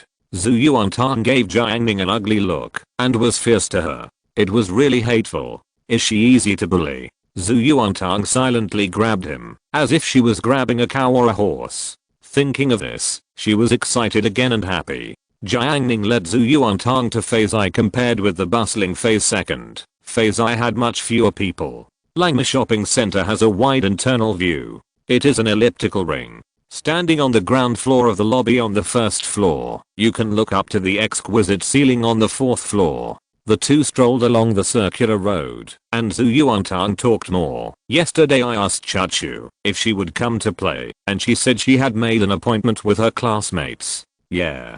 Chen Xiaoyu had also asked Jiang Ning before. Originally, the two of them could come to play, but something happened suddenly, so she changed her mind. So, today Jiang Ning and Zhu Yuantang went shopping together in the mall. "Would you like to eat something first?" Jiang Ning pointed to the restaurant next to it. It was a store specializing in porridge and was available 24 hours a day. No, I'll just buy a small piece of bread. When we get tired of shopping, we'll go to the fourth floor for a buffet." Zhu Yuantang obviously made plans in advance. There are many kinds of shops in the mall. Jiang Ning went to the mobile phone store first. For him, this is one of the few interests he has when shopping in the mall. He can get his hands on the latest mobile phones. In fact, Jiang Ning prefers stores that sell game consoles, but unfortunately there are none in a small place like Yuzhou. Jiang Ning went into the stores of Oppo and Vivo, and also went to a Mizu mobile phone store. At that time, the mobile phone brand Mizu was still quite popular and could compete with Xiaomi. No one thought that they would fade away so quickly. After visiting the mobile phone store, he accompanied Zhu Yuantang to a small jewelry store. The decoration of this jewelry store is simple and elegant. Most of the customers in the store are young women. Zhu Yuantang lingered among various accessories and finally chose two candy-colored triangular hairpins. Jiang Ning paid the bill, two hairpins for 15 yuan. After leaving the store, Zhu Yuantang clipped the strawberry-colored hairpin on her hair, adding a touch of bright color. She smiled and showed it to Jiang Ning. "Does it look good?" "I think it's okay," Jiang Ning said. With this hairpin, she was more lively. They continued to move forward and passed a spacious place. They saw that there were several customers lying on the massage sofa. They did not pay to use the sofa, but just lay on it to play with their mobile phones and stepped on it with their shoes. This kind of thing is still commonplace even in later generations. Jiang Ning took Zhu Yuantang to the mall without caring. During the visit, there was a watch store. Zhu Yuantang ran to the men's watch counter and took a fancy to a watch with a light gold frame and a white dial. It will definitely look good if worn on Jiang Ning's wrist, right? Zhu Yuantang thought about the scene. It was just the price of the watch that daunted her. She secretly memorized the model of the watch. She was thinking that, when she had saved enough, she would buy it as a gift for him to show her generosity. Time gradually came to 10:30, and Zhu Yuantang was a little tired from running. However, Jiang Ning didn't feel anything. If he walked like this, even if there were another 100 girls, he would not feel any fatigue. He could walk for 10 days and 10 nights without any problem. The two came to a small open-air restaurant, and Zhu Yuantang decided to eat something to fill his stomach. Jiang Ning went to the other side to buy a drink. The second phase of Landma Shopping Center held a merchant event, and the first phase seemed unwilling to lag behind. The milk tea shop in front of him had a banner that said the second cup was half price. Jiang Ning ordered 2 cups. At this time, a boy next to him looked over. The boy was 1.72 meters tall, about 16 years old, weak, wearing old-fashioned black-framed glasses, and had the unique demeanor of a top student. The boy was Tao Zhi, a student in the experimental class of the first year of senior high school in Yazhou No. 2 middle school. Tao Zhi made an appointment with several classmates in the class today to come to the mall to play during the opening of the second phase. They agreed to arrive at the mall at 9:30, and he, who was always punctual, arrived on time. As a result, he found that he was too early, and several classmates had not arrived yet, so he could only wait here 1 hour. Recently, Tao Zhi has read many economic books and feels that he has a little understanding of business. The marketing of this milk tea shop is to take advantage of the weaknesses of human nature and market the second cup at half price, so as to achieve the purpose of making customers spend more money. Tao Zhi firmly resisted this behavior. He has been determined to become a person who contributes to the country since he was a child. So far, he has been promoted to the best middle school in Yazhou, No. 2 middle school, and is in the experimental class. In addition, he likes to read all kinds of books, but he does not have the corresponding experience to support it. People like him often dislike many things in society. They are passionate and dare to fight back against injustice in their own unique way. At this moment, Tao Zhi pushed his glasses and decided to persuade this lonely middle school student. He did not persuade directly, but gave an example. Hello, classmate. Excuse me. Let me ask you a question. If you walk in a vast desert and keep walking without reaching the end, you are tired and thirsty at this time. If I give you a bottle of water, will you drink it all? Jiang Ning was in a good mood. Besides, this boy was very polite and not aggressive. He didn't mind answering, I will drink it all. Tao Zhi saw that the other party had joined the game, and he asked again, after you finish 1 bottle, I will give you a second bottle? You will also drink it all. Jiang Ning said. What about the 3rd bottle? Drink it. What about the 4th bottle? Drink it. Jiang Ning said. This little bit of water was not a burden for him. Tao Zhi was speechless. Why don't you play by the rules? He was a student in the experimental class of No. 2 middle school, and his mind worked quickly. Even if you can drink a lot, you definitely can't finish the next 10 or 20 bottles. What I want to tell you is very simple. In fact, what you really need is just a little water in the front. The water in the back is of little value to you. Tao Zhi's thinking was clear, and he spoke more and more smoothly. Just like the current event, the second cup of half price seems to be a discount, but in fact it is just to trick you, make you pay, and increase their profits. This marketing method is not suitable for you. Tao Zhi broke down the reason and explained it in detail to his peers in front of him. He was very satisfied with his performance and felt that he had saved an ignorant teenager who had gone astray. He asked, so now think carefully, what exactly did you buy the second cup of milk tea for? Jiang Ning said lightly, for my sister. Huh. Tao Zhi was embarrassed. Jiang Ning returned to the table, and Zhu Yuantang asked, who was that person just now? He talked to you. He said, an interesting teenager. Jiang Ning did think that the other person was interesting. Many adults, whose edges and corners have been smoothed by life, would mock the passion of middle school students when they see this situation. In fact, this kind of innocent and immature teenager is the hope of the country. The two of them had a simple meal. Zhu Yuantang held the milk tea and continued to play. She stopped in front of a machine. This is a coin-operated height and weight measurement machine. For a test, you need to insert a coin of 1 yuan. After the test, a small piece of paper with weight and height will be printed out.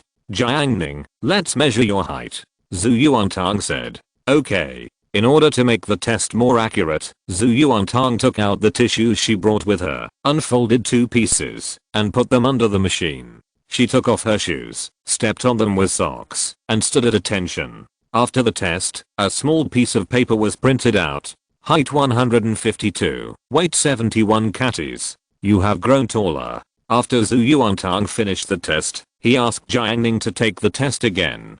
Jiang Ning took off his shoes and measured himself. He was 183 centimeters tall and weighed 139 kilograms. Compared to his height, he was a little thin. Zhu Yuantang was shocked when she saw him. She stared. You are almost twice as heavy as me? Jiang Ning said. Yes. What's wrong? Nothing. I will grow taller in the future.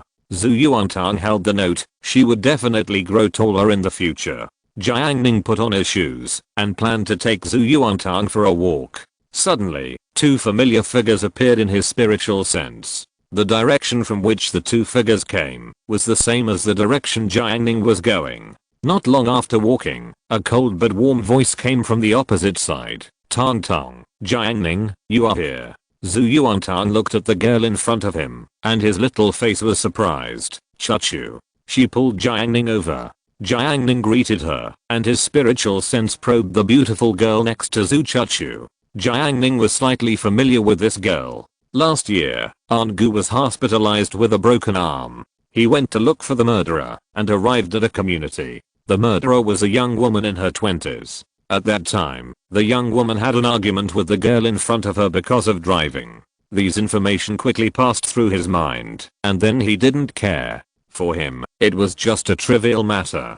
Tang Tong, I didn't agree before, because my classmates called me on Wednesday. Sorry. Chachu said awkwardly. Now that she met Jiang Ning and Tang Tong, she felt like she was caught. It doesn't matter, there will be a long time in the future. Zhu Yuantang said that he didn't care. Yeah, she is Muaying, my deskmate. Zhu Chachu introduced. As soon as the voice fell, the boy's voice sounded behind Jiang Ning. Chachu, Muaying, you are here. It took me a while to find you. Jiang Ning was too lazy to use his spiritual sense. He looked sideways and saw several boys walking over here. He recognized one of the boys, who had just advised him not to buy the second cup at half price. Among the other people, the most eye-catching one was a handsome boy wearing a famous brand and a watch on his wrist. The boy is Jin Yuanhang. He is in the same class as Zhu Chachu, and he finally took the opportunity to gather everyone together, which is a good opportunity to get along with Zhu Chachu.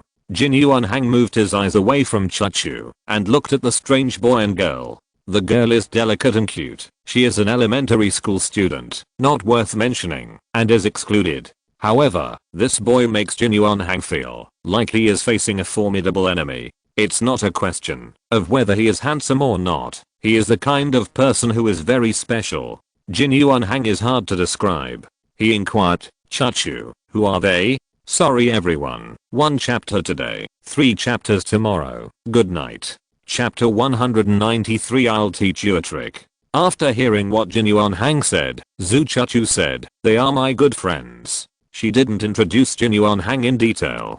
Jin Yuanhang was just a classmate. If she was a little narcissistic, Zhu Chachu felt that he had a special fantasy about her. Yes, Zhu Chachu knew that she was good looking. When many boys approached her, she could tell what kind of thoughts they had. Zhu Chachu had a general impression of Jin Yuanhang. If her deskmate Muaying hadn't asked her out in advance, she wouldn't have come out at all. Compared with classmates, she preferred to play with Tang Tong.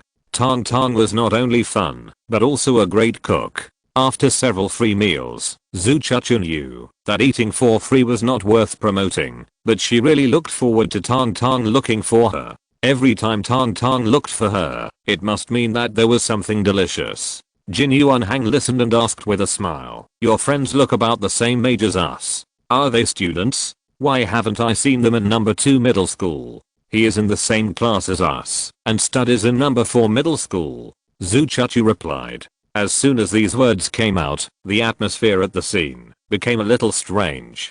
Jin Yuanhang, Tao Zhi, and Muaying were students of Yuzhou number 2 middle school. It was not obvious in junior high school, but in high school, each school was divided into different levels. Number 2 middle school was undoubtedly far superior to other high schools in the supermarket area. Last year, the admission rates to the first-class universities of Yazhou number 2 middle school was as high as 70%, and the undergraduate rate was more than 95%. Number 2 middle school is the high school that countless parents hope their children to attend. Yazhou number 2 middle school is divided into 4 levels, just 4 classes. It's Tsinghua and Peking University classes, experimental classes, fast classes, and parallel classes. And Jin Yuanhang and his classmates were in one of the 2 Tsinghua and Peking University classes. It is no exaggeration to say that, as long as you enter the Tsinghua and Peking University classes of number 2 middle school, even the worst students in the class can easily get into a 211 university. Students in the Tsinghua and Peking University classes of number 2 middle school are not an exaggeration to be called the treasures of the Yazhou education community. For students, the most important thing is grades. High school is almost only about grades. Originally, Jin Yuanhang thought Jiang Ning was a strong rival because of his handsome appearance, but now it seems, haha. Number 4 middle school? What is that? As a student in the Tsinghua and Peking University class of number 2 middle school, he couldn't help but feel a sense of superiority, so his smile was accompanied by a hint of superiority. No, 4 middle school is pretty good, and the future is bright. Jin Yuanhang praised. A student next to him said, no, 4 middle school is okay, their experimental class is probably a little better than our fast class. Jin Yuanhang did not comment. After all, it is an experimental class.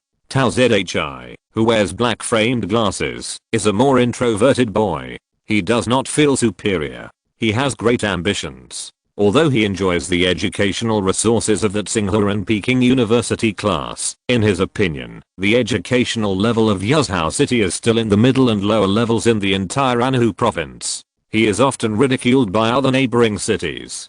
He, Tao Zhi, will definitely change this situation in the future. Several people talked for a while.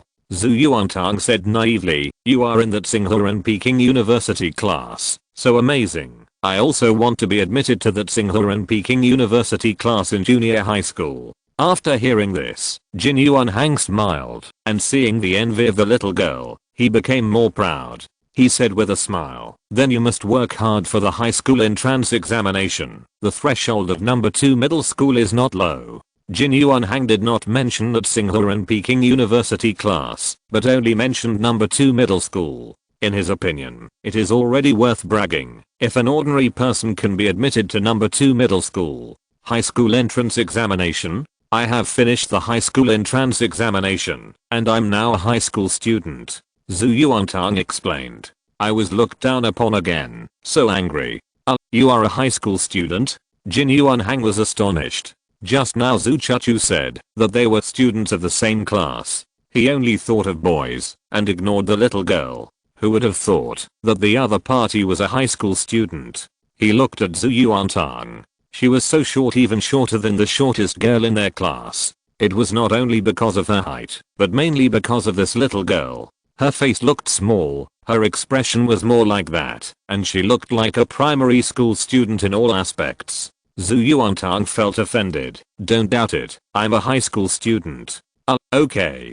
Jin Yuanhang laughed dryly twice, and then he said, it seems that you have no chance to study in number 2 middle school. To be honest, only by coming to number 2 middle school can your potential be fully exerted. Jin Yuanhang talked freely. Of course, it's not that there is no chance at all. If you have very good potential, you can also transfer to our number 2 middle school. Tao Zhi felt that Jin Yuanhang was a little bit of a frog in the well. That Tsinghua and Peking University class was compared with top students from all over the country. Don't limit your vision to number 2 middle school. However, Tao Zhi didn't say anything. He was very introverted. Zhu Chuchu was not stupid. She heard something from Jin Yuanhang's words. Maybe other students tacitly agreed with Jin Yuanhang's words, but Zhu Chuchu wouldn't. Tang Tang was her good friend. Besides, her grades were good. Zhu Chuchu said, Tang Tang should not need to transfer. She is doing well now. I forgot to tell you, her name is Zhu Yuantang and his name is Jiang Ning. Zhu Chuchu introduced them one by one. Tao Zhi, who was standing by, was suddenly stunned. He was wondering in his heart, why is the name Zhu Yuantang so familiar? Zhu Yuantang from number 4 middle school? The final exam. Zhu Yuantang from number 4 middle school? Tao Zhi suddenly recalled the fear of being dominated by this name in the final exam of the whole city last year. His face changed, and he quickly stared at the little girl and blurted out, "Your name is Zhu Yuantang?" Jin Yuanhang was puzzled. Why did Tao Zhi react so much? Isn't it just a name, Zhu Yuantang? Zhu Yuantang. Jin Yuanhang was stunned.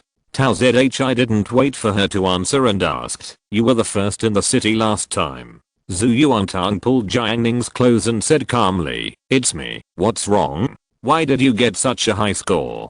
Tao Zhi's Tsinghua and Peking University class had a makeup class during the winter vacation of the first year of high school. A teacher specially copied Zhu Yuantang's test paper and analyzed it for everyone to see. In the past, the first place in the whole city was basically in number 2 middle school and 2 county number 1 middle school. This time it actually went to number 4 middle school, and it was not just an ordinary first place. Generally speaking, the more outstanding the students are, the harder it is to widen the gap between them, but Zhu Yuantang has a huge gap with them.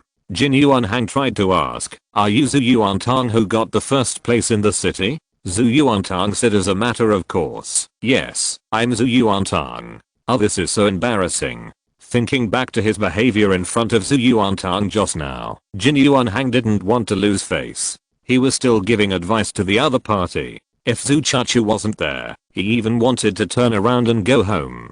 What's the point of this? After the conversation just now, Jiang Ning and Zhu Yuantang barely got to know Zhu Chuchu's classmates. Jin Yuanhang saw that it was not a solution. He just lost some face, and in front of Zhu Chuchu, he decided to save his face. He did not suggest that everyone play separately, but suggested, "Since we are together, why don't we play together? There is a good video game arcade here in phase 1, with a lot of fun things.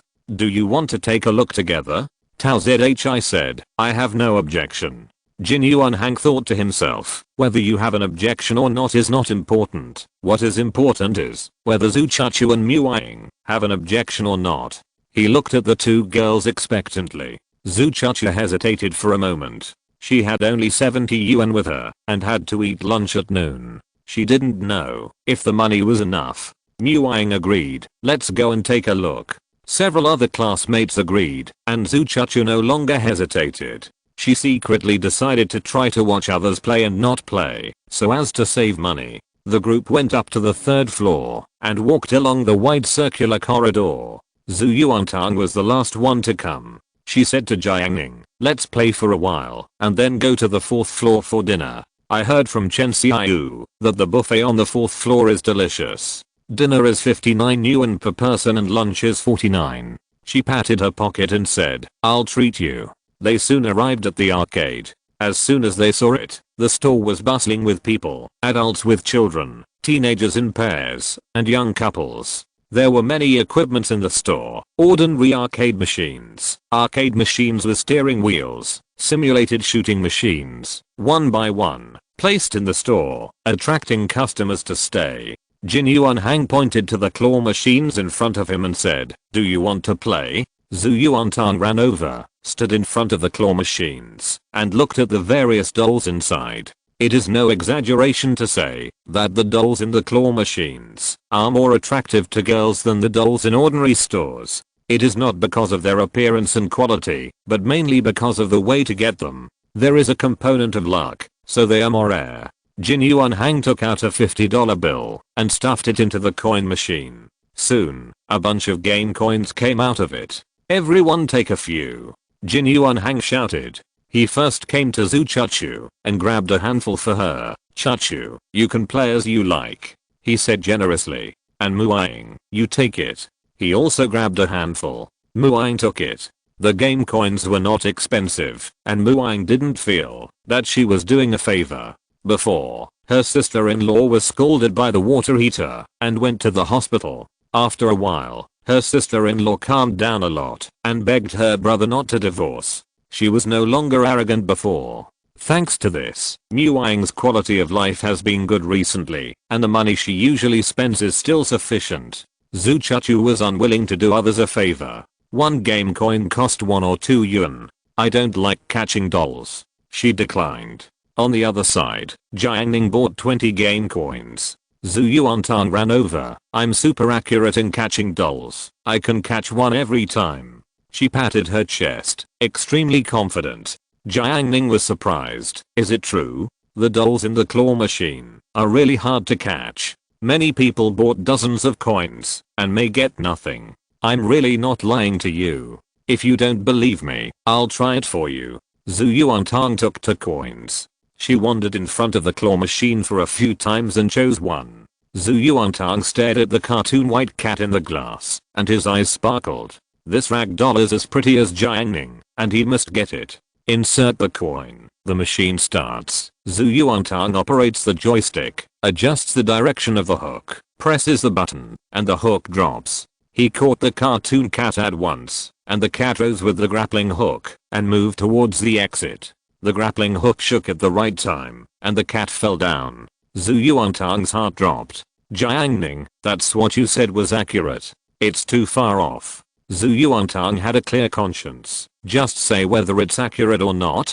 It's quite accurate, Jiang Ning said. He couldn't question this. Zhu Yuantang continued to put in coins and caught the doll 3 times in a row. He caught the doll every time, but every time the hook shook, the doll fell off. How unreasonable. Zhu Yuantang was furious. You bold doll machine, how dare you treat me like this? Do you think I will surrender? She pulled Jiang Ning's hand out of his pocket and slapped the game coin into his palm. She nodded and signaled to arrest the cartoon white cat doll. Okay. Jiang Ning decided to take action.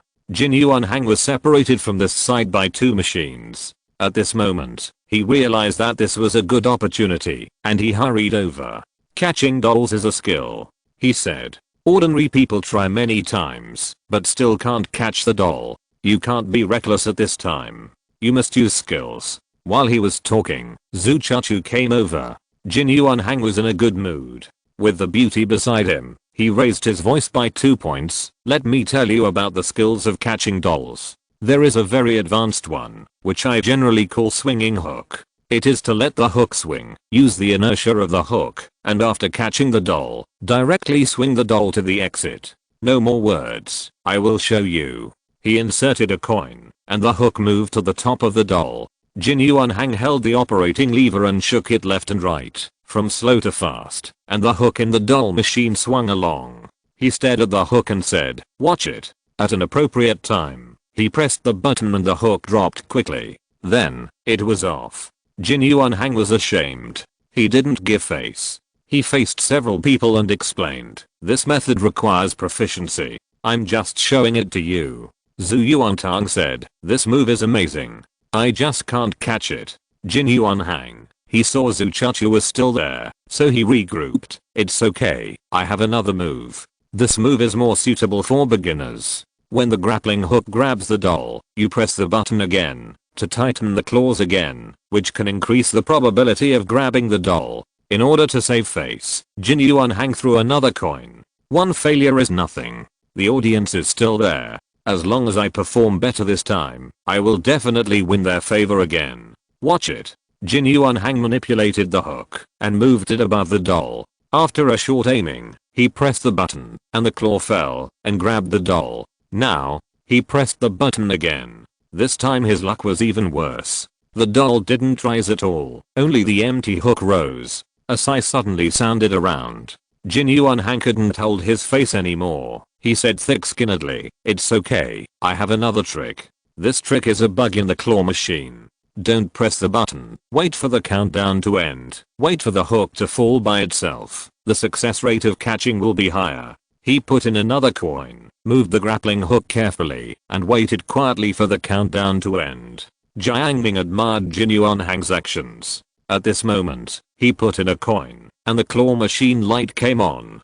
Jiang Ning, I want the white cartoon cat, Zhu Yuantang said. As for whether Jiang Ning would miss, Zhu Yuantang had never considered it. In her heart, Jiang Ning was the most powerful person in the world, except for herself, and there was nothing he couldn't do in the world. This was the answer she got during the time she spent with Jiang Ning. Jin Yuanhang watched Zhu Chuchu's eyes look at Jiang Ning. Muang also looked at Jiang Ning, and even his younger brother Tao Zhi looked at Jiang Ning. What do you mean, give up on me? Jin Yuanhang is panicking now. What if the audience runs away? He looked at the countdown, and then at the claw in the claw machine. Jiang Ning pushed the joystick, and locked the cartoon cat that had caused Zhu Yuantang to fail repeatedly before. He pressed the button, and at the same time, a spiritual force followed the gap in the machine, and drilled in nimbly. The grappling hook closed, and under the effect of the spiritual force, the cartoon cat stuck tightly to the hook. It flew into the air with the hook, past a group of dolls, and fell into the exit of the claw machine. Yeah, you really didn't let me down. Zhu Yuantang pulled Jiang Ning to shake. Jiang Ning looked normal, as if he had done something insignificant. Don't shake it. Don't you want the doll? Zhu Yuantang held the doll. His eyebrows were happy and his eyes were smiling. His mouth was curved like a crescent. I'll reward you with delicious food when you go home tonight. Zhu Chuchu looked at Tang Tang's doll and pursed her lips slightly. She wanted it a little. Muang stared at the cartoon cat.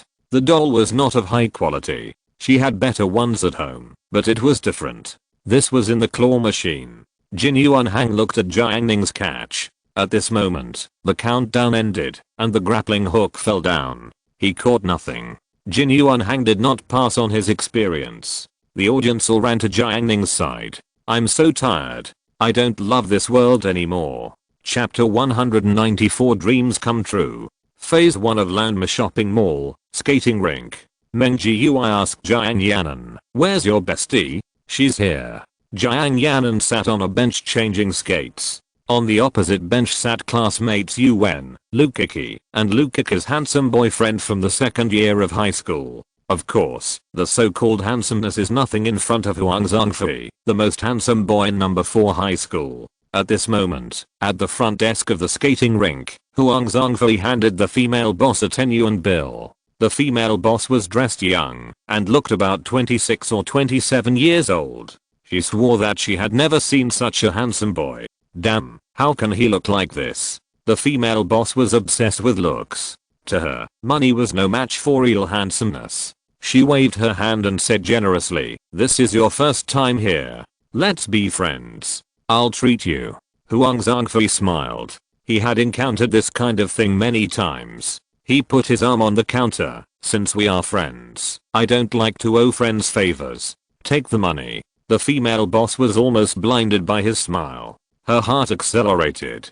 She took the money and showed the most sincere smile in her life. We are friends now. You don't mind if I teach you how to skate? Huang Zhongfei, I'm so embarrassed. It doesn't matter. I like teaching people how to skate the most. This is the meaning of my opening an ice rink. The female boss said. Cuiu looked at him coldly and spit in his heart. Women's mouths are deceiving ghosts. He had come here several times before. Some people tried to ask the female boss to teach them because they didn't know how to skate. However, the female boss didn't move at all. It was not like now, as if she had seen a treasure. According to the guests around, the female boss's family was very well off. She was arrogant. She opened the ice rink just for fun and was very willful. As a result, because of her good looks, the skating rink's business is actually quite good. Cuiu was disdainful. What if he was willful? When he saw their squad leader Huang Zhongfei, he still went up to please him. Just thinking about this, he sighed. At first, he asked Jiang Yanan out, but Jiang Yanan disagreed. Even if Cuiu claimed to treat her, she still didn't want to. Cuiu had no choice but to invite squad leader Huang Zhongfei, and then Jiang Yanan immediately agreed. It was so ironic. Meng Jiui, who was next to Jiang Yanan, looked around and didn't see her best friend at all. He wondered, where is your best friend? I didn't see her. Tell me the number of people and I'll buy you milk tea. She came, but only half of her came. Jiang Yanan joked. Meng Jiui was stunned and asked, which half came? Jiang Yanan said, I mean, she is in the Landma Mall, but she can't leave now. She can only come here later. Oh, okay. Meng Jiui was very disappointed and sat on the bench motionless. Seeing that he didn't move, Jiang Ning urged, "Go buy some milk tea. Wait until your bestie comes." Meng Jiui replied. Jiang Ning smiled on the surface, but cursed in her heart. She was a high school student, not some ignorant child. She had felt Meng Jiui's passionate love before, but she also felt Cuiu's strong love. The feeling of being carefully cared for by two boys was actually quite good. Jiang Ning enjoyed that feeling very much, even addicted to it. As a result, one day, Meng Jiui fell in love with someone else after meeting her bestie, and she was cold and indifferent to her from then on, and no longer had the same attitude as before. Jiang Ning felt uncomfortable and even a little aggrieved. "How can you just say you don't like her? Why are you so fickle? What do you think of me?" She had never seen a man who turned his face so quickly. Now, Jiang Ning gave up Meng Jiui. Let her go. She still has Cuiu. Jiang Ning changed into her skates and went to the ice rink to skate. Meng Jiui didn't even play. He is a pure-hearted high school student who only loves one person at a time. Meng Jiui stood at the fence of the corridor outside. Next to Meng Jiui was Cuiu. The two of them held the fence and looked down at the people in the hall below from the third floor. "It's great," Cuiu exclaimed. "What's good?" Meng Jiui asked. "This mall." Cuiu said, "This is still the first phase. The second phase is more prosperous. It is prosperous, but the rent of the shops inside is very expensive, and the things are also expensive." Meng Jiui said. His family is from the countryside. His parents saved money from working and bought him a house in the city. Usually, his parents still work in coastal cities, and he lives alone. The monthly living expenses are about 1,200 yuan, which is better than many students in the class, but it is not enough to spend in Landma Mall. Cuiu cursed. "It's so damn expensive. I came to see a pair of shoes last time, and they sold for more than 500 yuan. It's so shameful. The shoes he usually wears are just over 100 yuan. Although Cuiu is from the city, his family conditions are not better than Meng Jiui's. It's about the same level." Meng Jiui touched his 10-centimeter hair and said, "Jiang Ning is skating, aren't you going?" Cuiu sighed and said nothing. Just now, he saw a couple on the second floor, entering a shoe store. That shoe store was the one that sold shoes for 500 yuan a pair. The cheapest shoes in that store were 500 yuan. As a result, when the couple came out, they had two more bags in their hands. Think about their relationship, and then think about him. Take a break before going. In the skating rink, the female boss held Huang Zhang for his hand and took him skating, fearing that he would fall. Lukaki and her boyfriend in the second year of high school also skated hand in hand. Jiang Ning held the pole at the edge of the skating rink. It was really strange. Meng Jiui ran away, and even Cuiu didn't come. Cuiu looked down at the crowd below, at all living things, and suddenly a great ambition rose in his heart. He said solemnly, "I will buy this place in the future." Meng Jiui was incredulous. "Huh?" Cuiu smiled, his eyes full of fighting spirit. "I'm not wrong. I will work hard in the future, and I will definitely be able to buy the Lamma shopping center, whether it is phase I or phase second." Meng Jiui first found it unbelievable. The investment in the Lamma shopping center is at least hundreds of millions. How could he afford it? He stared at Cuiu's eyes and joked, "When President Cui buys the Lamma shopping center in the future, can I be the captain of the security team?" Cuiu said seriously, "I will directly let you be the security manager." "Good brother." Meng Jiui was happy. The two boasted for a while and decided to buy milk tea. There is a shop selling milk tea on the third floor. The two walked forward along the corridor, and a bunch of dolls came out of the video game arcade on the right. To be precise, it was a little girl holding a bunch of dolls. "Zhu Yuantang?" Cuiu was surprised. He quickly looked around, and sure enough, Jiang Ning was there. "Are you guys catching dolls?" he asked. There were too many. Zhu Yuantang said proudly. Yes, they were all caught by Jiang Ning. Behind Jiang Ning, Zhu Chuchu came out with 3 dolls, and even Muaying was holding a pink rabbit. "Muaying, you're here," Meng Jiui said in surprise. Jiang Yanan's best friend is Muaying, the girl who made Meng Jiui fall in love at first sight. Nguyen looked at Meng Jiuai's strong hairstyle and her eyelids twitched. Jiang Ning and I are going to have a big meal. Zhu Yuantang told Zhu Chuchu. Yeah, you guys go. Tao Zhi was holding a ragdoll tiger. He said to the two of them kindly, I'll play with you if I have a chance. After saying hello, Zhu Yuantang left with the ragdoll. She walked to the escalator and said, Jiang Ning, I'm so tired of holding the doll. Can you perform a magic trick and put it away? If you can do it, I won't be your boss anymore. We'll be equals. Jiang Ning flipped his hand and a plastic bag appeared in his palm. Put it away. I apologize for not being able to finish the third update. I swear, I will make it up tomorrow. Chapter 195 The Class Next Door and the New Teacher. March 2nd. Sunday. After finishing the buffet, Zhu Yuantang used assisted walking technology. Jiang Ning dragged her out of the Blue Horse shopping center, carried her to the backseat of the mountain bike, and sent her home. Zhu Yuantang returned to her room and prepared to go to bed because she had to go to school for evening self-study. She asked Jiang Ning to call her before leaving and said that she would not eat dinner. Jiang Ning practiced alone, and when it was getting dark, he pushed open the door and woke Zhu Yuantang up. Zhu Yuantang sat up in shock, confused. Is it dawn? She stared, completely forgetting whether it was day or night. It's dark. Jiang Ning said, school has started. If you sleep for a long time in the afternoon, this will happen, and sometimes you will feel dizzy. He bent his fingers and cast a spell to wake Zhu Yuantang up. Go wash your face. Class 8 classroom. The students in the back row have all arrived. Brother Nan, you should come to the city to play this morning. Cuiu said. Jiuo Kunan sat quietly. After 2 days at home, he repaired the heart of Taoism that was broken by Manman. Now, his mentality is extremely calm. Compared with him last week, he has grown up again this week. Looking back, he was really like a child last week, too immature and too childish. If Jiuo Kunan now handles the things of last week, he will definitely be able to handle them easily and comfortably. Jiuo Kunan said calmly, did you go ice skating today? Yes, not only ice skating, but Meng Jiuai also treated us to a meal, which cost more than 500 yuan. Cuiu really didn't expect Meng Jiuai to be so generous. Fuck, so much money?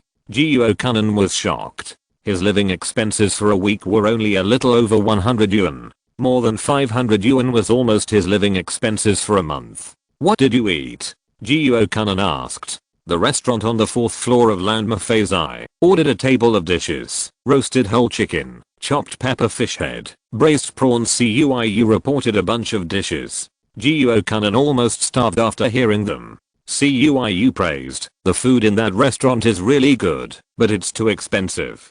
Damn, I should have gone there earlier. Jiuo Kunan felt extremely regretful. He didn't know how long it would take for such an opportunity to come around. Did you meet Jiang Yanan's best friend? Is she pretty? Jiuo Kunan knew that Meng Jiuai had fallen in love with someone else, but he had never seen how pretty his best friend was that he boasted about. Cuiu listened, thought about it, and said, she's pretty, very pretty. Jiuo Kunan still trusted Cuiu's vision. After all, the vision of the brothers in the back row, except Hujun, was actually pretty much the same. How pretty is she? Compared with Bayuxia? The best way to compare a girl's appearance is to find another girl to compare. Cuiu thought about it. She's half a point worse than Bayuxia. Jiuo Kunan, she's pretty. Shan Kaikun saw the two chatting and came over to talk to them. What are you talking about? Shan Kaikun was sitting in the front row now, but he was in KOIing, but his heart was in Han. He thought he was in the back row. Cuiu said, I'm talking about Meng Jiuai's girlfriend. Wang Longlong, who had been watching Ma Shichen playing games, replied, that's not something to talk about. Cuiu ignored him and explained, just now, Brother Nan asked me how pretty the girl Meng Jiuai likes is, and I said she's not as pretty as Bayuxia. As soon as he said this, Shan Kaikun seemed to be praised. He smiled and was in a very good mood. Hey, I'm not bragging. Bayuxia is the prettiest in our school. Cuiu didn't believe it. At least in the first experimental class, there was a girl who looked better than Bayuxia. Jiuo Kunan didn't listen to Shan Kaikun's nonsense. He asked, Do you think Meng Gui can catch up with that girl? He himself had failed in love, learned a lesson, and gained experience. Jiu Kanan thought that when his brothers had emotional troubles in the future, he could give them advice and help them increase their chances of catching girls. It's difficult. Cuiu said. He said, that girl is pretty. Besides, she is studying in that Tsinghuan Peking University class of number 2 middle school, and she is not the same kind of people as us. After this, everyone was silent. We are all high school students, and we can feel the difference in many things. That Tsinghuan Peking University class of number 2 middle school is another class. The authority of number 2 middle school has been cultivated for many years, and people will admire it after hearing it. It is another world from them. To be honest, although everyone is laughing and joking at ordinary times, there is a line in their hearts. Not to mention number 2 middle school, even the girls in the experimental class next door, they feel that they can't reach them. Listening to the helplessness in his words and the silence of everyone, Shan Kaikwun sneered. What's wrong with that Tsinghuan Peking University class of number 2 middle school? They were still pressed to the ground and ravaged by Zhu Yuantang. What's the big deal? Cuiu was stunned for a moment. What you said seems to make some sense. He just remembered that there was a real god in their class, which he usually ignored unconsciously. Now thinking back, he suddenly felt, yes, Zhu Yuantang is better than the students in that Tsinghuan Peking University class. She is the first in the city. Doesn't it mean that Yazhou number 2 middle school and 2 county number 1 middle school are all suppressed by her? Thinking of this, he quickly looked at Zhu Yuantang's position. He saw that Jiang Ning was holding a strawberry high on the seat. Zhu Yuantang stretched out his arms and jumped around, trying to grab the strawberry, looking silly. Several people saw this scene. Shan Kaikwun said, brothers, have you regained your confidence? Cuiu, I'm fine again. Jiu Kanan, that Tsinghuan Peking University class is nothing. By the way, I went to Landma Mall to play today and saw Jiang Ning and the others. Cuiu said. Did Jiang Ning have dinner with you? Jiu Kanan asked. No, he's with Zhu Yuantang. But guys, I found something outrageous. Jiang Ning knows so many pretty girls. I also saw a pretty girl in Landma. She's really pretty, and it turns out she has a pretty good relationship with Jiang Ning. Cuiu was envious. For boys, being able to get along well with pretty girls is a happy thing at any time. Ma Shiqing, who was playing games, said, I sat at the same table with him last year, and I discovered it a long time ago. Wang Lang said, brother Ma, Jiang Ning abandoned you for the pretty girl, but don't worry, Lang, I will never leave. Brother Ma, stop chatting, let's play the clan war. Recently Ma Shiqing has been playing Clash of Clans, and Wang Lang is very excited. Brother Ma is not only good at operation, but also extremely strong in strategizing. At this moment, a huge figure came into the back classroom. Several people looked up, and Hu Jun greeted him. Xianpeng, did your hamster eat today? Yan Xianpeng is a student in the next class 9.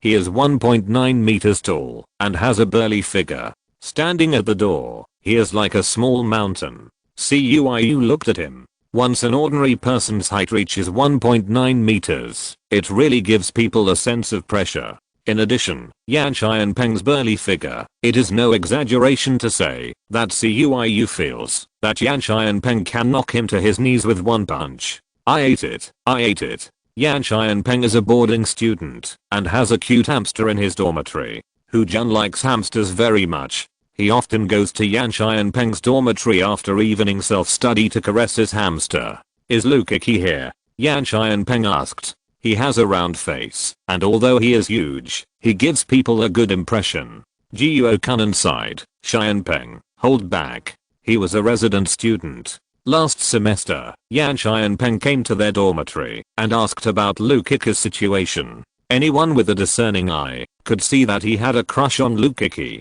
But last semester, Yan Xianpeng had not been ready and hesitated, and as a result, Lukiki started dating a senior in the second year of high school. Yan Xianpeng clenched his fists. I won't give up.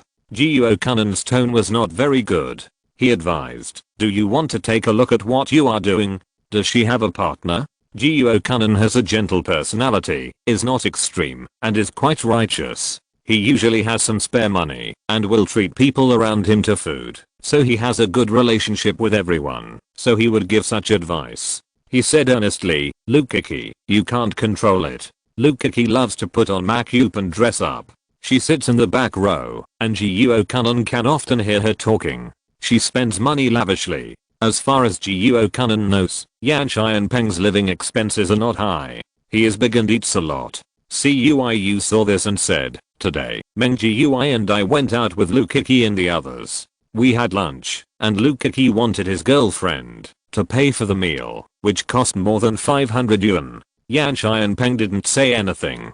After a while, he said, when Lukaki comes, send me her questions number. He turned and left class 8. That's ridiculous. Shan Keikun complained. Lukaki has a girlfriend. Why is he still chasing her? Does he have any fetish? Hu Jun said, how can you say that? Everyone has the freedom to pursue love. Jiuo-kun, get lost. To be honest, Lukaki doesn't like him. Cuiu confessed, don't look at him, because he looks strong, but he's not popular with girls. Girls don't like him if he's too strong. He should be a little thinner like Jiang Ning. Shan Keikun agreed, and then he had an idea. Who do you think will win if Yan Xianpeng and Jiang Ning fight? Don't look at Yan Xianpeng because he's kind. Last time he got angry and broke the tiles on the outside wall with one punch, he said. Ma Shichen looked at Shan Keikun as if he were a fool. Jiang Ning can beat 8 of them. Do you believe it? Jiang Ning took out a little penguin doll from his bag and gave it to Zheng Lu. I caught it when I went out to play today, and I'm giving it to you. Ah. Zheng Lu took the doll and was very surprised. At the front table, Chen Xiaoyu said mysteriously, have you heard that after our math teacher asked for leave, the school replaced us with a new math teacher? I know who the new teacher is. His name is Gao Hishui. Bei Yuxia frowned. Gao Hishui? This name is a bit strange. She asked, are they teachers hired from outside our school? In order to improve the teaching quality of number 4 middle school, the principal personally invited a group of teachers to come. These teachers are quite capable, and the number 4 middle school offers high salaries, reportedly more than 10,000 yuan per month. Yes, he is teaching senior high school students now. I heard that Gao Hishui has a bad temper and is particularly strict. Students at number 4 middle school call him Black Shui. He and another teacher in our school, Brother Koang, are known as the 2 heroes of number 4 middle school. It is rumored that he used to like to show his belly in class, and there is a scar on his belly. Last semester, his car was parked at school, and a student spit on his car, and he kicked him twice. Chen Xiaoyu said fearfully. Chen Xiaoyu worriedly said, some of our math classes will be in trouble in the future. Do you think he will kick us if we don't pay attention in class? Chen Xiaoyu was very scared. Bei Yuxia had also heard the legend of Gao Hishui. Gao Hishui was famous for being powerful and cruel in number 4 middle school. There were rumors about Gao Hishui in the forum of Yazhou number 4 middle school, and students often scolded him in the forum. It's possible. I heard that he likes to ridicule students the most, regardless of gender. Zhu Yuantang ate strawberries, listened to their words, and said indifferently, what are you afraid of? Chapter 196 New teacher takes office. Monday afternoon, first class. The sun was shining brightly, a good time for a nap. The news about the new math teacher spread throughout class 8, making the students in the class very excited. Some even planned to meet the math teacher Gao Hishui. Wu Zhaoqi held the basketball and stared at the door of the classroom. The previous math teacher was too weak. When he slept, the math teacher didn't care about him at all, which inevitably made his sleep lack some flavor. As everyone was looking forward to it, a dark figure appeared at the door of the classroom. The student's first impression was that he was dark, and the second was that he was tall and strong. The figure walked quickly to the podium. He looked at the students in the class and introduced himself with a serious face. I'm Gao Hishui, and I'm in charge of the math subject of class 8 during this period. There was sparse hello, teacher from the audience. Gao Hishui had thick eyebrows and big eyes, and his eyes were staring. He had a big mole next to his nose, which gave people a bad first impression.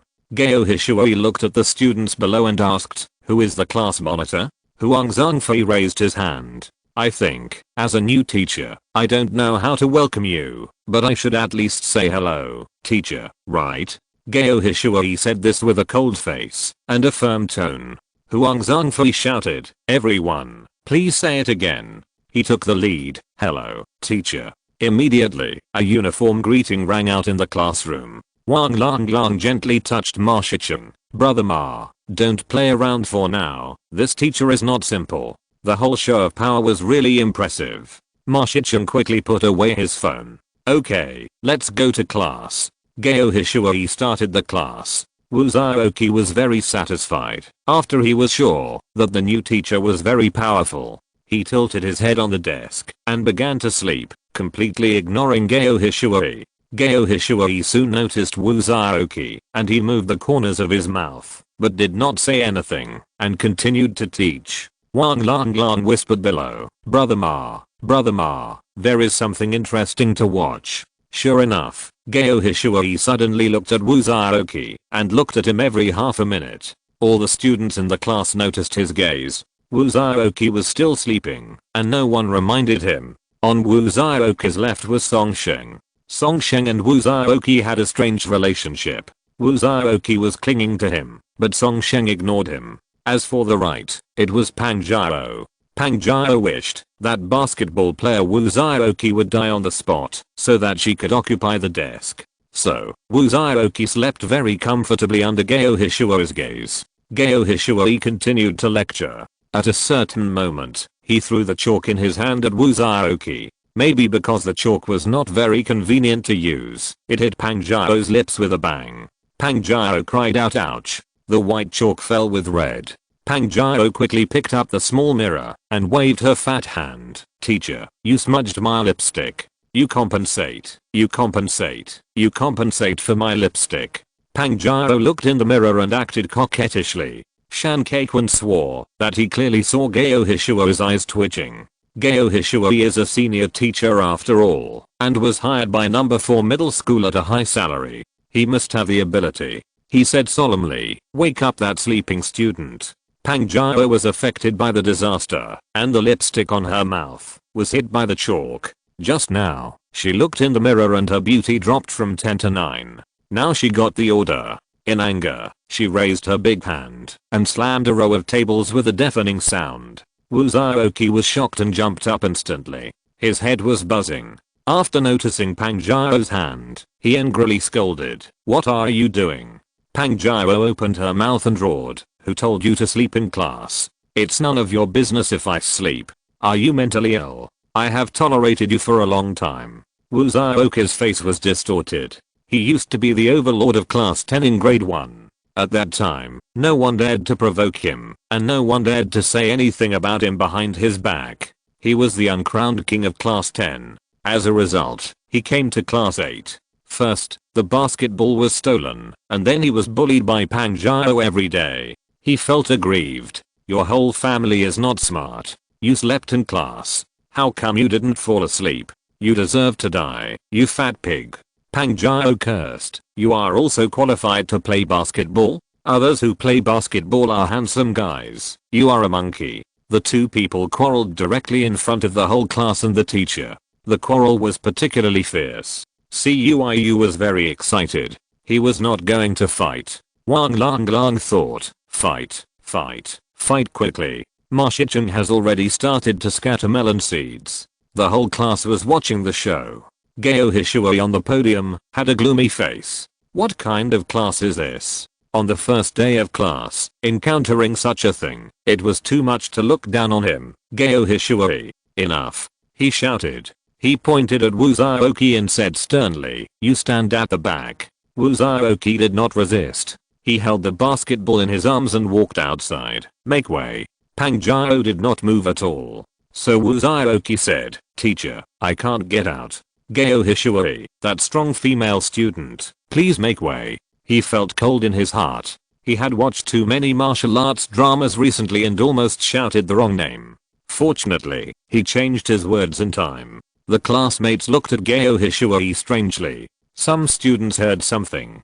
Pang Jiao usually didn't let Wu Zhaoqi out, but now she was even more unwilling. She twisted her body and the tables in front and behind her shook. Teacher, you broke my lipstick, and it hurts my mouth now. Gayo Hishuo's face became even darker. He took a deep breath. After class, give me the lipstick brand and I will compensate you. He is a young teacher, just 30 years old this year. He has a high salary and doesn't have to support her family. The money for lipstick is not a big deal. Can you make way now?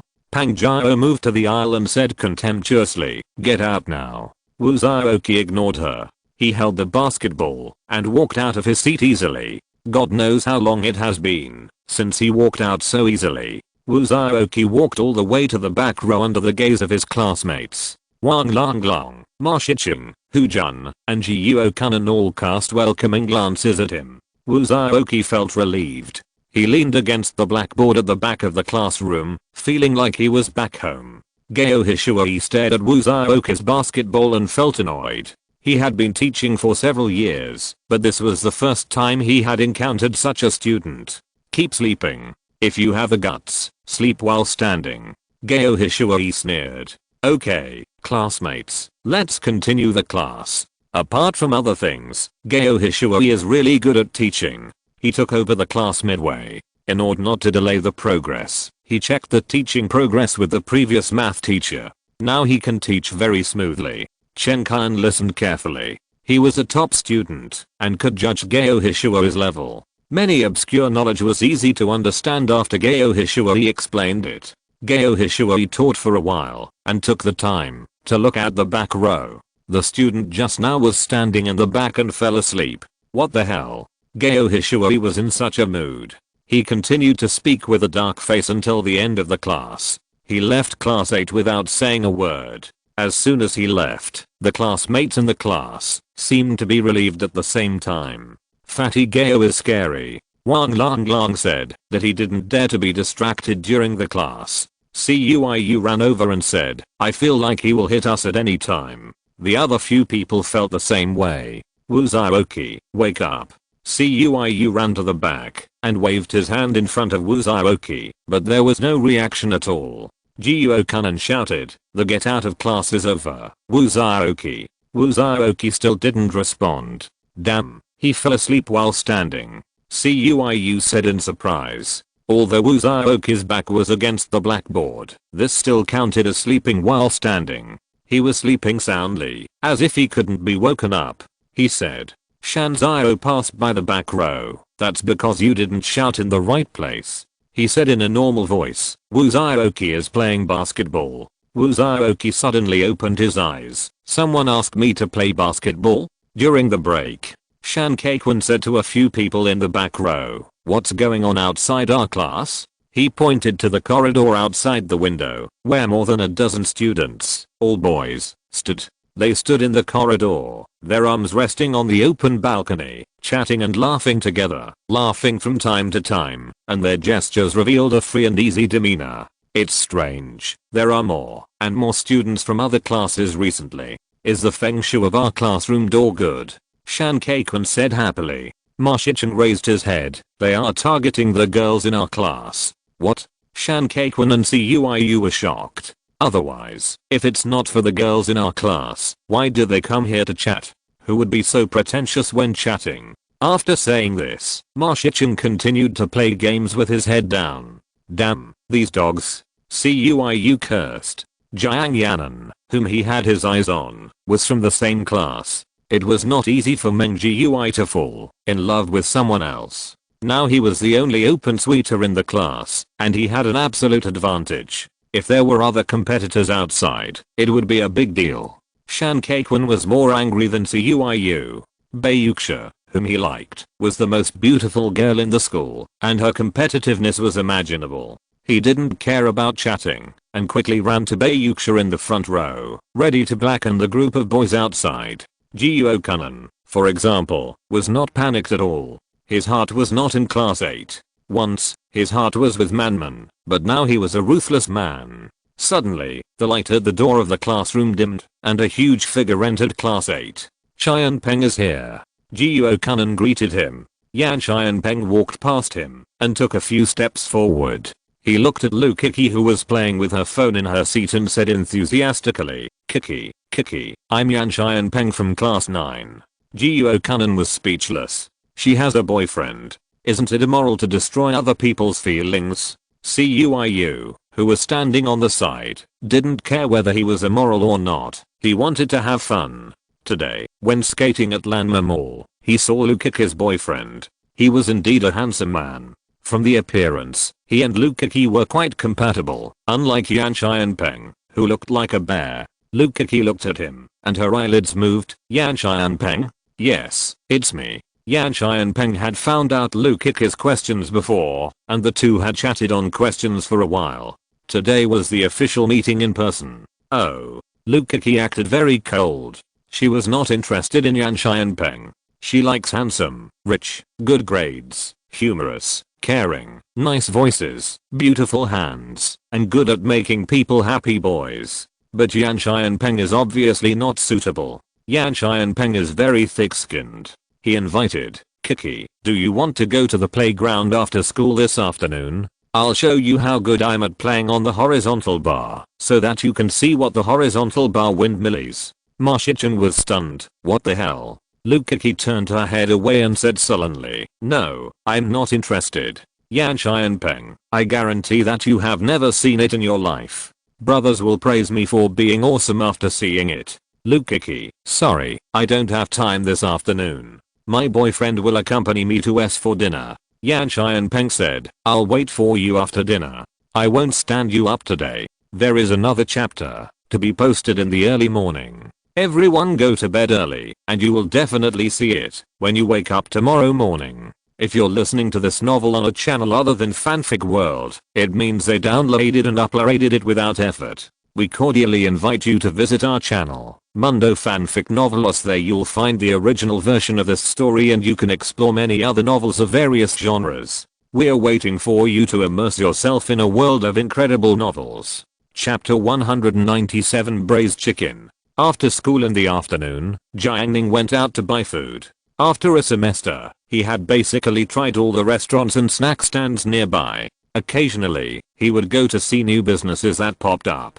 Xiao Shuangshang had asked him before whether he wanted to ask the company chef to prepare meals and send someone to deliver the meals every time it was time for dinner, or simply open a restaurant at the gate of number 4 middle school. Jiang Ning refused. It was unnecessary. He preferred this simple and unpretentious life. When Jiang Ning was leaving the school gate, Huang Yazu from the class passed by him.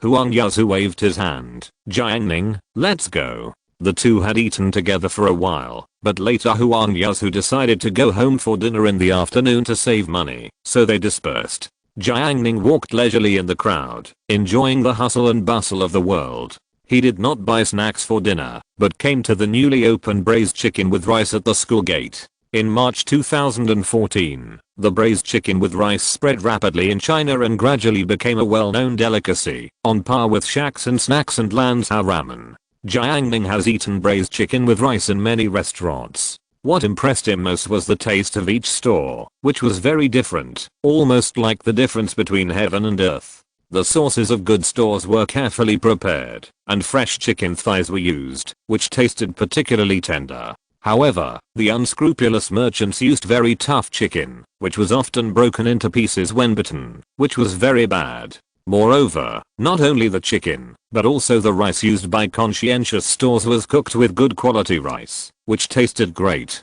Jiang Ning remembered that the braised chicken in the store in front of the 4th middle school tasted particularly good. He was immediately amazed when he ate braised chicken with rice for the first time, and he wanted to eat it every day. However, the price of braised chicken with rice is not cheap. The store in front of the 4th middle school sells a small portion for 16 yuan, and the side dishes include potato chips, small green vegetables, and a little mushroom. These days, the budget for many students to eat is about 10 yuan. Jiang Ning's dream was to achieve the freedom of braised chicken, and that time was exactly his happiest years. Jiang Ning pushed open the glass door of the braised chicken restaurant, and the heat of the air conditioner hit him. Most of the students sat in the store. The seats in this store are divided into 2 rows. The right row is the common 4-person table, and the left row is the double table. Jiang Ning went to the front desk to order food. He looked at the menu hanging above and asked for a small braised chicken, an extra kelp slices, and a fish tofu. The kelp slices cost 2 yuan, and the fish tofu cost 3 yuan. In this way, the total price came to 21 yuan. Jiang Ning also asked for a bottle of Assam milk tea, and the dinner cost 25 yuan. Not to mention students, even ordinary office workers these days, a dinner of 25 yuan will be a bit painful. Jiang Ning held the Assam milk tea, and the bottle was cold. It is winter now. Even with Jiang Ning's physique, he can drink ice water directly, but it is better to be hot. He urged his spiritual power and slightly heated the milk tea. Jiang Ning found a double table and sat down. At the same time, he cast a spell over the chair, making it clean as before. Needless to say, even if spiritual power cannot be used for fighting, it is also a convenient thing to use it in daily life. The power of the braised chicken is still good. After a while, people came to the door of the store one after another. Almost all of them were students from number 4 middle school. Some people came in with their mobile phones. After ordering, they asked the boss for the Wi-Fi password. After waiting for the connection, they immediately swiped their phones, clicked on the video player, and started caching and downloading. Before Jiang Ning's meal was served, the door of the store was pushed open again, and a tall figure walked in. Li Shi looked around. There were only a few seats left in the store. She wanted to push the door and leave, but thinking about what Ding Xuan said, that the braised chicken in this store was delicious, she finally came in. Li Shi's family was well off. She had eaten large meals that cost tens of thousands or even hundreds of thousands of yuan per table, but that didn't mean she would dislike ordinary meals. She was studying at school and often went to the door to buy snacks. The waiter brought a small casserole of braised chicken and placed it in front of Jiang Ning's table, reminding him, be careful of the heat. At the same time, Li Shi passed by and threw her phone in front of Jiang Ning's table to indicate that she had taken a seat. This action caused the two boys in the store to show their disappointment. As soon as a pretty girl like Li Shi came in, they immediately noticed her. He hoped that she would choose to sit opposite him, so that with close contact, some sparks might be created. Maybe they would add questions and develop a romantic story. Unfortunately, as the phone fell, the fantasy ended. Jiang Ning saw the phone. The model was iPhone 5S, and the phone case was an ordinary transparent soft plastic case. It was still transparent at present, but it would turn yellow after a long time of use, and it would not look good. After Li Shi ordered the braised chicken, she sat in front of Jiang Ning. She was still wearing a coat that showed her figure. She picked up her phone, took the opportunity to glance at Jiang Ning, then opened WeChat and sent a message to Ding Xuan. Guess who I ran into? Who? Jiang Ning. Li Shi was in a good mood. Ding Xuan replied, try not to talk to him. For the safety of her sisters, Ding Xuan reminded again, don't stare at him. Li Shi was puzzled. Is there anything special about him? This time Ding Xuan didn't reply to her. Li Shi put her warning aside in a blink of an eye. While she was waiting for the meal, she looked at Jiang Ning from time to time. It was the first time she had seen a boy who ate so well. His expression was natural, his movements were smooth, and he looked very comfortable. It was like a tea artist making tea, pleasing to the eye. Li Shi looked away, and after a while, she looked back. The waiter brought her braised chicken over. The soup in the small casserole was boiling, and the hot steam was rising, as if it was about to splash out, but it gradually subsided over time. Li Shi picked up a piece of chicken with chopsticks and tasted it. It was delicious. She looked at Jiang Ning's face, and took another bite of rice. For the first time in her life, Li Shi realized the meaning of the idiom beauty is a feast for the eyes. Could it be that Xu Yang reminded me not to get close to him because she likes Jiang Ning? Li Shi couldn't help but come up with this guess. But it was too ridiculous. According to Li Shi's observations so far, Jiang Ning seemed to have no other advantages except that he was good at studying, handsome, agile, and had a good eating manner. Well, Li Shi admitted that the above advantages were enough. Jiang Ning drank a sip of milk tea and suddenly asked, what are you looking at? Li Shi was stunned. Then, she felt guilty and instinctively argued, how do you know I'm looking at you? Jiang Ning said calmly, it's up to you. He could certainly expose the number of times and duration of the other party's viewing, but there was no need to do so. After Jiang Ning finished eating, he put down his chopsticks, got up and left the restaurant. This decisive move caused Li Shi, who was always proud, to complain, "Isn't this lady beautiful enough? Shouldn't he take this opportunity to say a few more words to me? Go to bed early, good night." Chapter 198. You are different from him. Zhu Yuantang in the classroom hadn't eaten yet,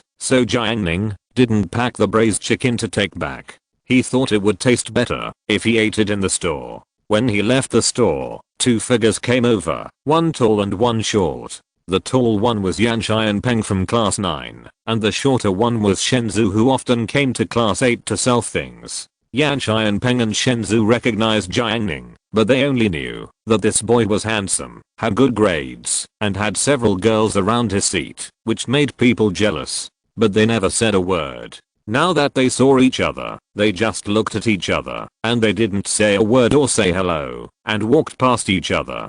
Jiang Ning went to the stall at the school gate and bought a rao jiamo and a tremella soup. He thought that these meals might not be enough for Zhu Yuantang. Although she was small, she was very good at eating. So he went to the fruit stall next to him and bought 10 yuan of strawberries. On the way back to school, the sky was dim. He used magic to condense clear water and moisten the strawberries in the bag and rinse them clean. Eliminate the trouble of washing fruits in winter, so Zhu Yuantang can eat them directly. Back in the classroom, Jiang Ning put the food on the desk and immediately received praise from Zhu Yuantang, such as, "I didn't misjudge you, you are worthy of being my deskmate." Jiang Ning didn't pay much attention to her, just said, "The strawberries are washed, there are skewers inside, you can eat them." Before the evening self-study, Shan Keiquan and Jiuo Kunan came in through the back door. The classroom of class 8 usually has 2 doors. Since the back door is close to the stairs, even the students in the front row still like to come in from the back. As soon as Shan Keiquan entered the door, he sat in Hejun's seat and said to Ma Shicheng and others, "There is a restaurant opened at the entrance of the school called Braised Chicken Rice. The taste is so delicious. Brother Ma, you should try it next time." Shan Keiquan turned into a salesman and introduced it to several people. "It's just too expensive." Ma Shicheng asked, "How much?" 16 yuan per serving. "I think it's worth it." Shan Keiquan said sincerely, "If you don't believe me, ask Brother Nan. Isn't the chicken very delicious?" Jiuo Kunan also agreed. He was a child from the countryside.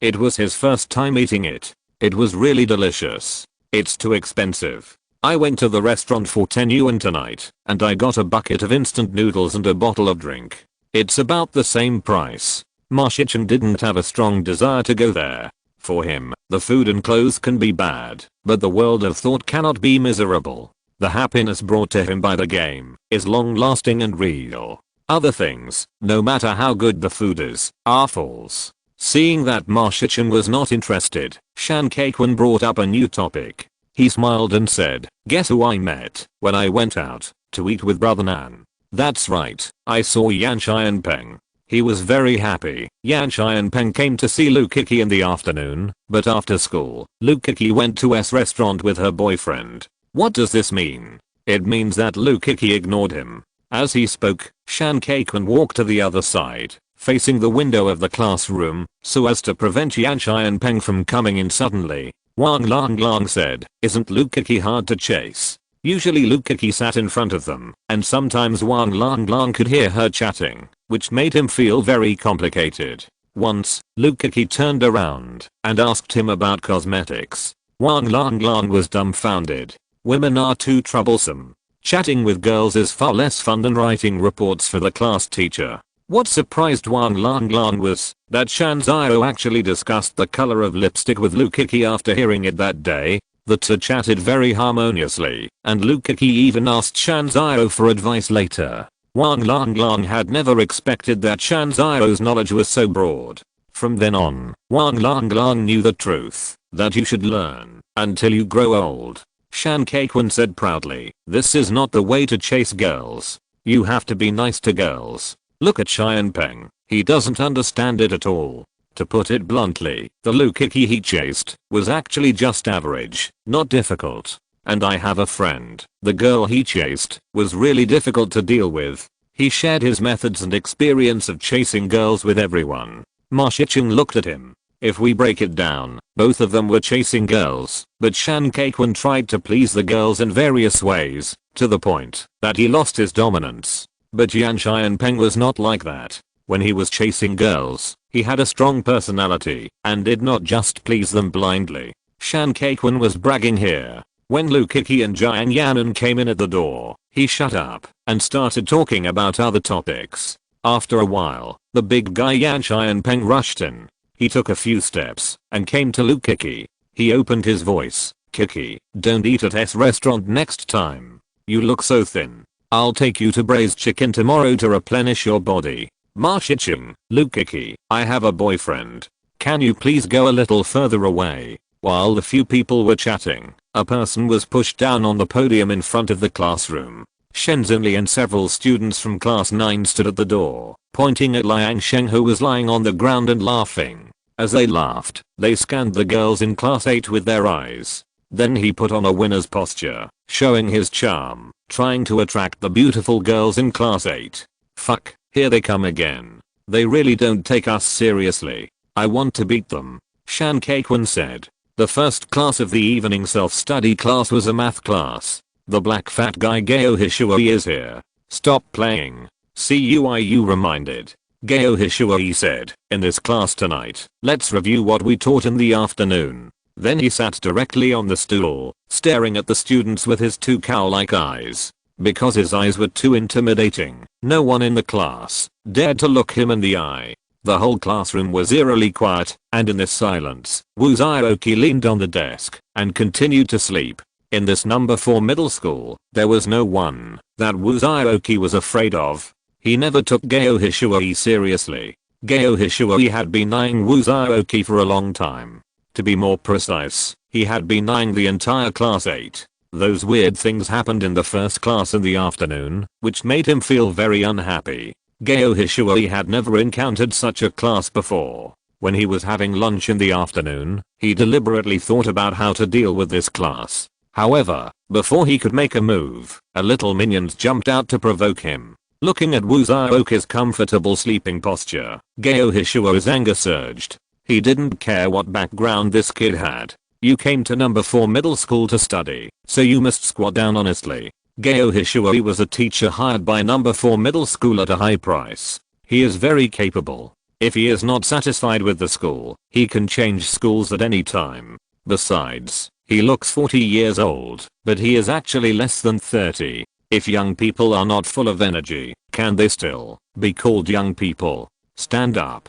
Gao Hishuai suddenly jumped up and shouted angrily, with a very loud voice. Jiang Ning saw that the twin sister Chen Siking at the front table trembled, but Zhu Yuantang did not react at all. Because Jiang Ning cast the spell faster, he instantly cast the sound insulation spell. Gao Hishuai's face was like an angry lion. Wu Zhaoqi said, "Teacher, what's the matter?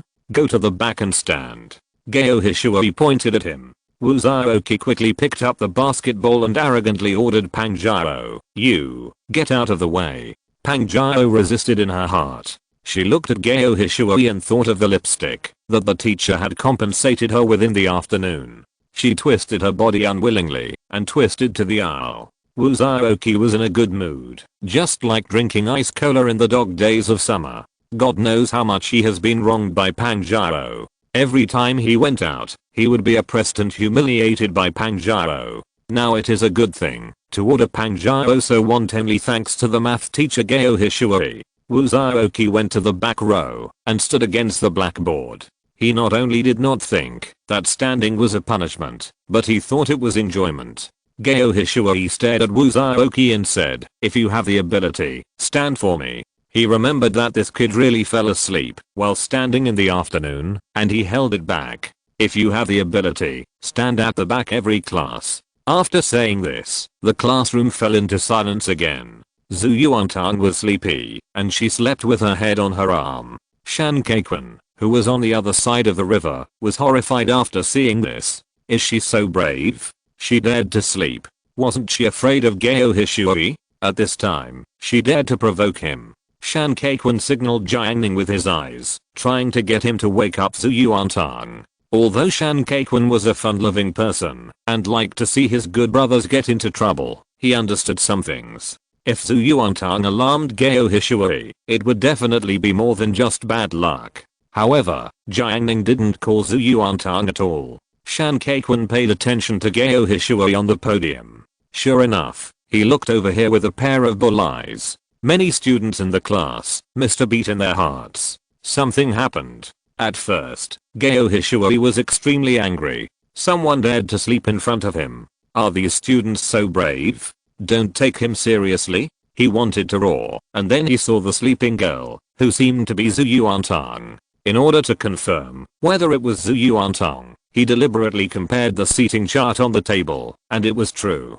Before he was transferred to Class 8, Shan Qingrong, the head teacher of Class 8, gave him many warnings. He could manage anyone, but not Zhu Yuantang. She was a potential top scorer, and was on the principal's list. As long as she didn't affect other students, she could do anything in the classroom. Thinking of Shan Qingrong's warning, Gao Hishui withdrew his angry thoughts. He had heard that he was the best in the city, and such students should have privileges. He, Gao Hishui, had no objection. So the classmates in the class saw Gao Hishui retract his death stare. The atmosphere in the class solidified, and then it began to flow again. Cuiu sneered in his heart. I think you are nothing more than that. Originally, because of the rumors about Gao Hishui in number 4 middle school, he was afraid of him. Now, after what happened to Wu Zhaoqi and Zhu Yuantang, Cuiu felt that he was nothing more than that.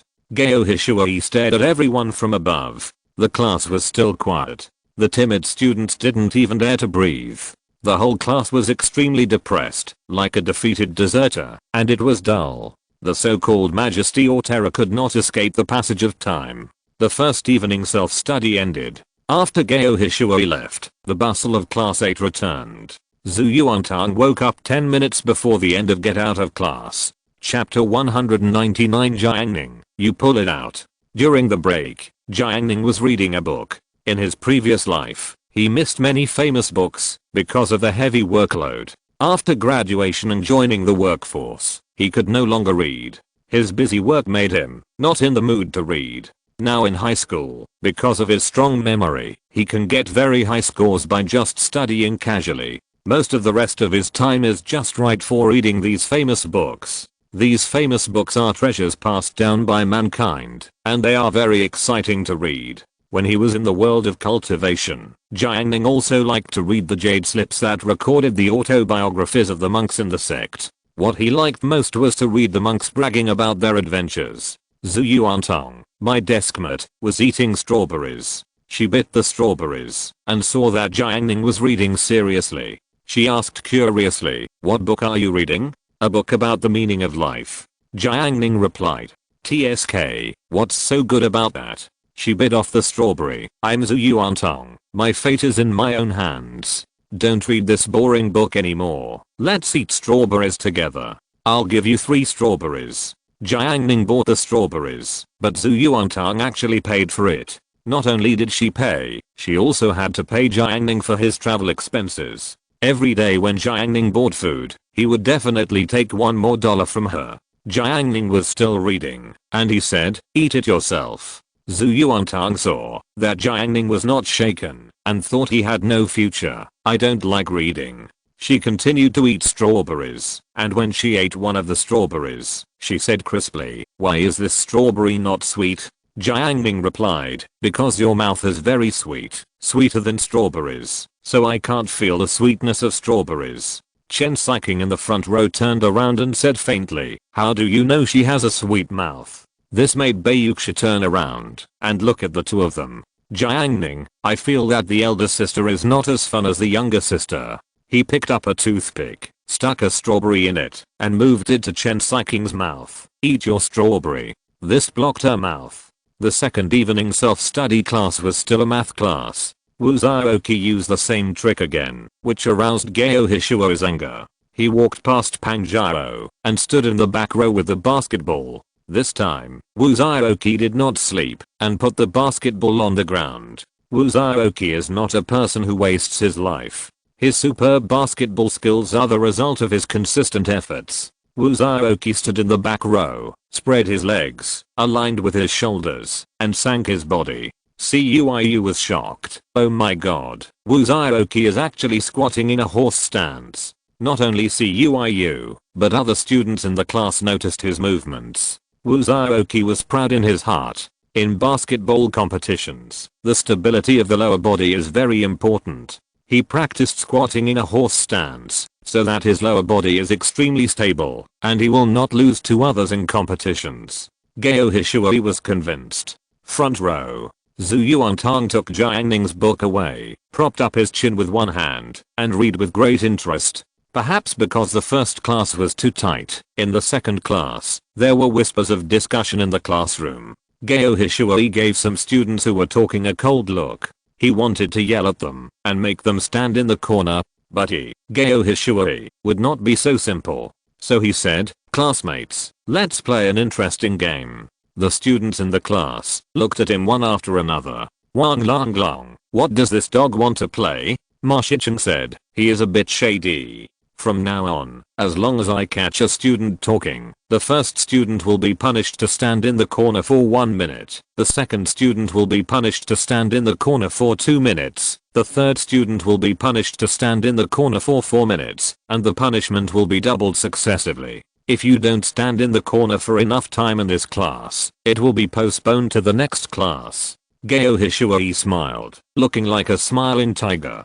Come on, don't blame me for not giving you a chance. You keep talking to me. Cuiyu laughed below. I thought it was a very harsh punishment, but what kind of thing is this? Isn't this a perfect opportunity for me to speak? After Gao Hishui finished speaking, the classroom was quiet for a while, and then the voices of people talking broke out again. This is a free opportunity. It would be useless if you don't speak up. Anyway, the person who was caught in front only stood for a few minutes, which is nothing. Cuiyu asked Meng Jiui, do you have any good movies at home? I downloaded them last time, and I have watched most of them, but I still have 3 saved, and haven't watched them yet. Each one starts at 1 hour. Meng Jiui said truthfully. This is what he promised Brother Nan last time. When he comes, they will enjoy it together. 1 hour. This length is awesome. Cuiyu said impatiently. Let's go to your house tonight. Meng Jiui said, let's call Brother Nan later, but the last time we had dinner at Lanma, it cost more than 500 yuan.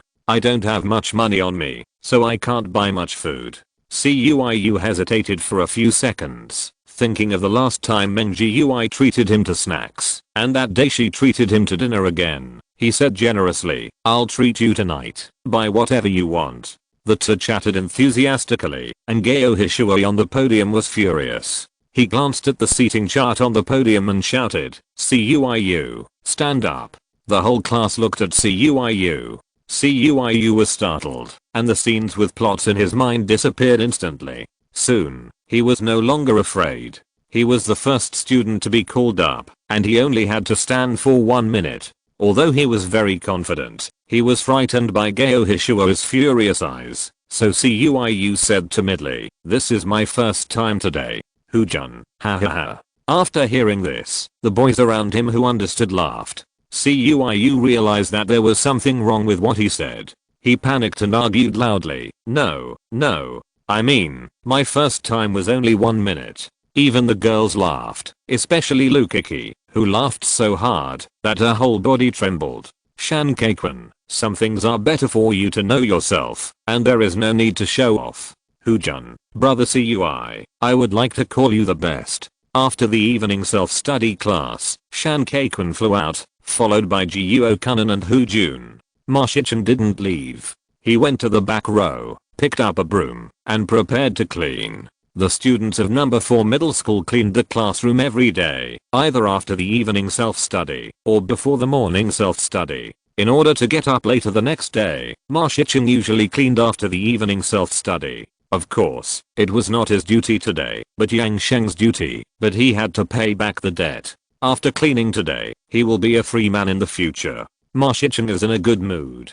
So much so that he sweeps the floor quite seriously. His companion who sweeps the floor is Huang Yazhu. Ma Shichen has a good impression of this boy. Although Huang Yazu's presence is not high in normal times, everyone knows that he is a down-to-earth person and is serious about his work and life. Huang Yazu usually works at home. He carefully swept the row of seats he was in charge of. After he finished sweeping, Ma Shichen was only halfway done. Huang Yazu held the broom to help, but Ma Shichen refused. "No need to help me, I'm sweeping comfortably now. Not only comfortable, but also cozy." As if enjoying the fruits of victory. From tomorrow on, he will live for himself. Seeing this, Huang Yazu did not insist. Huang Yazu was wearing a thick jacket, not afraid of wind or rain. He first tied his clothes tightly with black straps. Then, he put on his backpack and tied it tightly. After everything was tied up, he looked like a capable soldier, ready to go at any time. Ma Shichen said happily, "Yazu, you are in this state. Are you going to fight?" Huang Yazu said with shame, "I will ride home later, tied tightly, and I will be warm." He burnt a house. Jiang Ning sat cross-legged on the bed, and the room was filled with smoke. He insisted on using the soul-sinking incense to cultivate immortality every night, day after day. The cultivation of spiritual consciousness is the aspect that Jiang Ning doesn't have to worry about the least. The effect of the soul-sinking incense is very good. Even if you reach the foundation building stage, you can still continue to use it. He took his mobile phone and flipped through his mailbox, which contained a work email from Xiao Shuangshan. At this time, Zhu Yuantang's voice came from the speaker of the mobile phone. "Wu, Jiang Ning, I'm reading the famous book you gave me. The protagonist in it is so miserable. Alas, I'm sad, and I feel so tired of living." Jiang Ning didn't say anything. He felt that, now, Zhu Yuantang was the person who lived the most relaxed life he had ever seen. Even without him, with Zhu Yuantang's naturally optimistic character, he would live happily and face life bravely. Jiang Ning looked through the latest emails, and the content sent by Xiao Shuangshan mentioned the issue of contracting Huqi Mountain. Changqing Group has a demand for medicinal materials, and now it is a star enterprise in the province. The boss Enching has hinted several times that Changqing will move there. Yazhou has finally found such a large enterprise, so of course it is unwilling, although it is not in line with the rules, to propose the contract of Huqi Mountain at this time. Sometimes the rules are meant to be broken. Xiao Shuangshan mentioned in the email that this matter is likely to be done, and she will put pressure on it to urge the progress. This news made Jiang Ning feel good. On the one hand, he used Huqi Mountain to cultivate medicinal materials, and on the other hand, he could finally cultivate some small monsters. The gathering spirit formation makes Huqi Mountain gather spiritual energy. Ordinary birds and beasts live in it for a long time, and their physique will change and transform into the form of monsters. At that time, Jiang Ning will hunt monsters, cook them, and eat them, and it will be perfect for body training. Moreover, the meat of the monster is extremely delicious. Zhu Yuantang would eat so much that he would fly away. Thinking of that scene, he couldn't help but smile. Zhu Yuantang, who was separated by a wall, lay lazily on the bed, holding her mobile phone with a look of despair on her face. Jiang Ning, human life is so fragile. Just now, in the famous book, the protagonist got sick and died at a young age. Oh, how pitiful. Zhu Yuantang sighed. Jiang Ning said, "Don't worry, you won't get sick." Zhu Yuantang said arrogantly, "Humph, of course, I'm a strong man, and a strong man will never get sick." "But, Jiang Ning, if one day, let's say hypothetically, I get sick and lie in bed, and my life needs to be maintained by equipment, can you help me unplug them?" Jiang Ning asked, "Really? Really? I heard that it costs a lot of money to be seriously ill, and my family doesn't have money. I won't treat it. After I'm gone, you and my mother will divide the money, and then each find a beautiful place, live well, and don't think about me. Woo woo woo." Zhu Yuantang was almost moved by what she said, and she was in tears. She was such a great girl. At the last moment of her life, she would be alone and leave quietly, without dragging anyone down. Jiang Ning said, "I unplugged it." Ah. Zhu Yuantang was puzzled. She suddenly found that the Wi-Fi was disconnected. The questions call was also disconnected. Jiang Ning called, and Zhu Yuantang answered. "I unplugged the network cable." Jiang Ning had no expression on his face. Zhu Yuantang was furious, and the self-admiration he had just felt was gone. Connect it to me. Go to bed early, and have a good dream. Chapter 200 exclusive. The physical education class of Class 8 of Grade 1 was moved to the second class on Wednesday afternoon. As soon as the first class ended, the students rushed to the playground, of course, not including Zhu Yuantang. She was still lingering in her seat. Every time the physical education class started, she would go to the playground just before the class started. Jiang Ning observed the sky last night and confirmed that there would be no wind or rain today. He brought a badminton racket.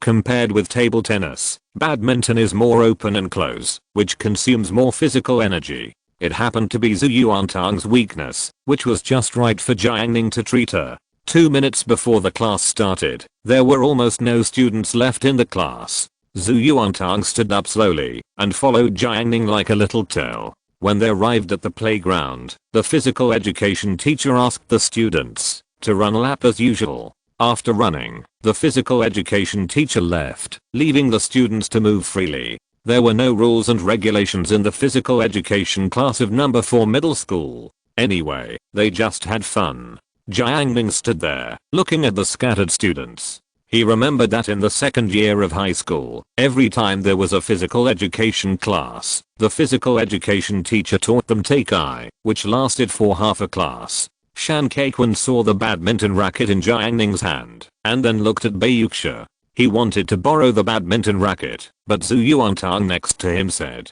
"Jiang Ning, let's play badminton." Okay. Jiang Ning was waiting for her to take the initiative to challenge. "Humph, today I'll show you how good I'm at badminton." After the two left, Shan Kaikwan was a little disappointed. That's right, Jiang Ning brought badminton, and she would definitely play with Zhu Yuantang. Sports committee member Zhang Kai came over and invited, "Kaikwan, do you want to play basketball together?" No.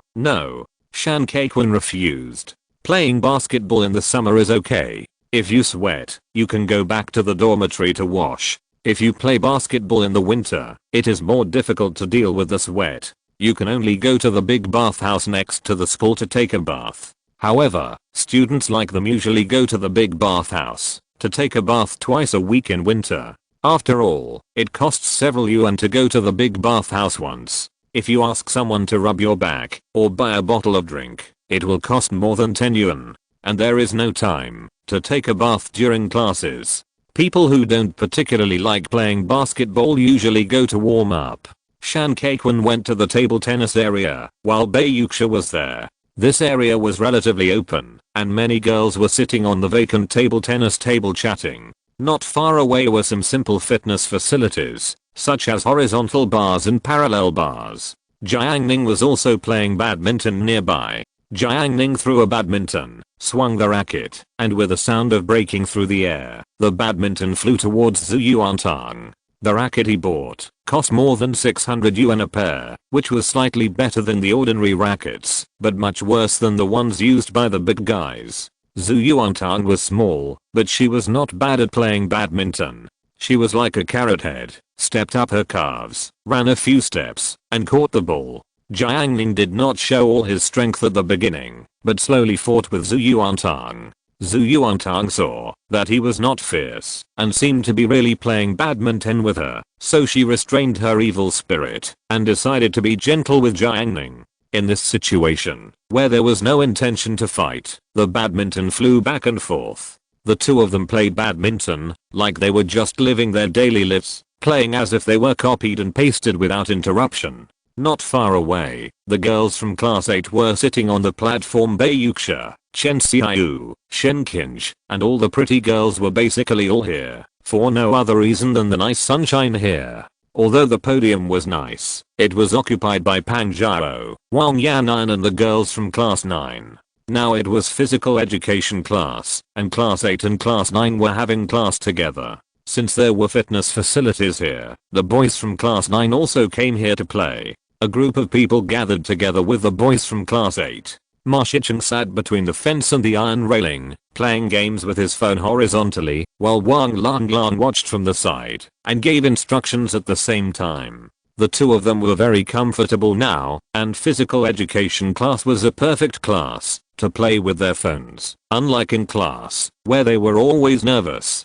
Ma Shicheng even turned on the external sound, which made playing games more exciting. Unlike the simple happiness of the two of them, the boys from class 9, such as Yan Xianpeng, leaned over the parallel bars with his huge body. "Brothers, let me show you push-ups on the parallel bars, and Kiki, watch out." Yan Xianpeng went up and down, doing more than a dozen push-ups on the parallel bars, which attracted the male classmates around him to exclaim that he was amazing.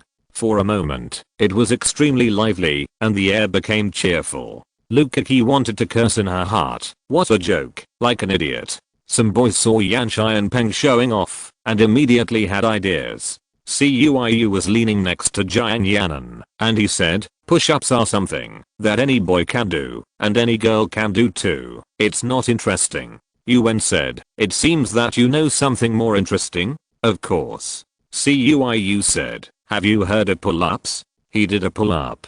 "Isn't this difficult?" Yuan saw someone do it, and felt that it was not easy. She had never tried it before. "It's difficult for others, but for me, it's too easy. After all, I exercise regularly, and my body is super good." Cuiyu was very confident, looking at the girls around him. "Yanan, I'll go and show you first." After saying that, Cuiyu went to the horizontal bar. Cuiyu did not come alone. He also brought Jiang Ning and Yuan's attention. The students of class 9 felt more comfortable when they saw Jiang Ning and the others looking over here. Jiang Ning was only considered above average among the female students of class 8. If she were in class 9, with a height of nearly 1.7 meters and white skin, she would definitely be ranked in the top 3. Shan Kaikun asked, "What are you going to do?" Cuiyu said casually, "Pull-ups." As soon as this was said, Shen Xinli of class 9 immediately spoke, "What's the big deal about pull-ups? I can do 10. Cuiyu glanced at him. He didn't like this kid. He sneered at the unlucky Liang Sheng from class 9 who bullied him every day. The strong should not attack the weak, but should bully the strong. Like him, he only did Miozhe. Cuiyu said disdainfully, "Do you know what pull-ups are? The pull-ups you usually do are not standard at all. You can do 5 of them. You're not bad if you can do 5 of them." Shen Xinli was upset. "What is a standard pull-up? Haha, take a good look." Because the two of them spoke in a very aggressive tone, the boys around them gathered around. In this atmosphere, Cuiyu stood under the high horizontal bar and jumped lightly. Grabbing the bar with both hands, he exerted force with his arms and pulled his whole body up. Then, he lowered his arms. His whole arms were completely vertical. His body hung on the horizontal bar and pulled up again with force, repeating it over and over again, doing 7 easily, and then falling to the ground. Cuiyu looked at Shen Xinli. "See, this is a standard pull-up." Shan Kaikun was surprised and said, "You are worthy of being my brother Cuiyu. This kind of pull-up is indeed not easy to do. Many boys can't even do one." Someone jumped up to pull, but he only pulled 2 and couldn't pull up anymore. Shen Xinli noticed Cuiyu's boastful expression, and he felt even more upset. Although he was not very tall and not strong, his grades were not bad.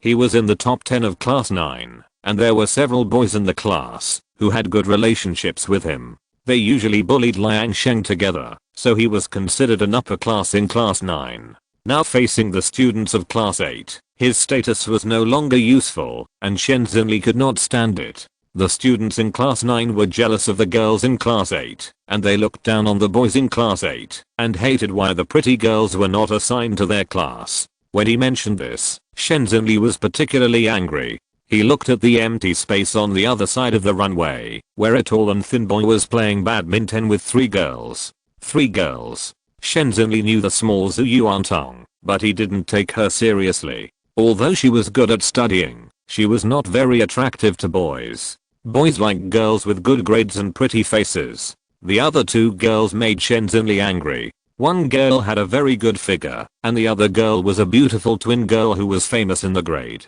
Many students in class 9 have been secretly planning to divide up the pretty girls in class 8, but they never thought that Jiang Ning would take half of them. Shen Xinli thought to himself, if Jiang Ning left school a few years ago, he might have been beaten up. End of this chapter. Thank you very much for reaching the end. Don't forget to like. Looking for more exclusive content and immediate access? Subscribe to our Patreon. Remember, every like, subscription, or donation encourages us to continue. Thanks to everyone. See you in the next video.